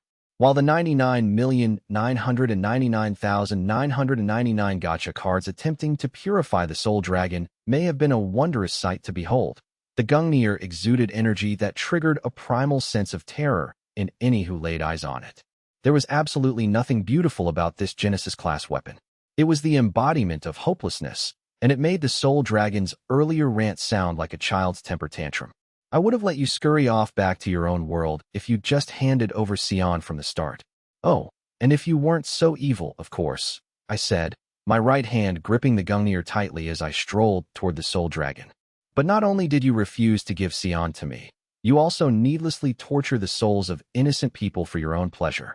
Do you have any idea how much you nauseate me? You need to pay for everything you have done, soul dragon. But simply purifying your soul would be letting you off easy. No, I'm going to destroy you and your soul completely so that you never appear again, in this world or the next. A full-throated wail erupted from the interdimensional Lord of Spirits on hearing that I intended to destroy its soul, and in effect, the entirety of its being. The screech suggested that, for the first time in its life, the soul dragon actually feared for its very existence. Approach me not, foul beast, the soul dragon roared. Come no closer. I command you. Ignoring the soul dragon's pleading, I moved in closer and used the Gungnir to rip away the remaining souls from the creature one by one. I purified each soul I peeled off, and they floated up into the air briefly before melting away into the ether. I was only after the soul dragon's original spirit, and I didn't want to harm any of the other souls that made up its being. The semi-translucent creature continued to scream out of fear, desperation, and distress as I continued this process until there was only one soul remaining, the coarse spirit of the reptile. Without any hesitation, I blasted the soul dragon with as much power as I could draw from the Gungnir, ominous black flames wrapping around my arms like the cloak of the Grim Reaper. I'd only been able to unseal a quarter of the Gungnir's power, since 3 of my lieutenants had placed their own seals on it to nerf the other 3/4, yet it was still enough to burn through the flesh on my level 9999 right arm, making me grunt slightly in pain. Still, this told me that the power I could access was more than enough to obliterate the soul dragon and ensure that it would never again bring harm to anyone else, in this world or any other. Have mercy on me, creature, O benevolent one, the soul dragon cried. I shall leave this world at once. I shall give Sion to you. I have no need of this creature. You may do with her as you see fit. Now the size of a ferret that could easily sit in the open palms of 2 hands, the soul dragon was in full-on pleading mode, the desperation in its voice plain to hear. If it is your desire, I shall become your subject, O merciful one. Your powers are greater than I can comprehend. If you wish me to demonstrate my devotion to you, I shall slaughter this woman known as Sion who has dared to insult you this instant. I shall torment her and end her life in a way that I am sure will bring you entertainment, O benevolent one. Ark. I didn't even let the soul dragon finish its cringeworthy display of groveling before stabbing it through the torso with the sharp tip of the Gungnir. Why would you suggest denying me my revenge? I said, twisting the head of the spear into the screaming dragon.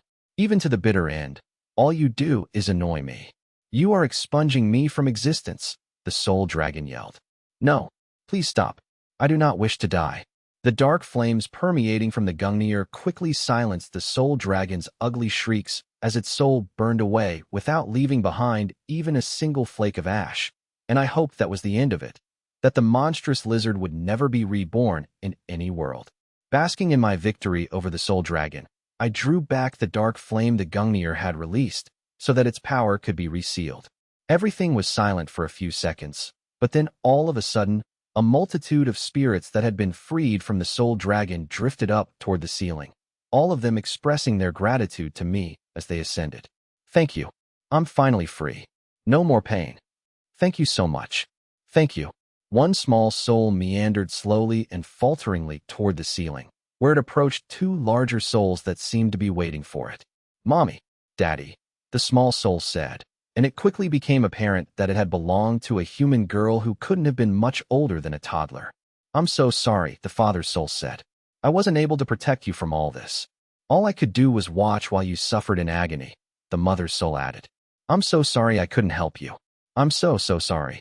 I could tell from the anguish expressed by the two parents that they had sacrificed their lives to protect the girl from some kind of danger, though obviously they'd been unsuccessful, and the girl had died at a young age despite their efforts. The girl didn't blame her parents at all, though.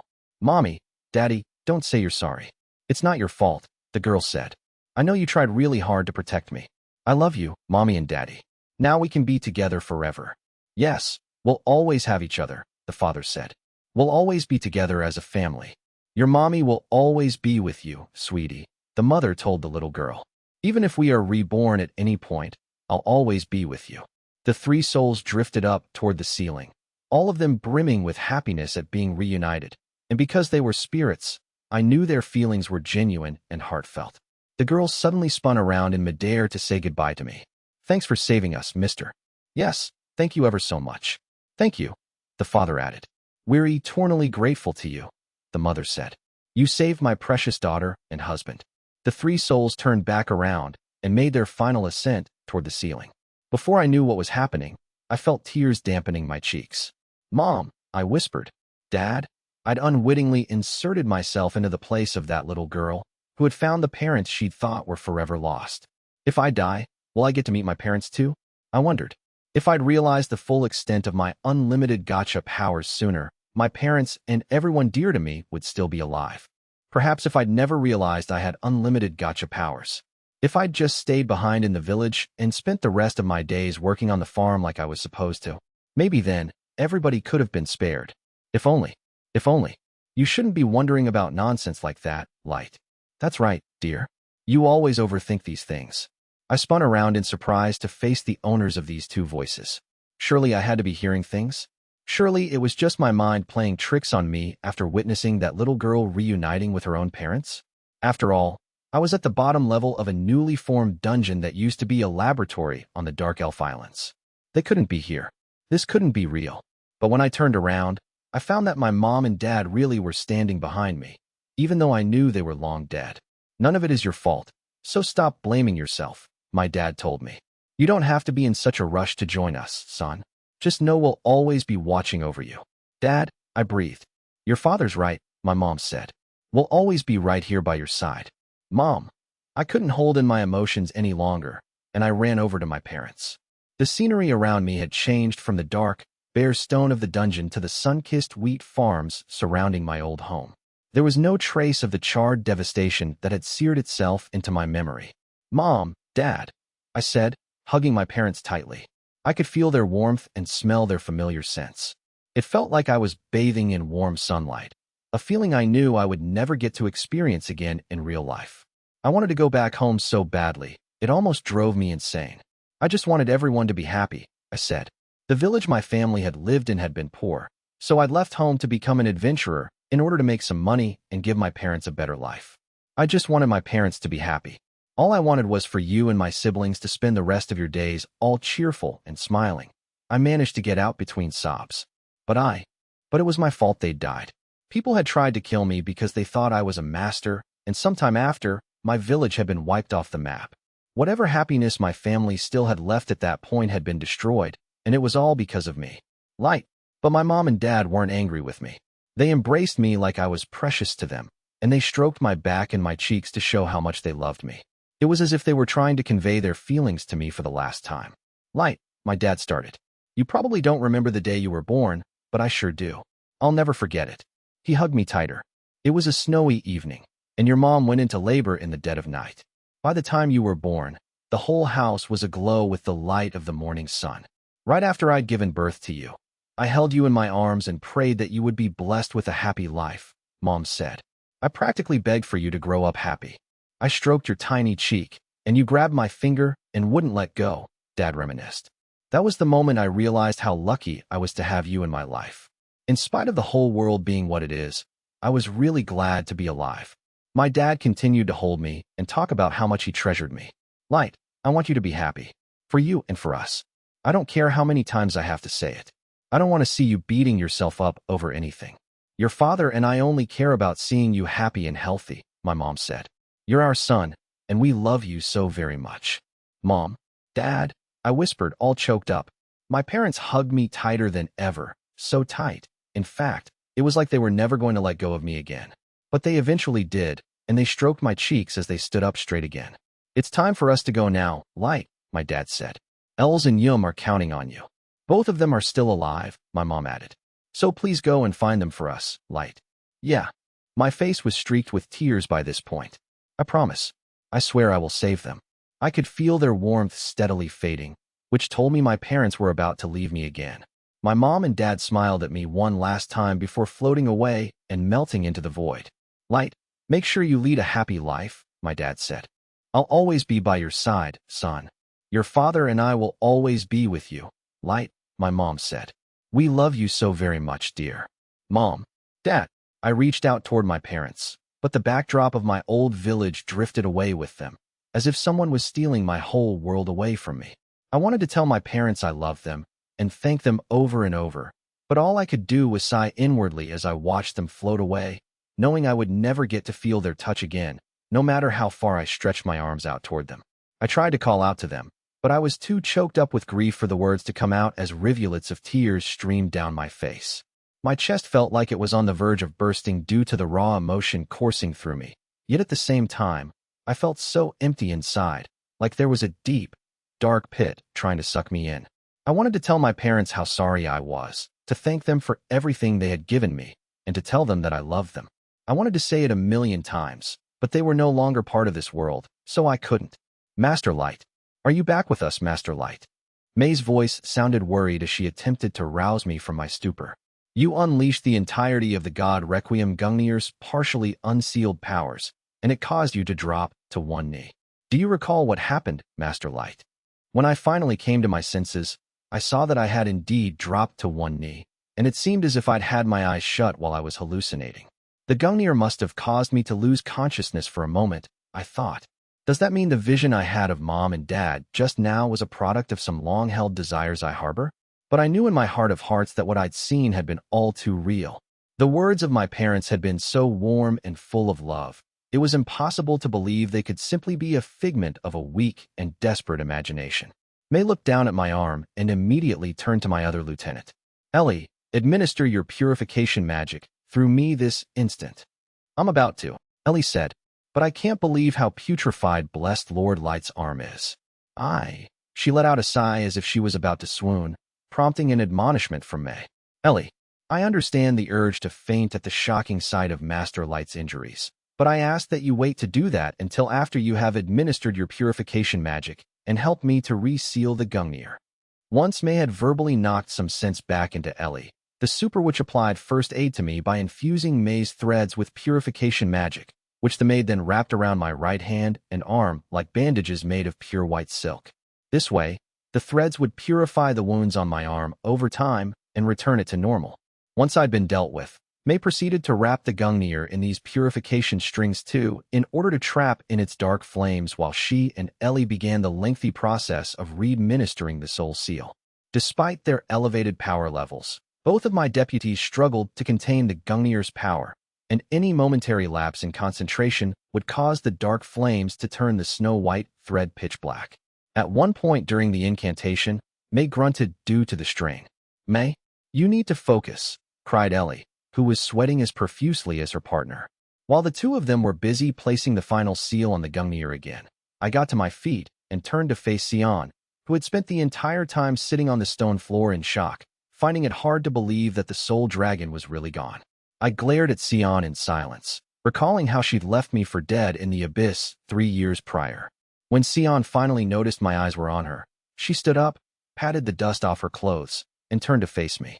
But there was no hint of despair, fear, or cajolery in her eyes. She regarded me the way a scientist would look at a curious specimen. I never would have imagined that you could possess the strength to destroy the great. Sion paused and corrected herself.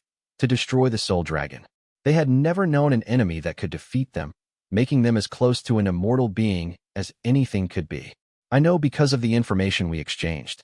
And yet, you, Light, were able to destroy the soul dragon completely. What magnificent power you wield. I didn't say anything, so Sion continued pontificating in a way that would have seemed out of character for her before. Back when we ran background checks on you, your Unlimited Gacha was producing nothing but useless cards, was it not? I wonder how it is that you are now able to produce such powerful cards, and in such a high quantity, no less. Was the generation of those cards conditional on some variable we were not aware of at the time? You need to tell me what other cards you possess and what properties they have. Some of them may be useful in furthering my research into the soul. Sion, I said after a long, stunned silence. What are you talking about? Oh, have I said something odd? Sion gave me a look that told me she was genuinely puzzled by my question. Her utter lack of self-awareness sent me flying into a rage. What the hell is wrong with you? I roared. Not only did you leave me for dead in the abyss, you abducted and killed a whole bunch of innocent humans for your experiments. Why would you imagine I would ever want to help you? I came here to get my revenge on you and to make you pay for the countless murders you have perpetrated. Sion sighed. We are on the verge of a historic scientific breakthrough. We don't have time for these petty revenge fantasies. The dark elf hadn't even flinched when I'd yelled at her. In her eyes, I was simply an inferior who didn't understand the value of science, and she looked down at me coldly as she continued to lecture me like a schoolmarm trying to teach arithmetic to a preschooler. If we learn enough about the soul to transplant gifts into individuals of different races, it won't just benefit the dark elves, Sion said. Everyone considers humans to be a vastly underdeveloped species, but this presents your race with a chance to finally progress to the next stage of your evolution. If we are successful in this endeavor, your kind may no longer find itself subject to the bigotry you endure currently. Even though I only managed to gain some bits and pieces of knowledge regarding the soul from the soul dragon, if we combine the information I have gleaned with your unlimited gacha powers, we could make untold advances in my research. Sion stretched her arms wide as she wound up her spiel. You yourself joined the Concord of the tribes in order to rid the world of discrimination, did you not? If you truly wish to attain that goal, the number of inferiors we have killed shouldn't matter. Their sacrifices will not have gone to waste if we bring about a whole new era for the world and your race. Am I wrong on that? Sion's rambling and internally inconsistent sales pitch was truly one of the most insanely unrepentant things I'd ever heard. So much so, in fact, that I was left too stunned to speak for a moment or two. Yeah, it's true. I did want a world free of bigotry, just like the Concord of the tribes said they stood for. I eventually said in a deliberately measured tone. Whenever we went to restaurants, Garu would drink himself stupid, which used to annoy Sasha intensely. You used to launch into lectures that most of us didn't really get, except for Nano, who'd immediately start presenting counterarguments. Diablo would chide us for our bad table manners. Oboro would sit at one end of the table and drink all by himself, and Santer would wander off and pick fights with the other customers, which left Drago exasperated. We had our ups and downs, but those days were some of the best of my life. Right up until the moment I found out you guys had been tricking me the whole time. That is. I suppose you have a point there, Sion replied indifferently. I generally don't drink alcohol due to the way it dulls the mind, but Garu and Sasha always insisted I drink with them, much to my displeasure. I didn't mind those gatherings, however, and my time spent in that party was certainly enjoyable to some extent. So all the more reason for us to start afresh and... But I can never look past what you've done. I interrupted, my emotions laid bare. Those spirits I liberated from the soul dragon, they thanked me. They thanked me from the bottom of their hearts. Some of those souls were the same people you killed during your human experimentation. For the past 3 years, Sion and her gang had been illegally kidnapping gift-wielding humans for her experiments on how to transplant gifts. Even at this very moment, I could still see the magic symbols on the floor that had been drawn around the poor people she'd tortured to death. The souls of her victims had remained trapped within these runes, still suffering the pain of those cruel experiments. It was probably by sheer chance that the soul dragon noticed the cries of torment from these countless souls while in its own world, leading the monster to make its near-miraculous appearance in Sion's lab through an interdimensional portal it created. The joy and gratitude I'd felt from the freed souls had been so warm and genuine. I didn't think I would ever forget it. I could only imagine the pain and suffering those human souls had endured as they lay trapped within those magic symbols. You're expecting me to just forget what you did and help you in your research? Are you kidding me? I glared at Sion, wanting nothing more in that moment than to strangle her. Did you conveniently forget how you and the rest of the party tried to kill me with the intention of leaving my corpse in the abyss like a sack of garbage? Why the hell would I ever trust you again? You think what I'm doing is some petty revenge fantasy? Only someone who's never felt the devastation of being betrayed in their entire life could come out with senseless crap like that. No, I'm never going to work with you. In fact, even if I wasn't out for revenge, you're way too much of a murdering slime bucket to even consider letting you live one day longer. I'd burn you to the ground and spit on your ashes before I'd ever help you with your garbage research. Garbage? Sion spluttered angrily. You dare to call my research garbage? From what I could remember, Sion had never expressed an emotion one way or another on pretty much anything.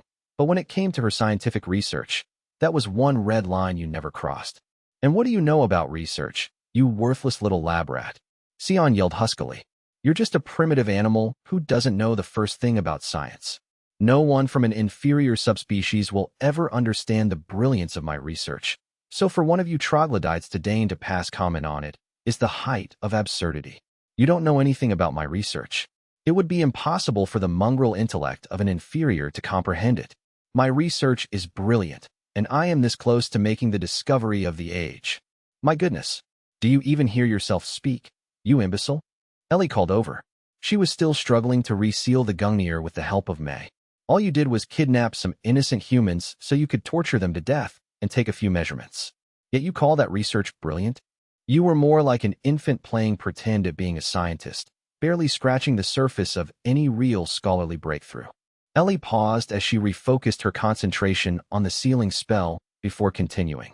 First of all, it is impossible on the face of it to separate a gift from the soul, and only a complete imbecile would cling to such a notion. Don't you understand that the soul and the gift form as a single entity? It's a very basic concept. You're just like a child who thinks they're close to an epiphany after simply flipping a coin 100 times. To even begin to understand the soul, you need to flip that proverbial coin billions of times, yet you still think you're this close to a breakthrough?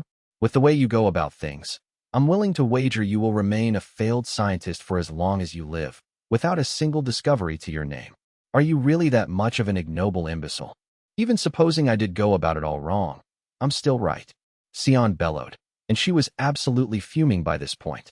My theories are correct, and a few tweaks to my research process is all it will take to prove that I'm right. That is the whole nature of science. Nothing else matters as long as I advance the world's knowledge with my brilliant breakthroughs. All the people who died in my experiments will rejoice at my discoveries. Those souls will be glad knowing they were the foundation to my brilliant research. No, your research was total garbage, I retorted, prompting Sion to glower at me, but I didn't flinch at being the target of her ire. Your research that snuffed out an untold number of innocent lives has been a blight on this world. You think all the people you've killed will rejoice? Forget about my revenge. I need to take you down for being an evil monster. I'll even show you exactly how evil you are. Right here, right now. I reached into my pocket and pulled out an Unlimited Gacha card. SSSR Hell's Gate. Release. To Sion's shock, a large creepy-looking gate appeared behind her. It was edged with dark stones mortared together, while the double doors themselves were made of a heavy-looking metal and large enough to let a 2-meter-tall creature pass through them without needing to stoop. Instead of doorknobs, large weighty rings were attached to the doors, and it seemed like those were the things you needed to pull if you wished to open the gate. Above the twin doors was a sign that read, "Abandon all hope ye who enter here," which only added to the overall ominous vibe it was giving off. Where did this gate spring from? Asked Sion, who had spun around to look at the structure. What's this? Now it's opening by itself. The heavy doors slowly swung outward in a smooth motion without any hint of creaking, as if a pair of butlers were gently pulling the handles. Even though the gate appeared to be a flat, freestanding object that wasn't connected to another room, The open doors didn't offer a view to the rest of the underground laboratory, as you might expect. Instead, there was a pitch-black void beyond, and it appeared to be rippling. All of a sudden, a cacophony of macabre, garbled sounds emanated from the void, and Sion let out an ear-splitting shriek at the sight that met her eyes.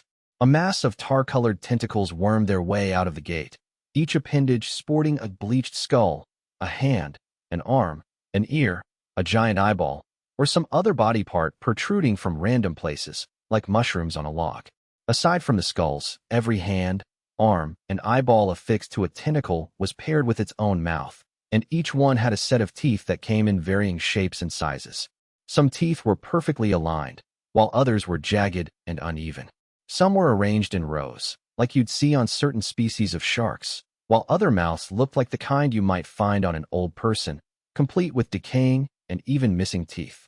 This gruesome, hair-raising mass of monsters lunged toward Sion. "What? No!" Sion screamed. "Stay away from me, Aarg." It was too late.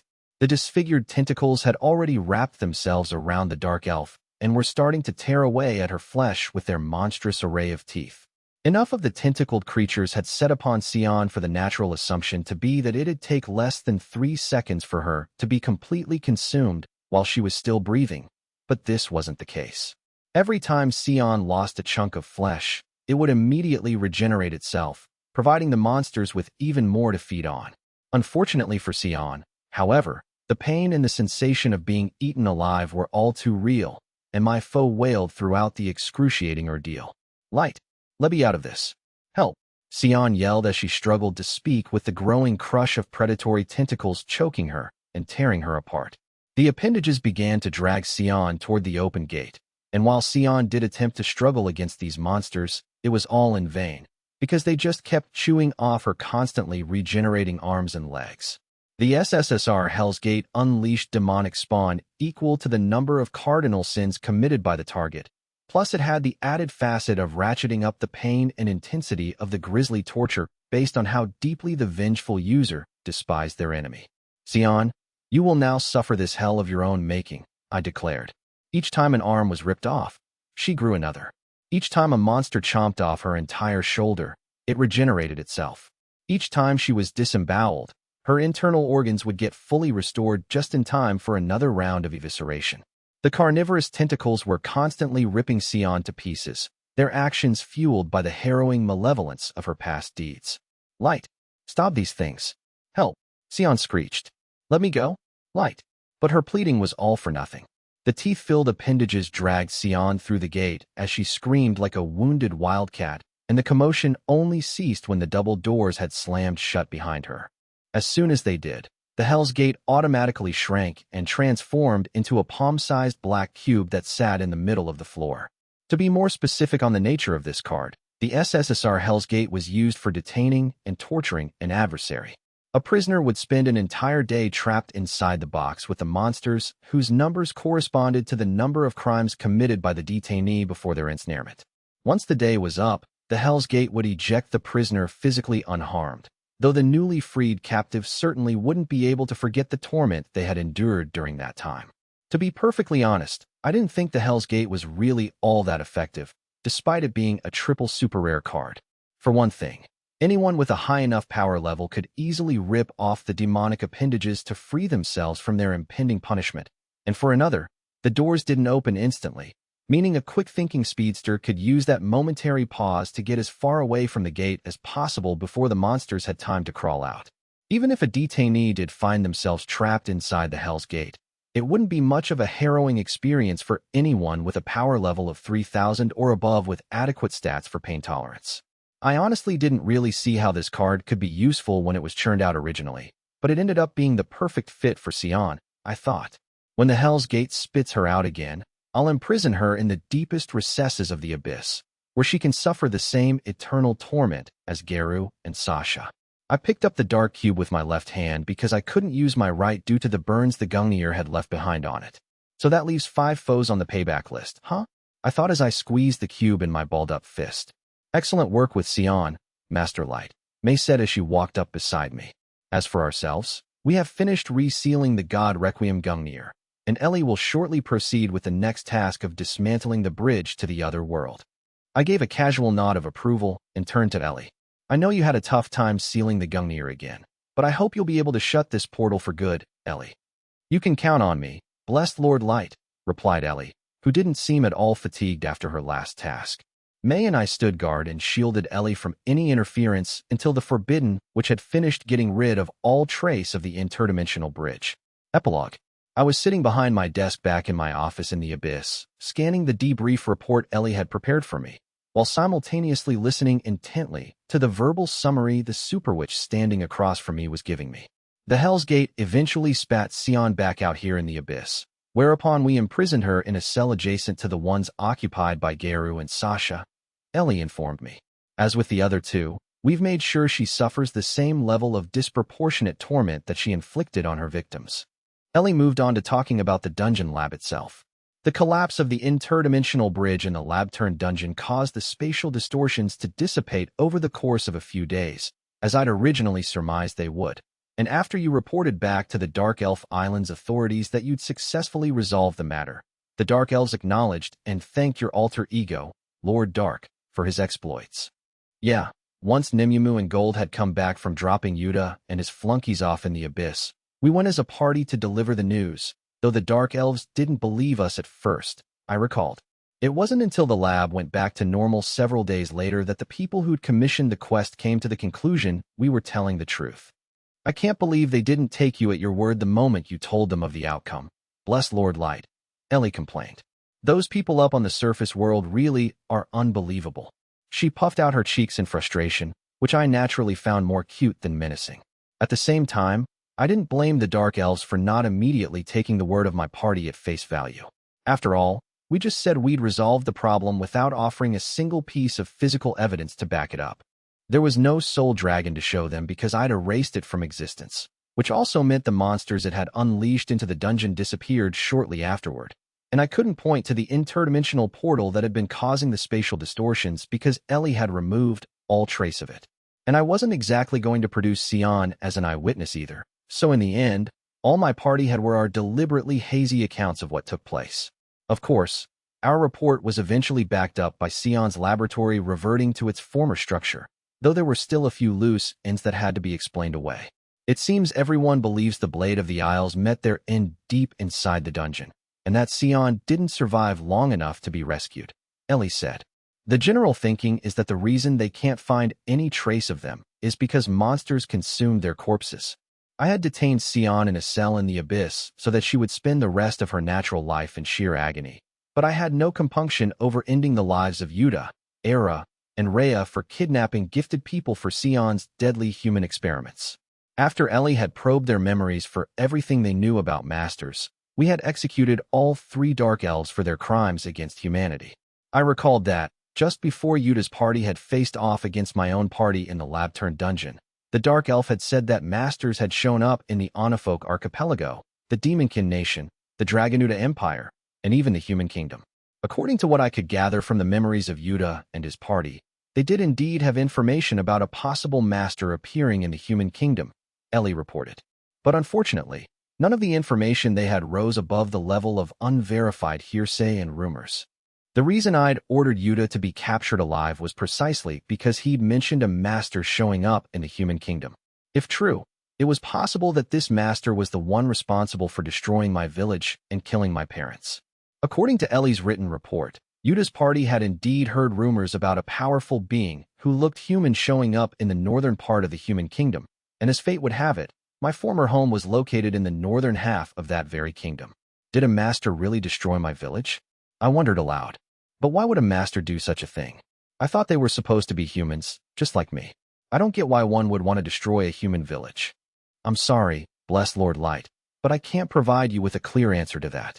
We just don't have enough information to go on, Ellie replied, looking genuinely ashamed of herself. Oh, sorry, Ellie. I didn't mean to sound like I was blaming you, I said, realizing I was still in the middle of a conversation with my lieutenant and my musings could have been taken the wrong way. Needless to say, it wasn't her fault that she couldn't extract enough information to answer all of the questions I had. In an attempt to change the subject, I made a comment on the next item in Ellie's report. Although Yuta's gang didn't know all that much about masters in the end, it says here they did have plenty of interesting info we can use, I noted. Yes, indeed, blessed Lord, Ellie said, perking up from her brief bout of mental self-flagellation. From what I could pick out of their memories, they seem to have used their positions as A-rank adventurers to act as spies, collecting intelligence from all around the world that they then secretly handed over to the Dark Elf leaders. One of the 4 clan leaders, Gighiz, appears to know something about masters, according to Yuta's recollections. Since the Elf Queen's memories held information about masters, it wouldn't surprise me at all if a Dark Elf leader had some intel on them too, I mused. In fact, I'd expect it. I would too, Ellie agreed. In fact, I plan to visit the Dark Elf leaders as the Wicked Witch of the Tower and use the fact that they were getting Yuta to spy on other nations as leverage to extract information about masters from them. That'd be really awesome of you, Ellie, I said. Not only did you close that interdimensional portal, you also resealed the Gungnir and healed up my arm. Despite doing all of that, you're now volunteering to go on another Tower Witch mission. I really don't know how to thank you for everything you're doing for me. The moment the words, thank you, passed my lips, Ellie blushed all the way to the tips of her ears before launching into an animated reply. Why, you don't need to thank me, blessed Lord. Like the rest of us here in the Abyss, simply serving as your loyal assistant makes me happy, and I wouldn't dream of asking for anything more than that. So please, blessed Lord, don't trouble yourself over how to thank me. Although, Ellie paused and seemed to turn a shade redder. If you really insist on rewarding your humble servant for her tireless efforts, then perhaps you would allow me to demonstrate my absolute fealty to you by letting me place my lips on the top of your foot. All of a sudden, there were a few quick raps at the door and May burst into my office. Master Light, pardon the interruption. This unexpected intrusion was very out of character for May, who was usually calm and collected in everything she did, though thankfully, her abrupt and hurried entrance meant I wasn't able to catch the end of Ellie's request. The Super Witch responded to this interruption by furrowing her brow in annoyance. May, why must you always come rushing into the office when I'm doing my debriefings with Blessed Lord Light? Ellie said tartly. Do you have something against me? Is that it? If you do, there are other ways to air your grievances than disrupting me like this. And no, Ellie, that was not my intent, May said quickly, allowing us a rare glimpse at her flustered side. I realize this is now the second time I have interrupted your post-mission report, but I assure you, I bring critical news. May, Ellie yelled, cutting across her colleague. I excused you interrupting us last time because you informed us of Sion's life and death situation, but I refuse to believe the news you are bringing now can be anywhere near that same level of importance. I'll have you know that I was in the middle of updating Blessed Lord Light on everything we know about Masters. If what you have to say is indeed more critical than that, I will owe you for delaying you from delivering your message. But if what you're about to say turns out to be of little consequence. Ellie glared at May, daring the maid to rise to the challenge she had laid down. But despite the unmistakably threatening tone to Ellie's outburst, May maintained her deadly serious expression and relayed her urgent news. Master Light, we have received information regarding the whereabouts of your younger sister, Yum. I spluttered in surprise and stood up so fast, the chair I'd been sitting on flew backward and crashed to the floor. We've found Yum. Even Ellie seemed shocked into silence by this world-shaking news. I was still curious to find out how much the Dark Elf authorities knew about Masters, but obviously, my baby sister who I hadn't seen for more than 3 years immediately became my top priority. Sorry, Ellie, but we'll have to put this briefing on hold, I said to my deputy. May, tell me more. Of course, Master Light, May said before promptly launching into recounting what she had heard. Sympathetic to my feelings, Ellie stood to one side as May relayed her report, and as I listened, I made a silent vow from the bottom of my heart. Due to being separated from her for 3 years, I wasn't able to protect Yum from the disaster that befell our village. But this time, I'll do everything in my power, with all the knowledge that I've gained, to make sure nothing happens to her ever again. Extra Story 1. Nazuna visits the card repository. Whoa! The SUR Ancestral Vampire Knight, Nazuna, turned her head this way, and that on entering the card repository, one of the busiest sections of the Abyss, but she wasn't there on any particular business. It just happened to be one of the stops on her daily patrols. Although Nazuna was the strongest fighter out of all of Light's allies, she also displayed the least intelligence of his 4 lieutenants. This lack of wisdom meant Nizuna didn't possess the kind of resourcefulness and adaptability that was required to join Light on his forays up to the surface world, and it also meant she wasn't really the right person to leave in charge of the Abyss in Light's absence. That universally shared sentiment wasn't intended as a slight against Nizuna. After all, everyone agreed that her sunny personality made her the life and soul of the dungeon. But everyone has their strengths and weaknesses, so when Light left the Abyss to go capture Sion, he gave Nizuna a very specific instruction to protect the dungeon while he was away. Since in her own words, Nizuna loved Light super-duper much, she readily agreed to his request, which is how she came to be carrying out a patrol of the Abyss on this particular day. Or at least, in her mind, she was patrolling the premises. To everyone else, Nizuna was just out for a stroll around the dungeon. Even though Nizuna made daily stops at virtually every location in the Abyss, the card repository was an exception. She hardly set foot in there because she didn't want to get in the way of the crush of fairy maids dashing in and out with their requisition orders. But on this particular day, Nizuna had felt like making a rare visit to the card repository, and she showed up there when it was least busy. "Every time I see this place, it just looks amazing," Nizuna said, still gawking at her surroundings. The card repository was bigger than several ballrooms put together, but wherever you looked, it was packed with rows and rows of shelving, all tightly spaced and bursting with cards. To attain its present capacity, Light had needed to order several expansion projects until the repository had enough space for the huge volume of gacha cards it was expected to hold. Positioned in front of the shelving were two counters manned by Anelia and Alf, the sibling UR card keepers. The pair were usually seen attending to the needs of two lines of fairy maids by handing out cards that matched what was on the requisition forms brought to them. The Unlimited Gacha had been jerry-rigged to spit out cards around the clock, and a group of fairy maid assistants brought the cards it produced to the repository every morning and evening. Anelia and Alf used their level 5000 powers to manipulate the gacha cards in midair to sort them, and whenever the keepers completed a bundle by type, an assistant took the stack and placed it on the corresponding shelf.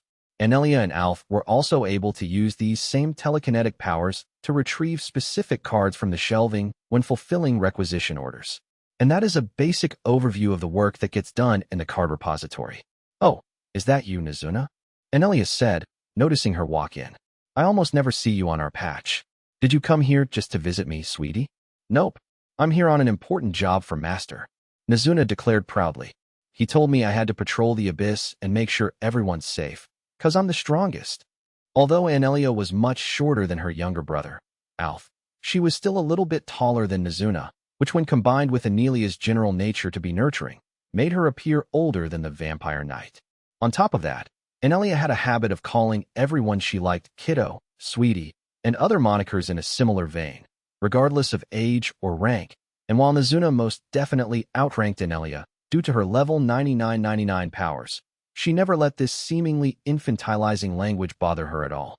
The fairy maids would typically form long, meandering lines in front of the counters in order to get the daily consumables and other items they needed.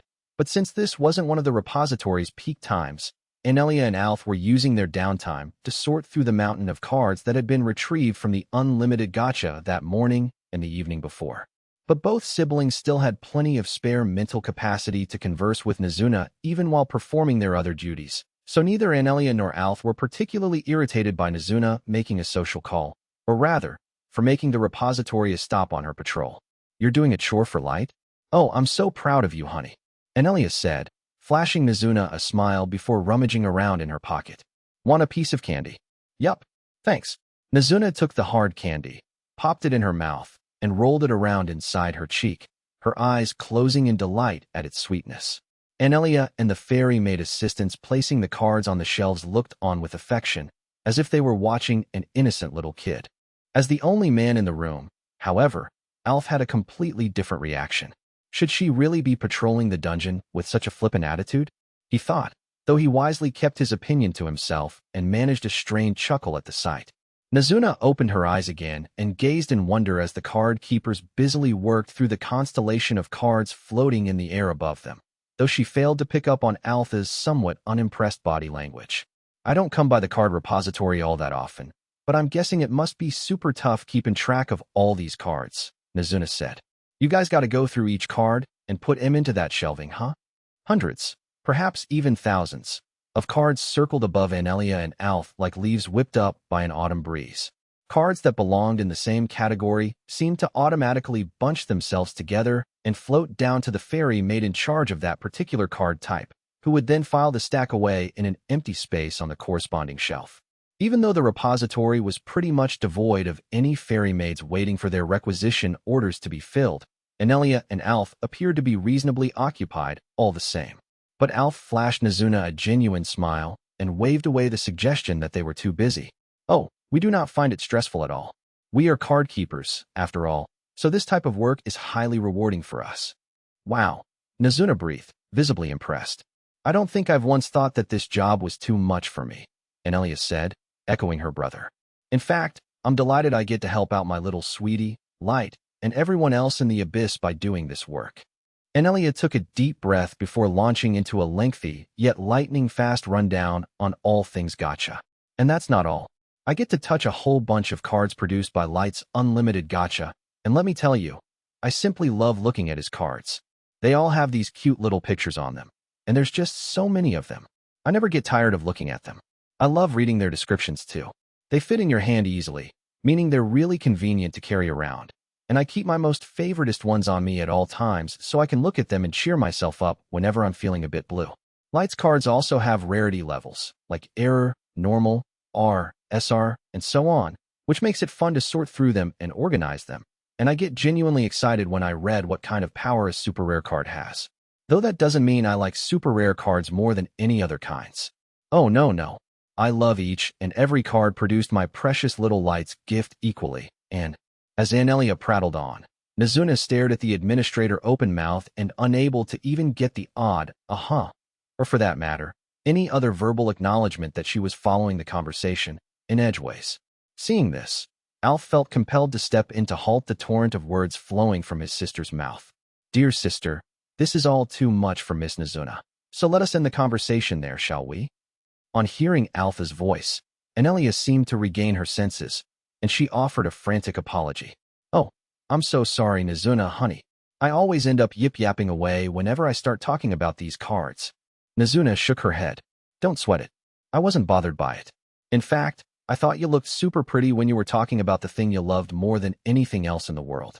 Too bad you totally lost me midway through." Nazuna's honest assessment put Anelia on cloud 9. "Oh, Nazuna, you're such a good girl." Anelia stood on her tiptoes, reached across the counter, and rubbed Nazuna's head. "Yup, I'm always a good girl," Nazuna said happily. She didn't exactly understand why Anelia had started stroking her head, but since Nazuna was obviously being praised, she accepted the compliment with her head held high. All of a sudden, Nazuna's stomach growled, startling Anelia. "Nazuna, sweetie, are you hungry?" Anelia asked. "It's a teensy bit early for lunch, but we can go eat something together if you like." "Sure," Nazuna replied excitedly.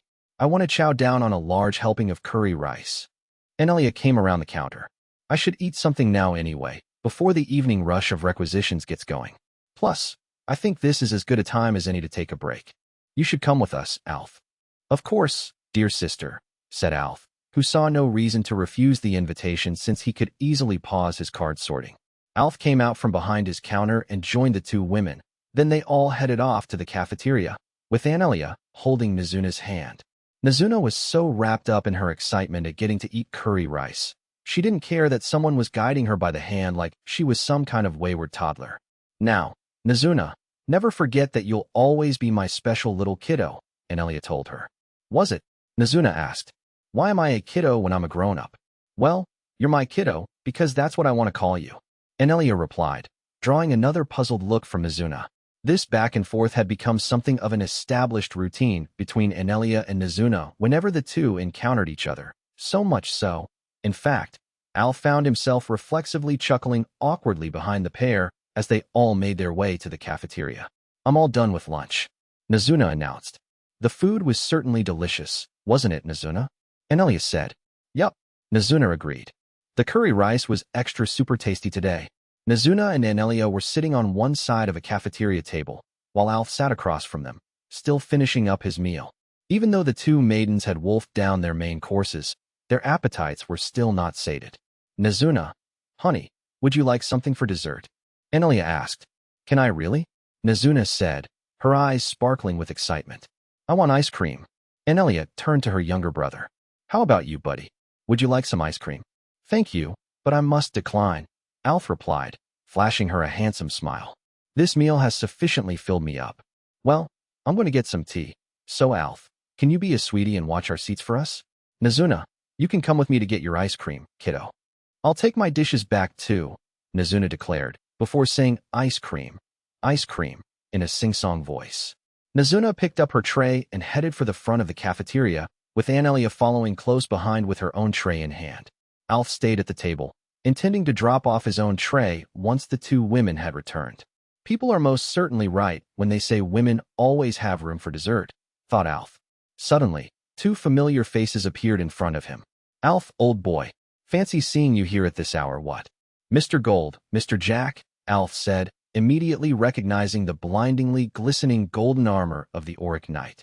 Gold was a regular in Light's party that went questing up on the surface, which probably explained how he'd become one of the Abyss's most communicative denizens.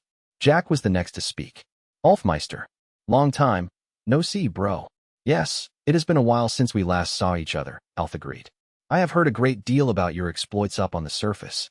The level 7777, iron-blooded barricade. Jack was a lean, yet muscular man who was over 190 centimeters tall. He had a tendency to show off his ripped physique by walking around shirtless, save for a jacket he wore like a cape. Jack also had a habit of calling everyone he liked his bro, regardless of their age, rank, or gender, and this verbal tick had ended up becoming an issue on a number of occasions. As a matter of course, Jack also treated Alf as one of his legions of brothers. Gold and Jack had also come to the cafeteria for a fairly early lunch when they'd spotted Alf sitting all by himself at one of the tables. Oh, that, Jack replied with a toothy grin. I was only up there to make sure my main bro was all good. Ain't nothing compared to the crap ton of work you always gotta do. Mr. Jack. Alf felt his voice unintentionally tremble on hearing this sincere appreciation for the work Alf did at the card repository right off the bat. Jack was the kind of man who always looked out for his bros, and this conscientious side to him had won Jack plenty of admirers in the Abyss. And it went without saying that the gregarious Gold was one of Jack's bosom buddies. He's right. You're doing a capital job, old boy, Gold added. Still, Jax, my lad, your performance at the tower was quite something. The Mohawks also want to know how you made such short work of that blinking Alf. Speaking of our Mohawk friends, I promised their leader I would have drinks with them, and I hear they will be returning to the Abyss in the next few days, Alf said. Will you and Mr. Jack perchance be joining us for a beverage or two? Both of them jumped at this idea. Sweet, Jack said. I ain't seen my Mohawk bros in ages. I've been wondering how much ass they've been kicking up on the surface. Yes, I insist on joining you lot for a couple of pints, said Gold. In fact, I think I will even bring along some of my special rum for the occasion. What? The only question is, where are we going to hold our little knees up? Brothers, we can just go hang in my room, Jack suggested. I've got way too much space for just me anyway, so it's the perfect place for Raegers. Both Gold and Alf immediately embraced this idea and thanked Jack for his generosity. In the Abyss, the size of the rooms that were assigned to the denizens depended on the individual's power level. At the lower end of the scale, the fairy maids and the Mohawks shared 4 or 5 to a room, while higher-level allies like Jack had rooms with ample space all to themselves. After the 3 men had settled on where to hold their drinking party, the discussion turned to what each of them would bring, and they ended up getting so animated. Both Gold and Jack clean forgot that the reason they'd come down to the cafeteria in the first place was to have lunch. If Mr. Gold is bringing his special rum, then I shall bring some snacks I have become rather fond of lately, Alf proclaimed. In that case, I'm going to break out the top-shelf booze and snacks I've got stashed away, Jack said. It ain't every day a bro gets the chance to get hammered with his bros, you know? Seemingly out of nowhere, a bubbly female voice interrupted their little chit-chat. Jack, Gold, how are my 2 special guys doing? Anelia had returned with Nazuna, and they were carrying the ice cream and freshly brewed tea they'd bought over at the counter. Once she'd put her tray down on the table, Anelia turned to the Auric Knight and said, Gold, I seriously always love how shiny and neato your armor is. I hear that you, Light, and Nemumu have been doing a super job up on the surface. Oh, Anelia, glad to see you looking as chipper as ever, what? Gold said jovially. Well, of course, it's my duty as the Auric Knight to ensure my lord and all my pals stay safe. Due to their time-consuming work in the card repository, Anelia and Alf usually ate meals at odd times, meaning they seldom dined alongside their fellow dungeon dwellers in an informal setting, which went some way to explaining why Anelia was speaking to Gold and Jack as if she hadn't seen them in a while, because in truth, she hadn't. "And how have you been, Jack, sweetie?" Anelia said, turning to the level 7777 warrior. "I still can't believe how tall you are. I hope you're remembering to wear your jacket the right way. You'll catch a cold in the nippy air if you don't." "Lay off, Anelia. I'm too built to catch a cold or get sick," Jack bragged. "Besides, we still haven't settled our beef." "Oh yes, there is still that itty-bitty issue we have to deal with, isn't there?" Anelia said. The two proceeded to speak over one another as they aired their grievances. "Why can't I call you my bro? Why can't I call you my kiddo?" Both of them had special nicknames they used for people they liked, with Jack's moniker of choice being bro and Anelia favoring kiddo, but there was a clash of personalities because Jack saw himself as the elder brother type, while Anelia thought of herself as everyone's big sister, and neither wanted to relinquish that dominant status to the other, even if it was entirely symbolic. "Ugh, why do you always have to be like this, Jack?" Anelia moaned. "You're my sweet kiddo, so I have to call you kiddo." "No way, dude. I'm too tall for that noise," Jack replied. "And what I got against being my bro anyhow? I can't be someone's bro. I mean, look at me," Anelia protested. "That's why it makes more sense if I call you my kiddo." Gold and Alf looked on and shrugged as the two of them tried to one-up each other over their unhinged fixations on using their preferred terms of endearment. "Here we go again," thought Gold and Alf. Jack and Anelia continued to argue about it at length, even as people began filing into the cafeteria for the lunch rush, though everyone who walked in just ignored the quarreling duo, because they knew this same scene played itself out every time Anelia bumped into Jack, and there seemed to be zero possibility of a resolution ever being found. "Honestly, are those two at it again?" Ellie sighed as she walked into the cafeteria with Aoyuki. "I wonder why they find it so hard to just get over all that silliness." "Mero," Aoyuki mewed in agreement. The two deputies didn't even bother to slow their pace to check out the spectacle as they made their way across the cafeteria. Even though she was sitting right next to the clamor, Nazuna went ahead and started eating the ice cream she'd bought with Anelia. "This ice cream is so good," Nazuna said. "I wonder why ice cream tastes so yummy after eating curry." And there you have it. Just another ordinary day in the abyss. Extra story 2, Battle Training. In a dark, rock-filled corner of the bottommost level of the abyss, a din of magical attacks, sword slashes, and bestial roars could be heard as two men faced off against two giant canine monsters. One of these four-legged beasts, the primal god wolf, Fenrir, waved one of its front paws around and fired an ice blade toward its adversary. But Jack, the opponent in question, had already activated his crimson coat of skin-tight armor known as the Iron-Blooded Barricade, and without even jumping out of its path, the level 7777 fighter punched the ice blade into dust, then turned to his partner in this battle. "Alf," he called over to him. "Allow me, Mr. Jack," came the reply. Alf, who would more usually be found manning the card repository, darted out from behind Jack and dashed toward Fenrir in an attempt to take advantage of the beast being momentarily distracted. Alf wasn't wearing his usual black vest and dress pants combo, instead clad in light metal armor and wielding a double-edged sword. And as a UR card keeper, this getup was actually more fitting for his original role as a guardian warrior. But before Alf got anywhere near the level 9000 primal god wolf, another behemoth positioned itself between them. UR level 8000, Hound of Hades, Cerberus. This three-headed beast was taller than a house, and all three of its fang-filled mouths fired off energy blasts that had enough power to level mansions. Alf raised his sword in front of him like a shield and leaped backward with a grunt, which helped to absorb a great deal of the impact of the energy blasts. But the sheer force of the attacks from the three Cerberus heads was a lot for the level 5000 Alf to withstand, and he felt the shock judder his bones painfully. The energy blasts propelled Alf through the air, and the only way he could stop himself was by plunging his sword into the rocky ground and attempting to plant his heels. Though even when he managed this, he slid backward for another 100 meters or so before eventually coming to a complete stop. Unfortunately, this left Alf completely open to attacks from Fenrir and Cerberus, and both beasts immediately readied themselves to launch another assault on their foe. Jack quickly positioned himself between Alf and the giant hounds, when all of a sudden, A sound that seemed completely out of place in what was supposed to be an epic do-or-die battle brought everything to a grinding halt. Mro. Aoyuki mewed to bring an end to the fighting, causing both Fenrir and Cerberus to bark in assent and rub their cheeks against the genius monster tamer like a couple of pets cozying up to their master. Aoyuki responded by stroking them under their chins, on their noses, and on the scruffs of their necks. The shoulders of both Alf and Jack slumped in relief. The two men had been engaged in battle with a pair of monsters that were powerful enough to destroy a whole nation apiece. When Aoyuki was all done nuzzling the two monsters, the maiden in the cat-eared hood turned to Jack and Alf to thank them with a heartfelt meow.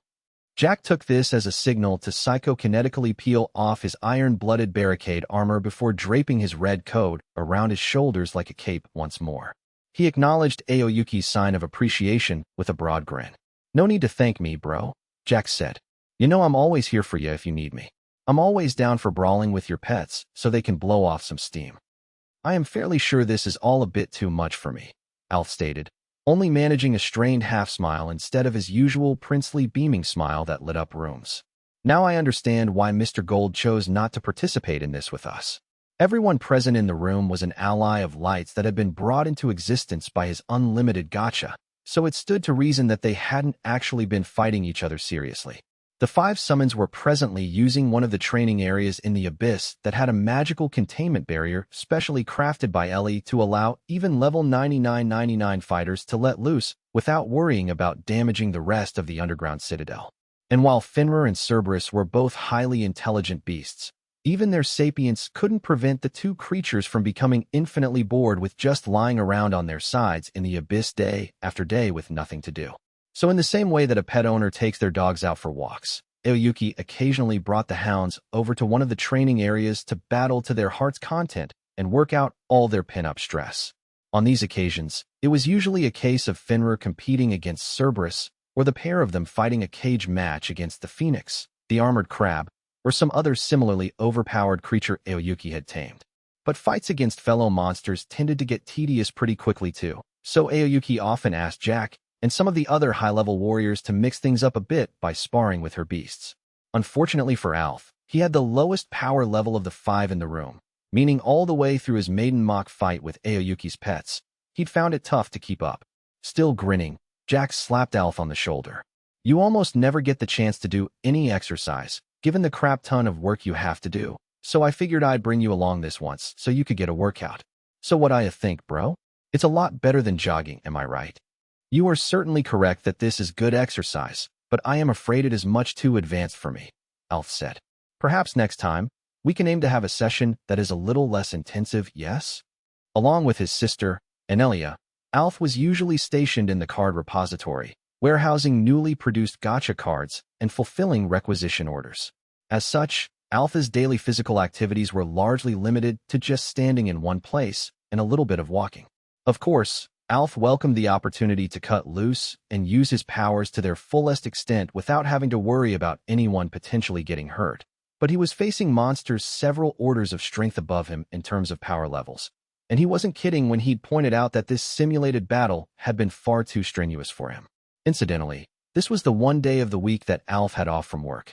Despite the card repository being the busiest section of the abyss, Light insisted Alf and Anelia should have at least some time to themselves, and that everyone else in the dungeon had to make accommodations and work around the schedules of the two siblings. Earlier that day, while Alf was spending some of his free time with Gold, Jack had swung by and invited both of his friends to join him in an all-out workout without going into specifics. On hearing this invitation, Gold had immediately shot up from his seat and marched away from them. "Obliged for the offer, old boy, but I have urgent business to attend to." "What?" Gold said curtly. Failing to pick up on the significance of Gold's hasty departure, Alf had foolishly agreed to accompany Jack and ended up having to basically fight for his life against Fenrir and Cerberus. "Mew. No, you are not at fault, Miss Aoyuki. I am the one to blame for not being adept enough to fight on an equal footing," Alf said. Naturally, he hadn't understood what Aoyuki had said, but he deduced from the vibes she was giving off that she had been expressing concern for him. "In any case, this has been the first time in a long time that I have been able to fight at full strength, and in all honesty, I found that aspect enjoyable," Alf added. As he continued, Alf broke out his most princely smile. I'm very appreciative that you allowed me to come here. I would love to do all of this again when the opportunity next arises. Whoa, dude. You really think we're done already? Jack said to Alf. Nah, we're just getting started, brah. What? Alpha's bright expression was quickly doused by a sudden outbreak of cold sweat. Fenrir and Cerberus both barked excitedly, as if to confirm Jack's words. Jack threw off his coat cape and recoated his body in his near-impenetrable armor made of blood, prompting the two hounds to leave Iyuki's side and pad across to stand with Jack and Alf. Jack flexed his muscular arms and cracked the bones in his neck and shoulders. The way this goes is we give these doggos a bit of a warm-up first, then we brawl it out with the tamer bro, Iyuki. To her, we're just a couple of chumps she can dust off easy, but to us, she's a level 99 savage, so you'd best get hyped and stay sharp, bro. Fenrir and Cerberus growled and snarled as though they were perfectly in sync with Jack. For her part, Iyuki produced a spiked metal collar attached to a chain, which just happened to be her Phantasma-class weapon of choice, known as the Beast Chain.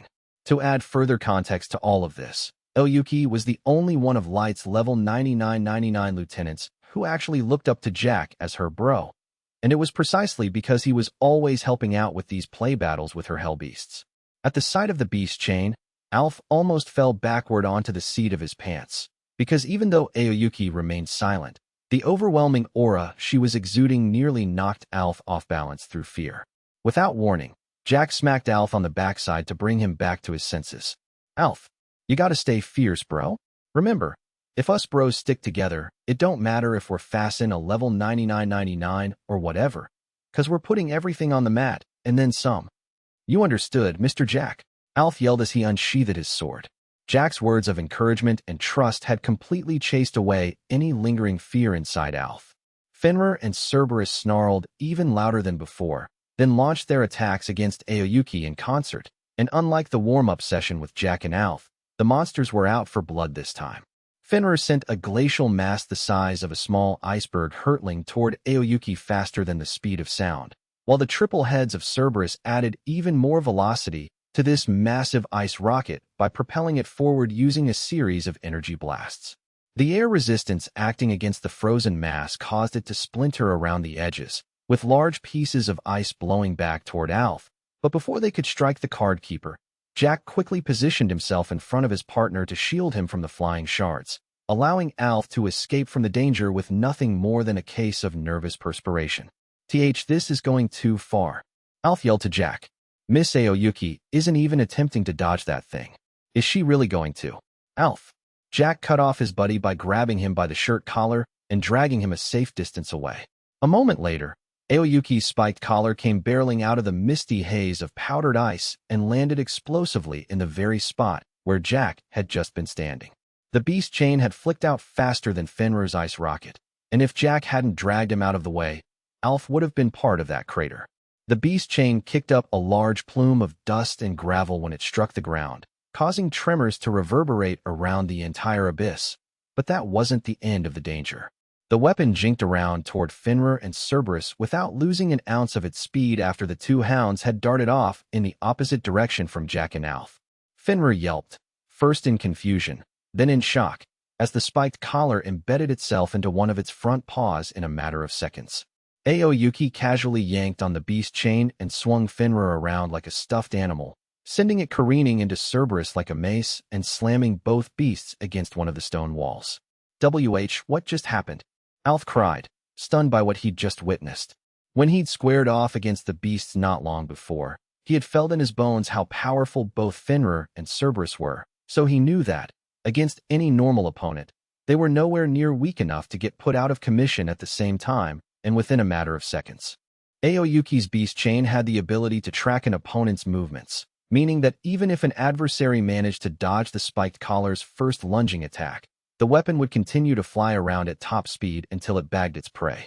However, the real reason Fenrir and Cerberus had both ended up pancaked against a wall was due to Iyuki's raw physical strength. Mro.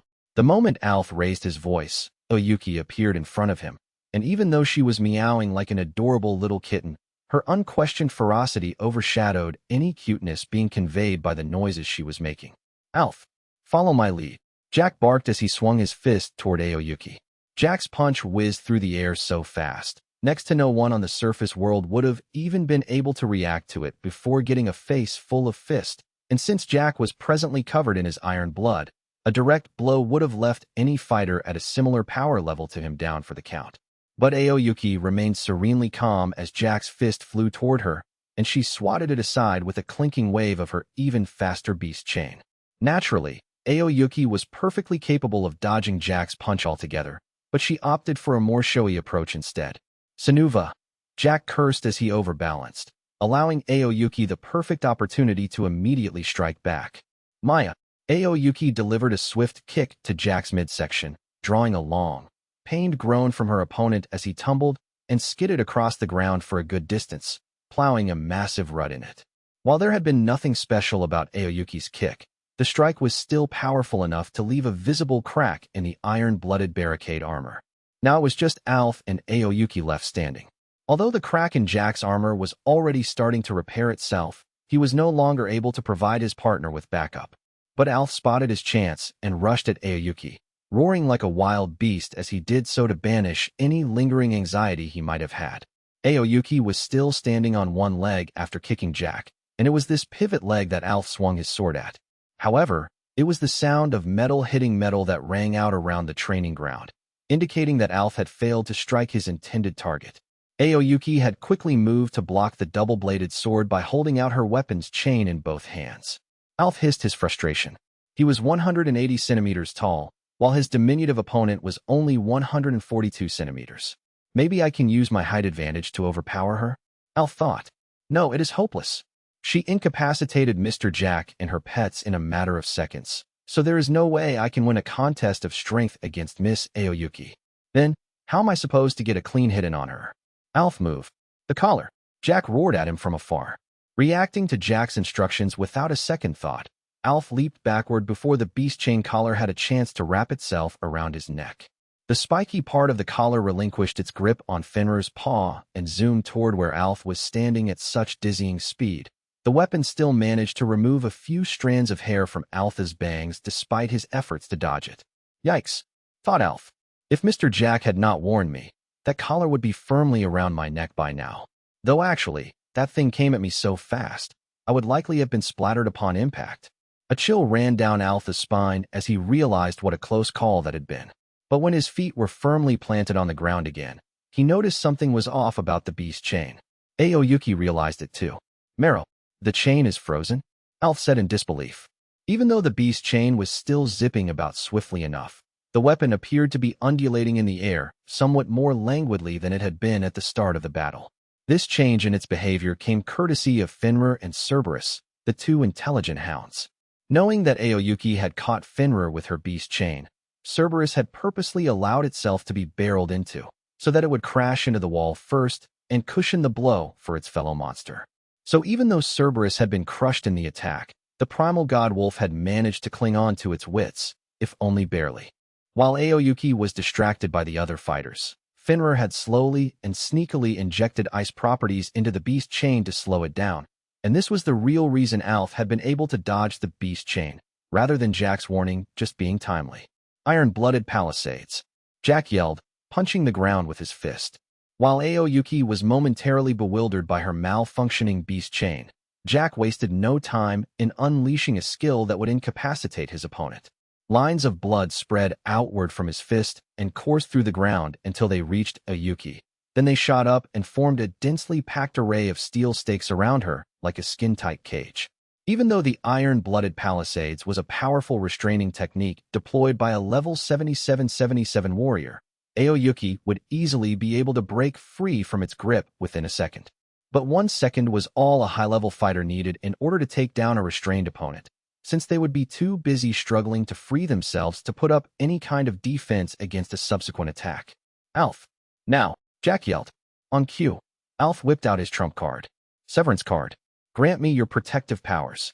Because Alf and Anelia were card keepers, they had the power to create cards, though the ones they made weren't as powerful as the ones Light's Unlimited Gacha produced, and the siblings could only craft a card that boosted their abilities to a limited extent roughly once a month. The card Alf unleashed this time around was the Severance card, which gave his sword the power to cut down an otherwise invulnerable opponent from a long distance away. No matter how tough the armor or the opponent, Severance did away with the whole concept of uncuttable. Alf held up the Severance card, and all of a sudden, it disappeared. Then, gripping his newly upgraded sword in both hands, Alf roared and swung the weapon in the direction of his stationary opponent. The sword flashed as bright as the afternoon sun and fired off a blade of light that headed straight for Aoyuki. In that same moment, the genius monster tamer did something she hadn't done at any other time during the battle. She smiled. Or rather, she grinned excitedly, like a hunter standing over some particularly tenacious prey. In that short instant which seemed to stretch on for so long, it was practically yawn-inducing. Alf was certain he caught a glimpse of Aoyuki smirking as she grabbed the collar of the beast chain and wrapped it around her own neck, a move which totally flabbergasted Alf. The blade of light hit Aoyuki square, but once it had faded away, Alf saw that his opponent was still in one piece, without a single rip in her clothing, nor a strand of hair out of place, nor one link of the chain broken. Mru, Aoyuki purred sedately, her expression suggesting the battle had ended to her satisfaction. A moment later, the beast chain had been magically put away and Aoyuki seemed to have returned to her normal state as a carefree, cat-like maiden, though Alf continued to silently stare at her in the knowledge that she was the most frightening thing he had encountered to date. How is this possible? Thought Alf. My bespoke Severance card failed to cut her anywhere. In fact, it did not leave so much as a crack in the ground. Even Mr. Jack's palisades have disappeared. Did she put up some kind of defense? Or unleash a counterattack? My Severance attack is not the kind of thing that people can counter easily. So how? You did good, bro, Jack said, clapping Alf on the shoulder. The card keeper spun around in surprise to find that his partner had shed his iron-blooded barricade and was once again wearing his coat cape. As you can see, Aoyuki's looking stoked, which means we don't have to spar no more, Jack explained. So you can put away your sword now. And Mr. Jack, Alf mumbled. How in the world did Miss Aoyuki? Don't stress over it, bro. She is level 9999 after all, Jack said simply. You and me ain't gonna know everything about our allies, are we? A real bro don't go digging into how someone beat your killer move. Jack's clear-cut thinking allowed Alf to relax a little. Yes, this is Miss Aoyuki we are talking about here, Alf thought, glancing over at his opponent, who was tending to Fenrir and Cerberus's injuries. I suppose I shall just have to accept that she had something up her sleeve that allowed her to nullify my attack. After all, Jack and the rest of the 7,777s had powers Alf couldn't get his head around either, so it would be a pointless exercise for him to even try to imagine what kind of abilities a level 9999 warrior might have. Thank you, Mr. Jack, said Alf. Without your timely advice, I would still be standing around, needlessly brooding about how that fight ended. It's all good, bro. That's what a real bro does, Jack told him. Hey, is this where you guys have been hiding? Alf and Jack turned and saw that Nizuna had entered the training grounds, her eyes sparkling with excitement. Are you all practicing in here? Let me get in on that. It's been a super long time since I had some good exercise. The blood drained from Alpha's face at this proposal. He had barely survived a manic battle with a level 9999 super warrior, and he was now faced with the daunting prospect of sparring with Nizuna, the undisputed strongest fighter in the Abyss, if you excluded Light, of all people. Based on the rumors Alf had heard, Ellie was considered the second strongest, while May came fourth in this imaginary ranking list, which meant Aoyuki was the third toughest brawler in the dungeon. However, the battle Aoyuki had just fought was totally one-sided, and that was without her using even half of her strength, so with Nizuna being added into the mix as well. Alpha's head was spinning simply from imagining the carnage. Alf flashed the best princely smile he could muster in a desperate attempt to weasel out of what would be a potentially lethal sparring match for him. And Miss Nizuna, while we are flattered by your offer, as you can see, we have already finished our battling for today. We have all exhausted ourselves to the point that we can barely move our leaden bodies. So might I ask you to reconsider? Huh? You ain't gonna fight with me, Nizuna said. Even the two hounds who had been restored back to full health by Aoyuki were hiding behind their master in an attempt to avoid a battle with Nizuna. While this treatment was similar to a little girl being deliberately left out of a children's game, and Alf did feel guilty about that when he saw Nizuna's disappointed expression, the card keeper remained fully intent on getting out of battling her. Jack, on the other hand, proved to be too attentive for his own good and refused to just blow off Nizuna like this.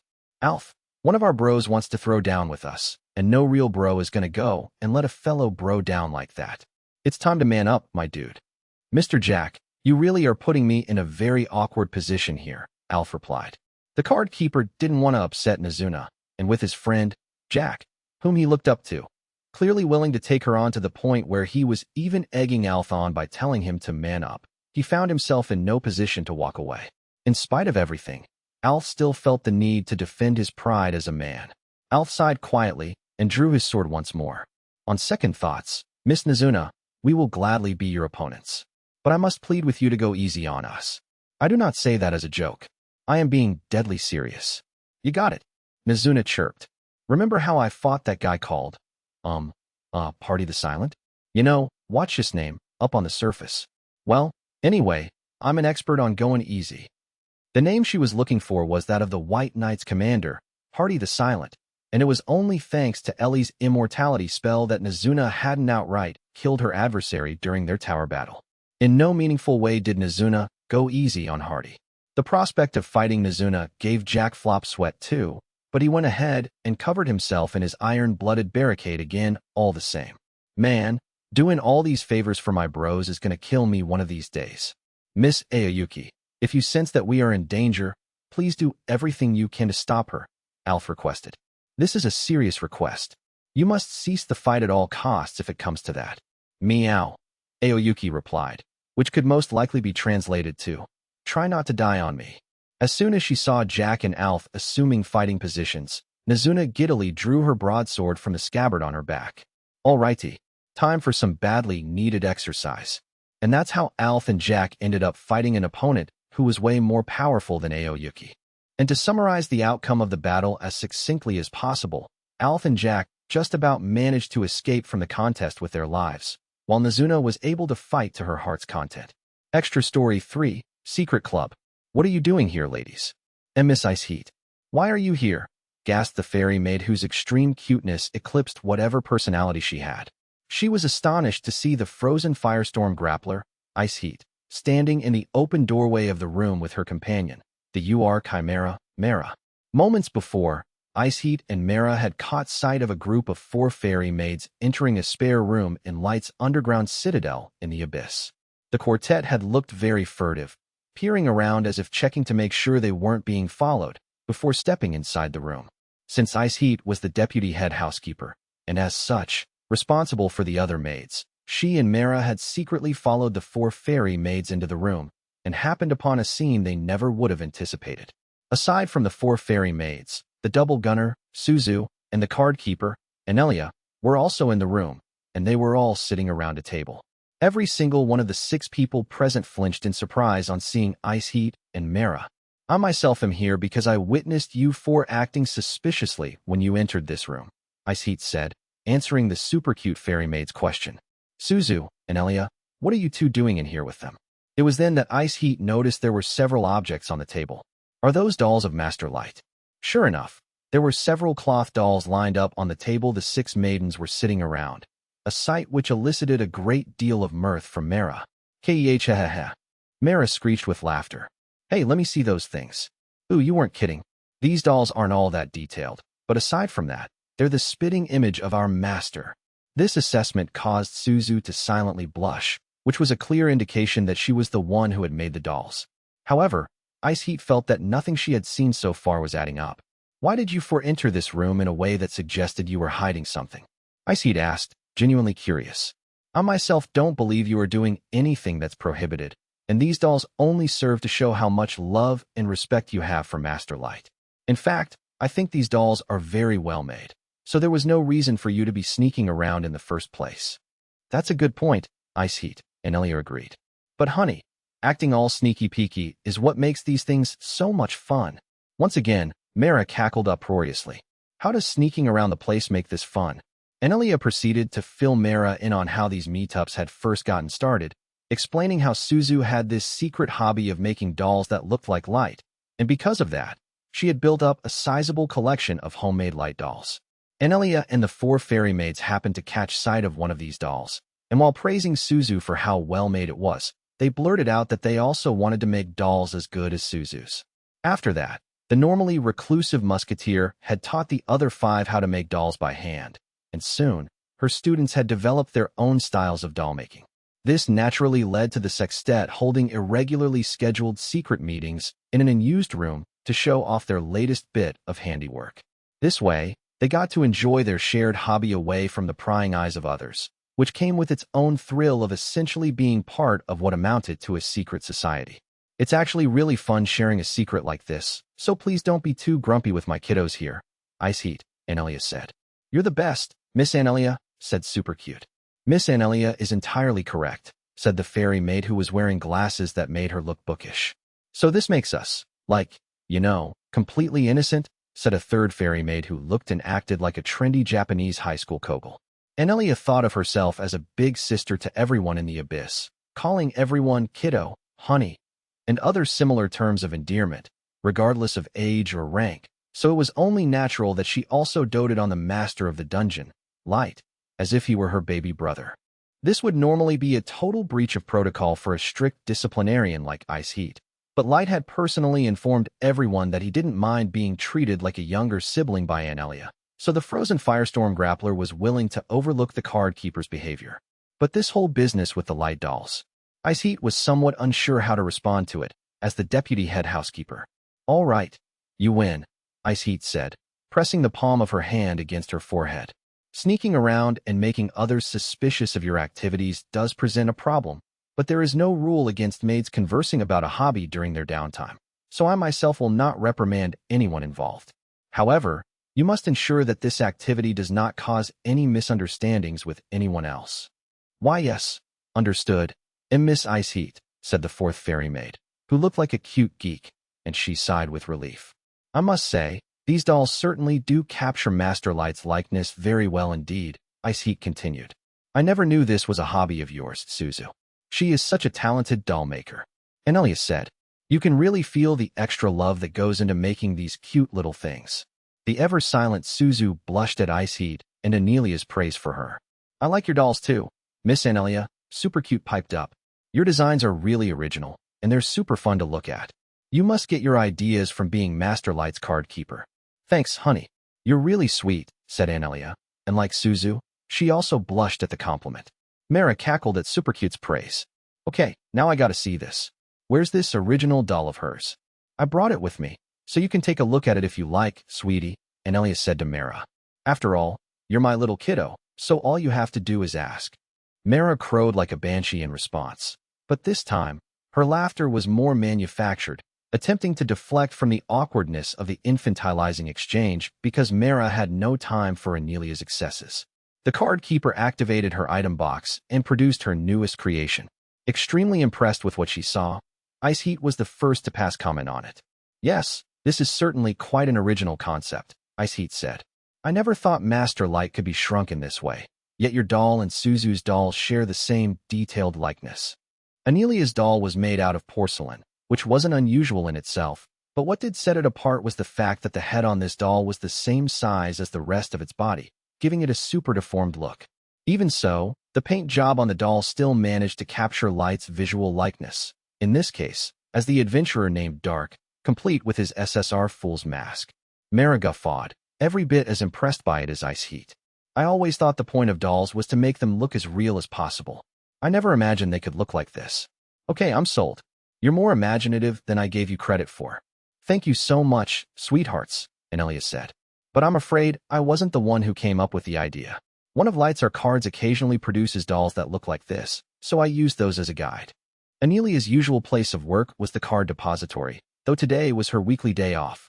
Because of her duties, Anelia was more familiar with the Unlimited Gacha cards than even Light, meaning she was able to reference types of rare cards that had never been seen by anyone else in the room.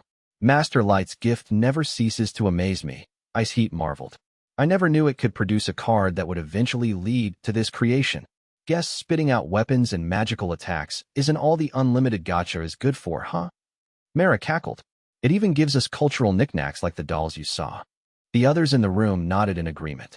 The fairy maids then decided this was a good opportunity to present their own most recent bits of handicraft. Since you're both here, you won't mind, checking out our doll too? Yeah, said Kogel. We also put a lot of work into it, Glasses informed them. Ice Heat and Mara watched on with interest as the two fairy maids activated an item box and brought out a doll. This eye is what we call Master Light P Prototype 3, said Geeky as she placed the doll on the table. This doll was 1/8 the size of the real Light, just like the dolls that had been made by Suzu and Anelia, but the fairy maid's creation lacked the impact of the other dolls. Suzu's dolls were adorable and pleasing to the eye, while the doll Anelia had made was highly original.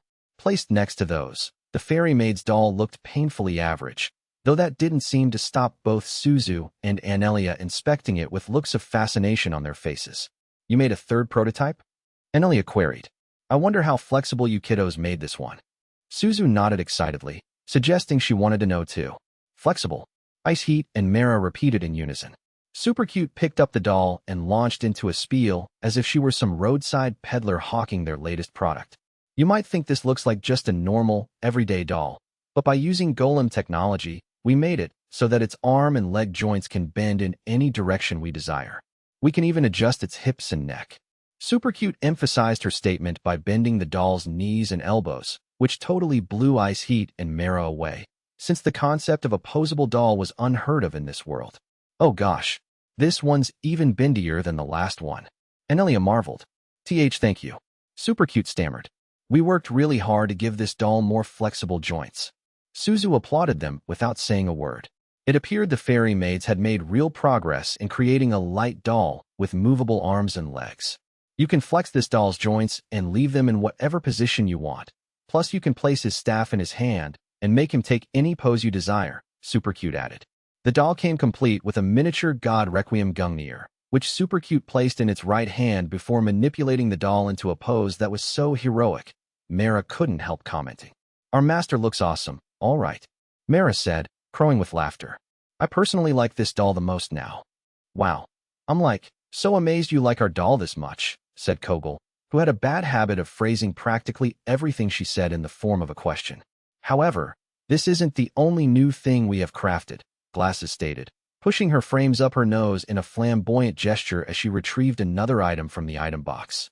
Are those cat ears? Ice Heat exclaimed. The item Glasses had produced was a miniature headband with cat ears, which she promptly placed on the head of the Prototype 3 doll, transforming it into a cat-eared light. Mara exploded into cackling once more. Holy crap. Our master looks cuter than ever in those ears. Suzu fervidly nodded 3 times. And it's not just cat ears we have, Glasses explained. We also have bunny ears, dog ears, fox ears, and lots of other animal ears. Wow, honey. All of these ears look so adorable. Anelia cooed. I'm not sure which set to pick. While Mara, Suzu, and Anelia were totally engrossed in deciding which animal ears would look the most precious on Mini Light, Ice Heat raised an objection, even though she too found herself half distracted by the cat ears. Hold on just a second. Ice Heat piped up. I myself don't care how cute Master Light looks in those replaceable ears. This may prove highly disrespectful to him. It's not disrespectful, Super Cute argued. How can it be when our master looks so incredibly cute in these animal ears? Indeed, the fact that our master looks this adorable in these ears does no dishonor to him in the slightest, Glasses agreed. That's the thing, yeah? Kogel added. It's like, being cute just makes everything right, you know? Also, we plan to do some research into how to make a life-sized Master Light doll using the same technology, Geeky said. We'll be able to change his clothes and do all sorts of things we wouldn't be able to do with the real Master Light. What do you mean by all sorts of things? Ice Heat said. Anything you want, said Geeky. Why, you could move his joints into any position you want, and you could take off all his clothes. You'd be able to do anything you could ever dream of with it. On hearing this, everyone else in the room gulped as their imaginations started running wild, until an unexpected visitor snapped them out of their reverie. Ladies, what is the meaning of this? Everyone in the room turned their heads to find May, the chief housekeeper of the Abyss, standing in the doorway. Miss May, what are you doing here? Super Cute said. I was passing by this corridor when I happened to overhear a conversation of a rather dubious nature from this room. So I took it upon myself to eavesdrop on the rest of the exchange, May said in an ominously measured tone. I believe Master Light would be quite forgiving if he knew you were making dolls of him, even the ones with animal ears. He would even find it amusing, I suspect. But making a life-sized model of Master Light that you can undress crosses the line. May pressed her fingers to her forehead, as if nursing a migraine. Honestly, is this what you four do with your time off? And Ice Heat, as deputy supervisor to these maids, it is your responsibility to promptly put a stop to this kind of depravity. Please forgive me, Miss May. Ice Heat stammered, going pale. However, the four fairy maids weren't about to give up on their dreams of creating a life-sized light doll that easy. Please reconsider, Miss May. Glasses cried. We weren't planning to do anything indecent to any life-sized figure of Master Light we wish to make. We just, want to show off all that hot guy energy our master has, yeah? Kogel added.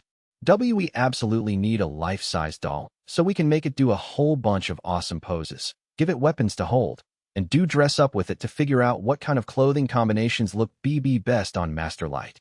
Geeky explained. How in the world can the four of you have absolutely no remorse for your actions? May said, her eyes narrowing forebodingly. I can see that I need to discipline you ladies thoroughly.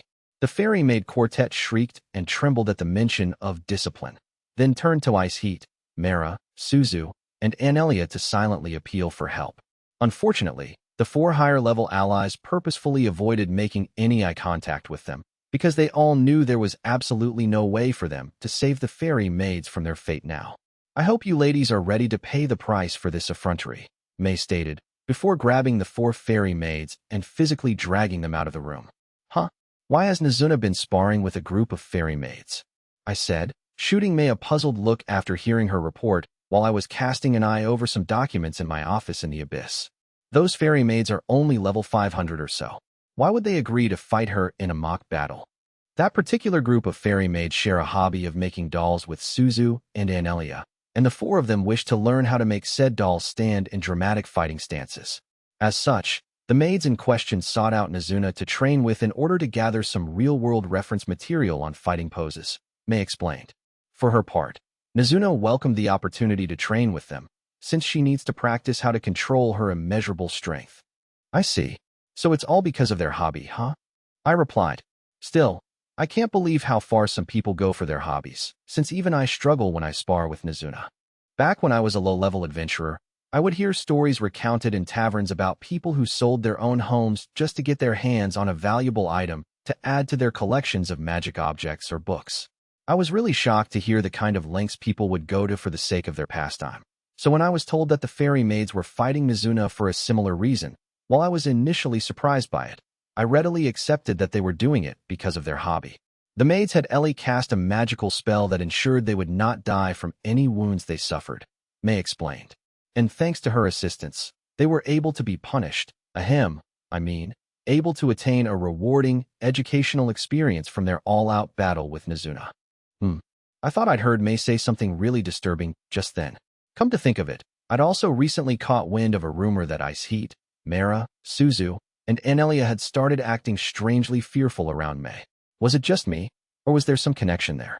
It's great they have a hobby, and I'm not saying they should quit doing it. But be sure to warn them not to take things too far, I told May. After all, it'll be all for nothing if they end up getting seriously injured. Of course, Master Light, May said.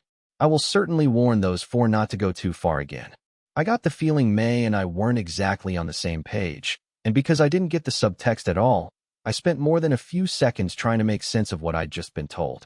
I eventually decided to wave away my misgivings as a false alarm and carried on with my work, picking up another set of documents to review. May, meanwhile, brewed a fresh pot of tea, smiling contentedly as she watched me work. Bonus short story. Anelia and Altha's blissful day. That ended with a stomachache. The card repository where Light stored all the cards summoned by his Unlimited Gacha was one of the busiest parts of the Abyss. Light had rigged it so that his gift would produce cards around the clock without him needing to be around to actually perform the gacha pulls in person, and as a result, boatloads of cards were delivered to the card repository twice a day, once in the morning, once in the evening, where they got sorted by type and warehoused in the almost countless shelves there. Stationed at the two counters, organizing the cards telekinetically, was a brother and sister team who had been summoned by the Unlimited Gacha themselves, the UR level 5000 card keepers, Alf and Anelia. Without any exaggeration, it was their work that allowed the Abyss to function smoothly for the denizens of the dungeon and meant they could maintain their quality of life.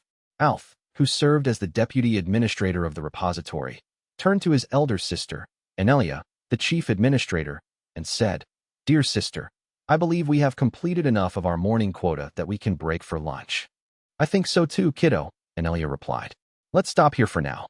The card keepers regularly took their lunch break well before noon, steering clear of peak times in order to be well fed and ready for the evening rush, which was when an increased number of fairy maids tended to show up with requisition orders for gacha cards. The siblings walked side by side down to the cafeteria, and when they got there, Anelia spotted two people she hadn't seen in a while. "Ice Heat. Mara, how have my two little angels been?" Anelia gushed, beaming from ear to ear.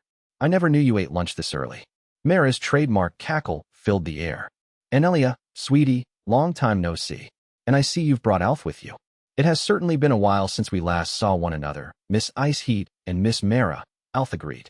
He made a point of addressing Ice Heat and Mara with the respect they were due, since they both possessed higher power levels than him, as well as being summoned by the Unlimited Gacha before him and his sister. By contrast, Anelia immediately found fault with Mara's reply. "My gosh, Mara," Anelia said, sulking and puffing out one of her cheeks. "I thought I told you I'm the one who calls you sweetie, not the other way around." Much like how Jack called everyone he liked his bro, Anelia acted like everyone's big sister, and insisted on using the kinds of terms of endearment that would usually be reserved for addressing younger siblings, such as kiddo or sweetie. Finding herself unwittingly in this rather awkward exchange, Mara once again let out a shrill, staccato laugh while flashing a furtive look to Ice Heat to signal for help. Ice Heat, who was standing beside Mara with a tray full of empty dishes, was also starting to develop a mild headache due to Anelia's obstinate outburst, but she diplomatically steered the conversation onto a more agreeable topic. "I see that you and your brother are eating lunch early too, Anelia," Ice Heat noted. "I myself need to eat at this time because I have been assigned the task of escorting Master Light from noon. I plan to finish my meal quickly so that I may adequately prepare for this duty, and Mara was kind enough to keep me company. We managed to complete most of our morning work, so we have come for an early lunch to sate our appetites before the busy afternoon hours are upon us," Alf explained. "I swear you two are always busy," Mara cackled. "We unquestionably have a heavy workload, but I believe the effort is very much worth it," Alf said, flashing them a genuine smile, because he truly felt deep down in his heart that his occupation was a fulfilling one that kept the abyss running smoothly, even if the job was largely thankless. Thanks to Ice Heat's verbal dexterity, Mara had gotten out of having to address Anelia's arbitrary attempt to control what came out of the Chimera's mouth. However, this temporary fix had done nothing to shut down Anelia's habit of unwittingly diminishing her superiors. "You're escorting Light later on?" Anelia said. "I'm so jealous. I don't get to see my special little kiddo because I'm too busy all the time." Ice Heat simply stared at Anelia, her facial expression tensing up slightly. Light had already made it clear to Ice Heat that both Anelia and Jack were free to treat the young dungeon master as if he were their kid brother, and since everything that came out of Light's mouth was immediately treated as a golden rule by Ice Heat and the rest of his loyal subjects, such behavior was deemed to be perfectly legitimate. But although Anelia and Jack's treatment of Light was explicitly allowed by the young dungeon master, in practice, it was barely tolerated. As deputy chief maid and a strict disciplinarian, Ice Heat was one of those who found it particularly hard to stomach. She felt Anelia's attitude toward Light came across as highly disrespectful, which resulted in her always struggling to keep a straight face in these moments as she tried to conceal her borderline fury. Anelia happened to be astute enough to notice that Ice Heat had suddenly turned quiet because something had aggravated her, but not sharp enough to deduce the reason why. Anelia stared at Ice Heat for a few baffled moments before realization struck. "Ice Heat, you must be all pouty because I haven't been giving you a lot of attention lately either," Anelia pronounced. "You only had to say, sweetie. I can come see you later and smother you with all the big sisterly love you want, honey." Ice Heat paused for one bemused moment before managing a response. "I must respectfully decline. It is true that I was silently seething, but it was not because I myself wished to monopolize your attention." "Oh, don't be shy, kiddo," Anelia said. "I know I can be incredibly busy, but I'll always make time for you if you need me to." "No, you are wholly mistaken, and I strongly implore you not to come to my room later," Ice Heat said quickly, trying to avoid the prospect of Anelia coming around to shower her with attention after hours, as it were. Anelia wasn't taking the hint, however, so it fell to her younger brother Alf to intervene. Dear sister, Miss Iceheat has been assigned to escort Light, our creator. We will not know when she is to be relieved of that duty, so you cannot expect her to make room for you in her schedule too late in the day. Oh my gosh, you're right, buddy, Enelia exclaimed. I completely overlooked that. Iceheat sighed internally, relieved that Enelia had decided against following through on her suggestion. While all this was going on, Ellie had come into the cafeteria with Oyuki, and the two SUR warriors had overheard part of the conversation between Enelia and the others. I don't think Enelia is ever going to change, is she? Ellie muttered. Muro. Aoyuki mewled in agreement. Enelia heard Ellie and Aoyuki's voices and went over to them. Ellie. Aoyuki. It's been so long since I've seen my two little sweethearts. Have you come for an early lunch too? Oh, we didn't come here to eat, Ellie said after a slightly awkward pause. We just needed a large table where we could spread out a map, and the cafeteria was close by. Miu, said Aoyuki, backing up her partner. Wow, you're here for work. Enelia said. You two are such eager little go-getters, aren't you? Dear sister, Alf exclaimed, exhibiting much more concern about Anelia's behavior now that she was blithely acting condescending to two of the most powerful warriors in the abyss. Enelia ignored Alf and continued where she left off. When you kiddos are all done, why don't you come and have lunch with us? The food will be a lot yummier if you're with more people. Ellie definitely wasn't in the mood to deal with Anelia's annoying personality, though she understood that Anelia meant well and there wasn't even a hint of malice driving her behavior. Anelia's warm smile indicated to the super witch that she was honestly glad to see them, which meant Ellie would be on unsteady ground if she decided to shoot her down with a sharp tongue lashing. But at the same time, she didn't have the time, nor was she obligated to socialize with Anelia. In short, the witch had been put on the spot. How am I supposed to refuse? Ellie asked herself, knowing full well that the wrong response would just compel Anelia to persist with her invitation. As Ellie racked her brain, a solution suddenly waltzed into the cafeteria. Hey, what's all this? Said Nazuna, who had heard noises from the cafeteria while on her daily patrol of the dungeon. What are you all doing here?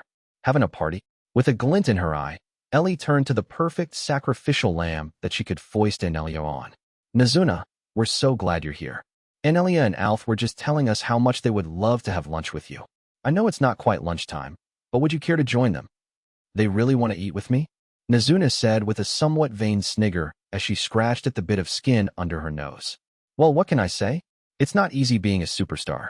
Ellie would normally be worried by just how easily fooled Nazuna was. But at this particular moment in time, she was thoroughly glad that Nazuna's gullibility was serving its purpose.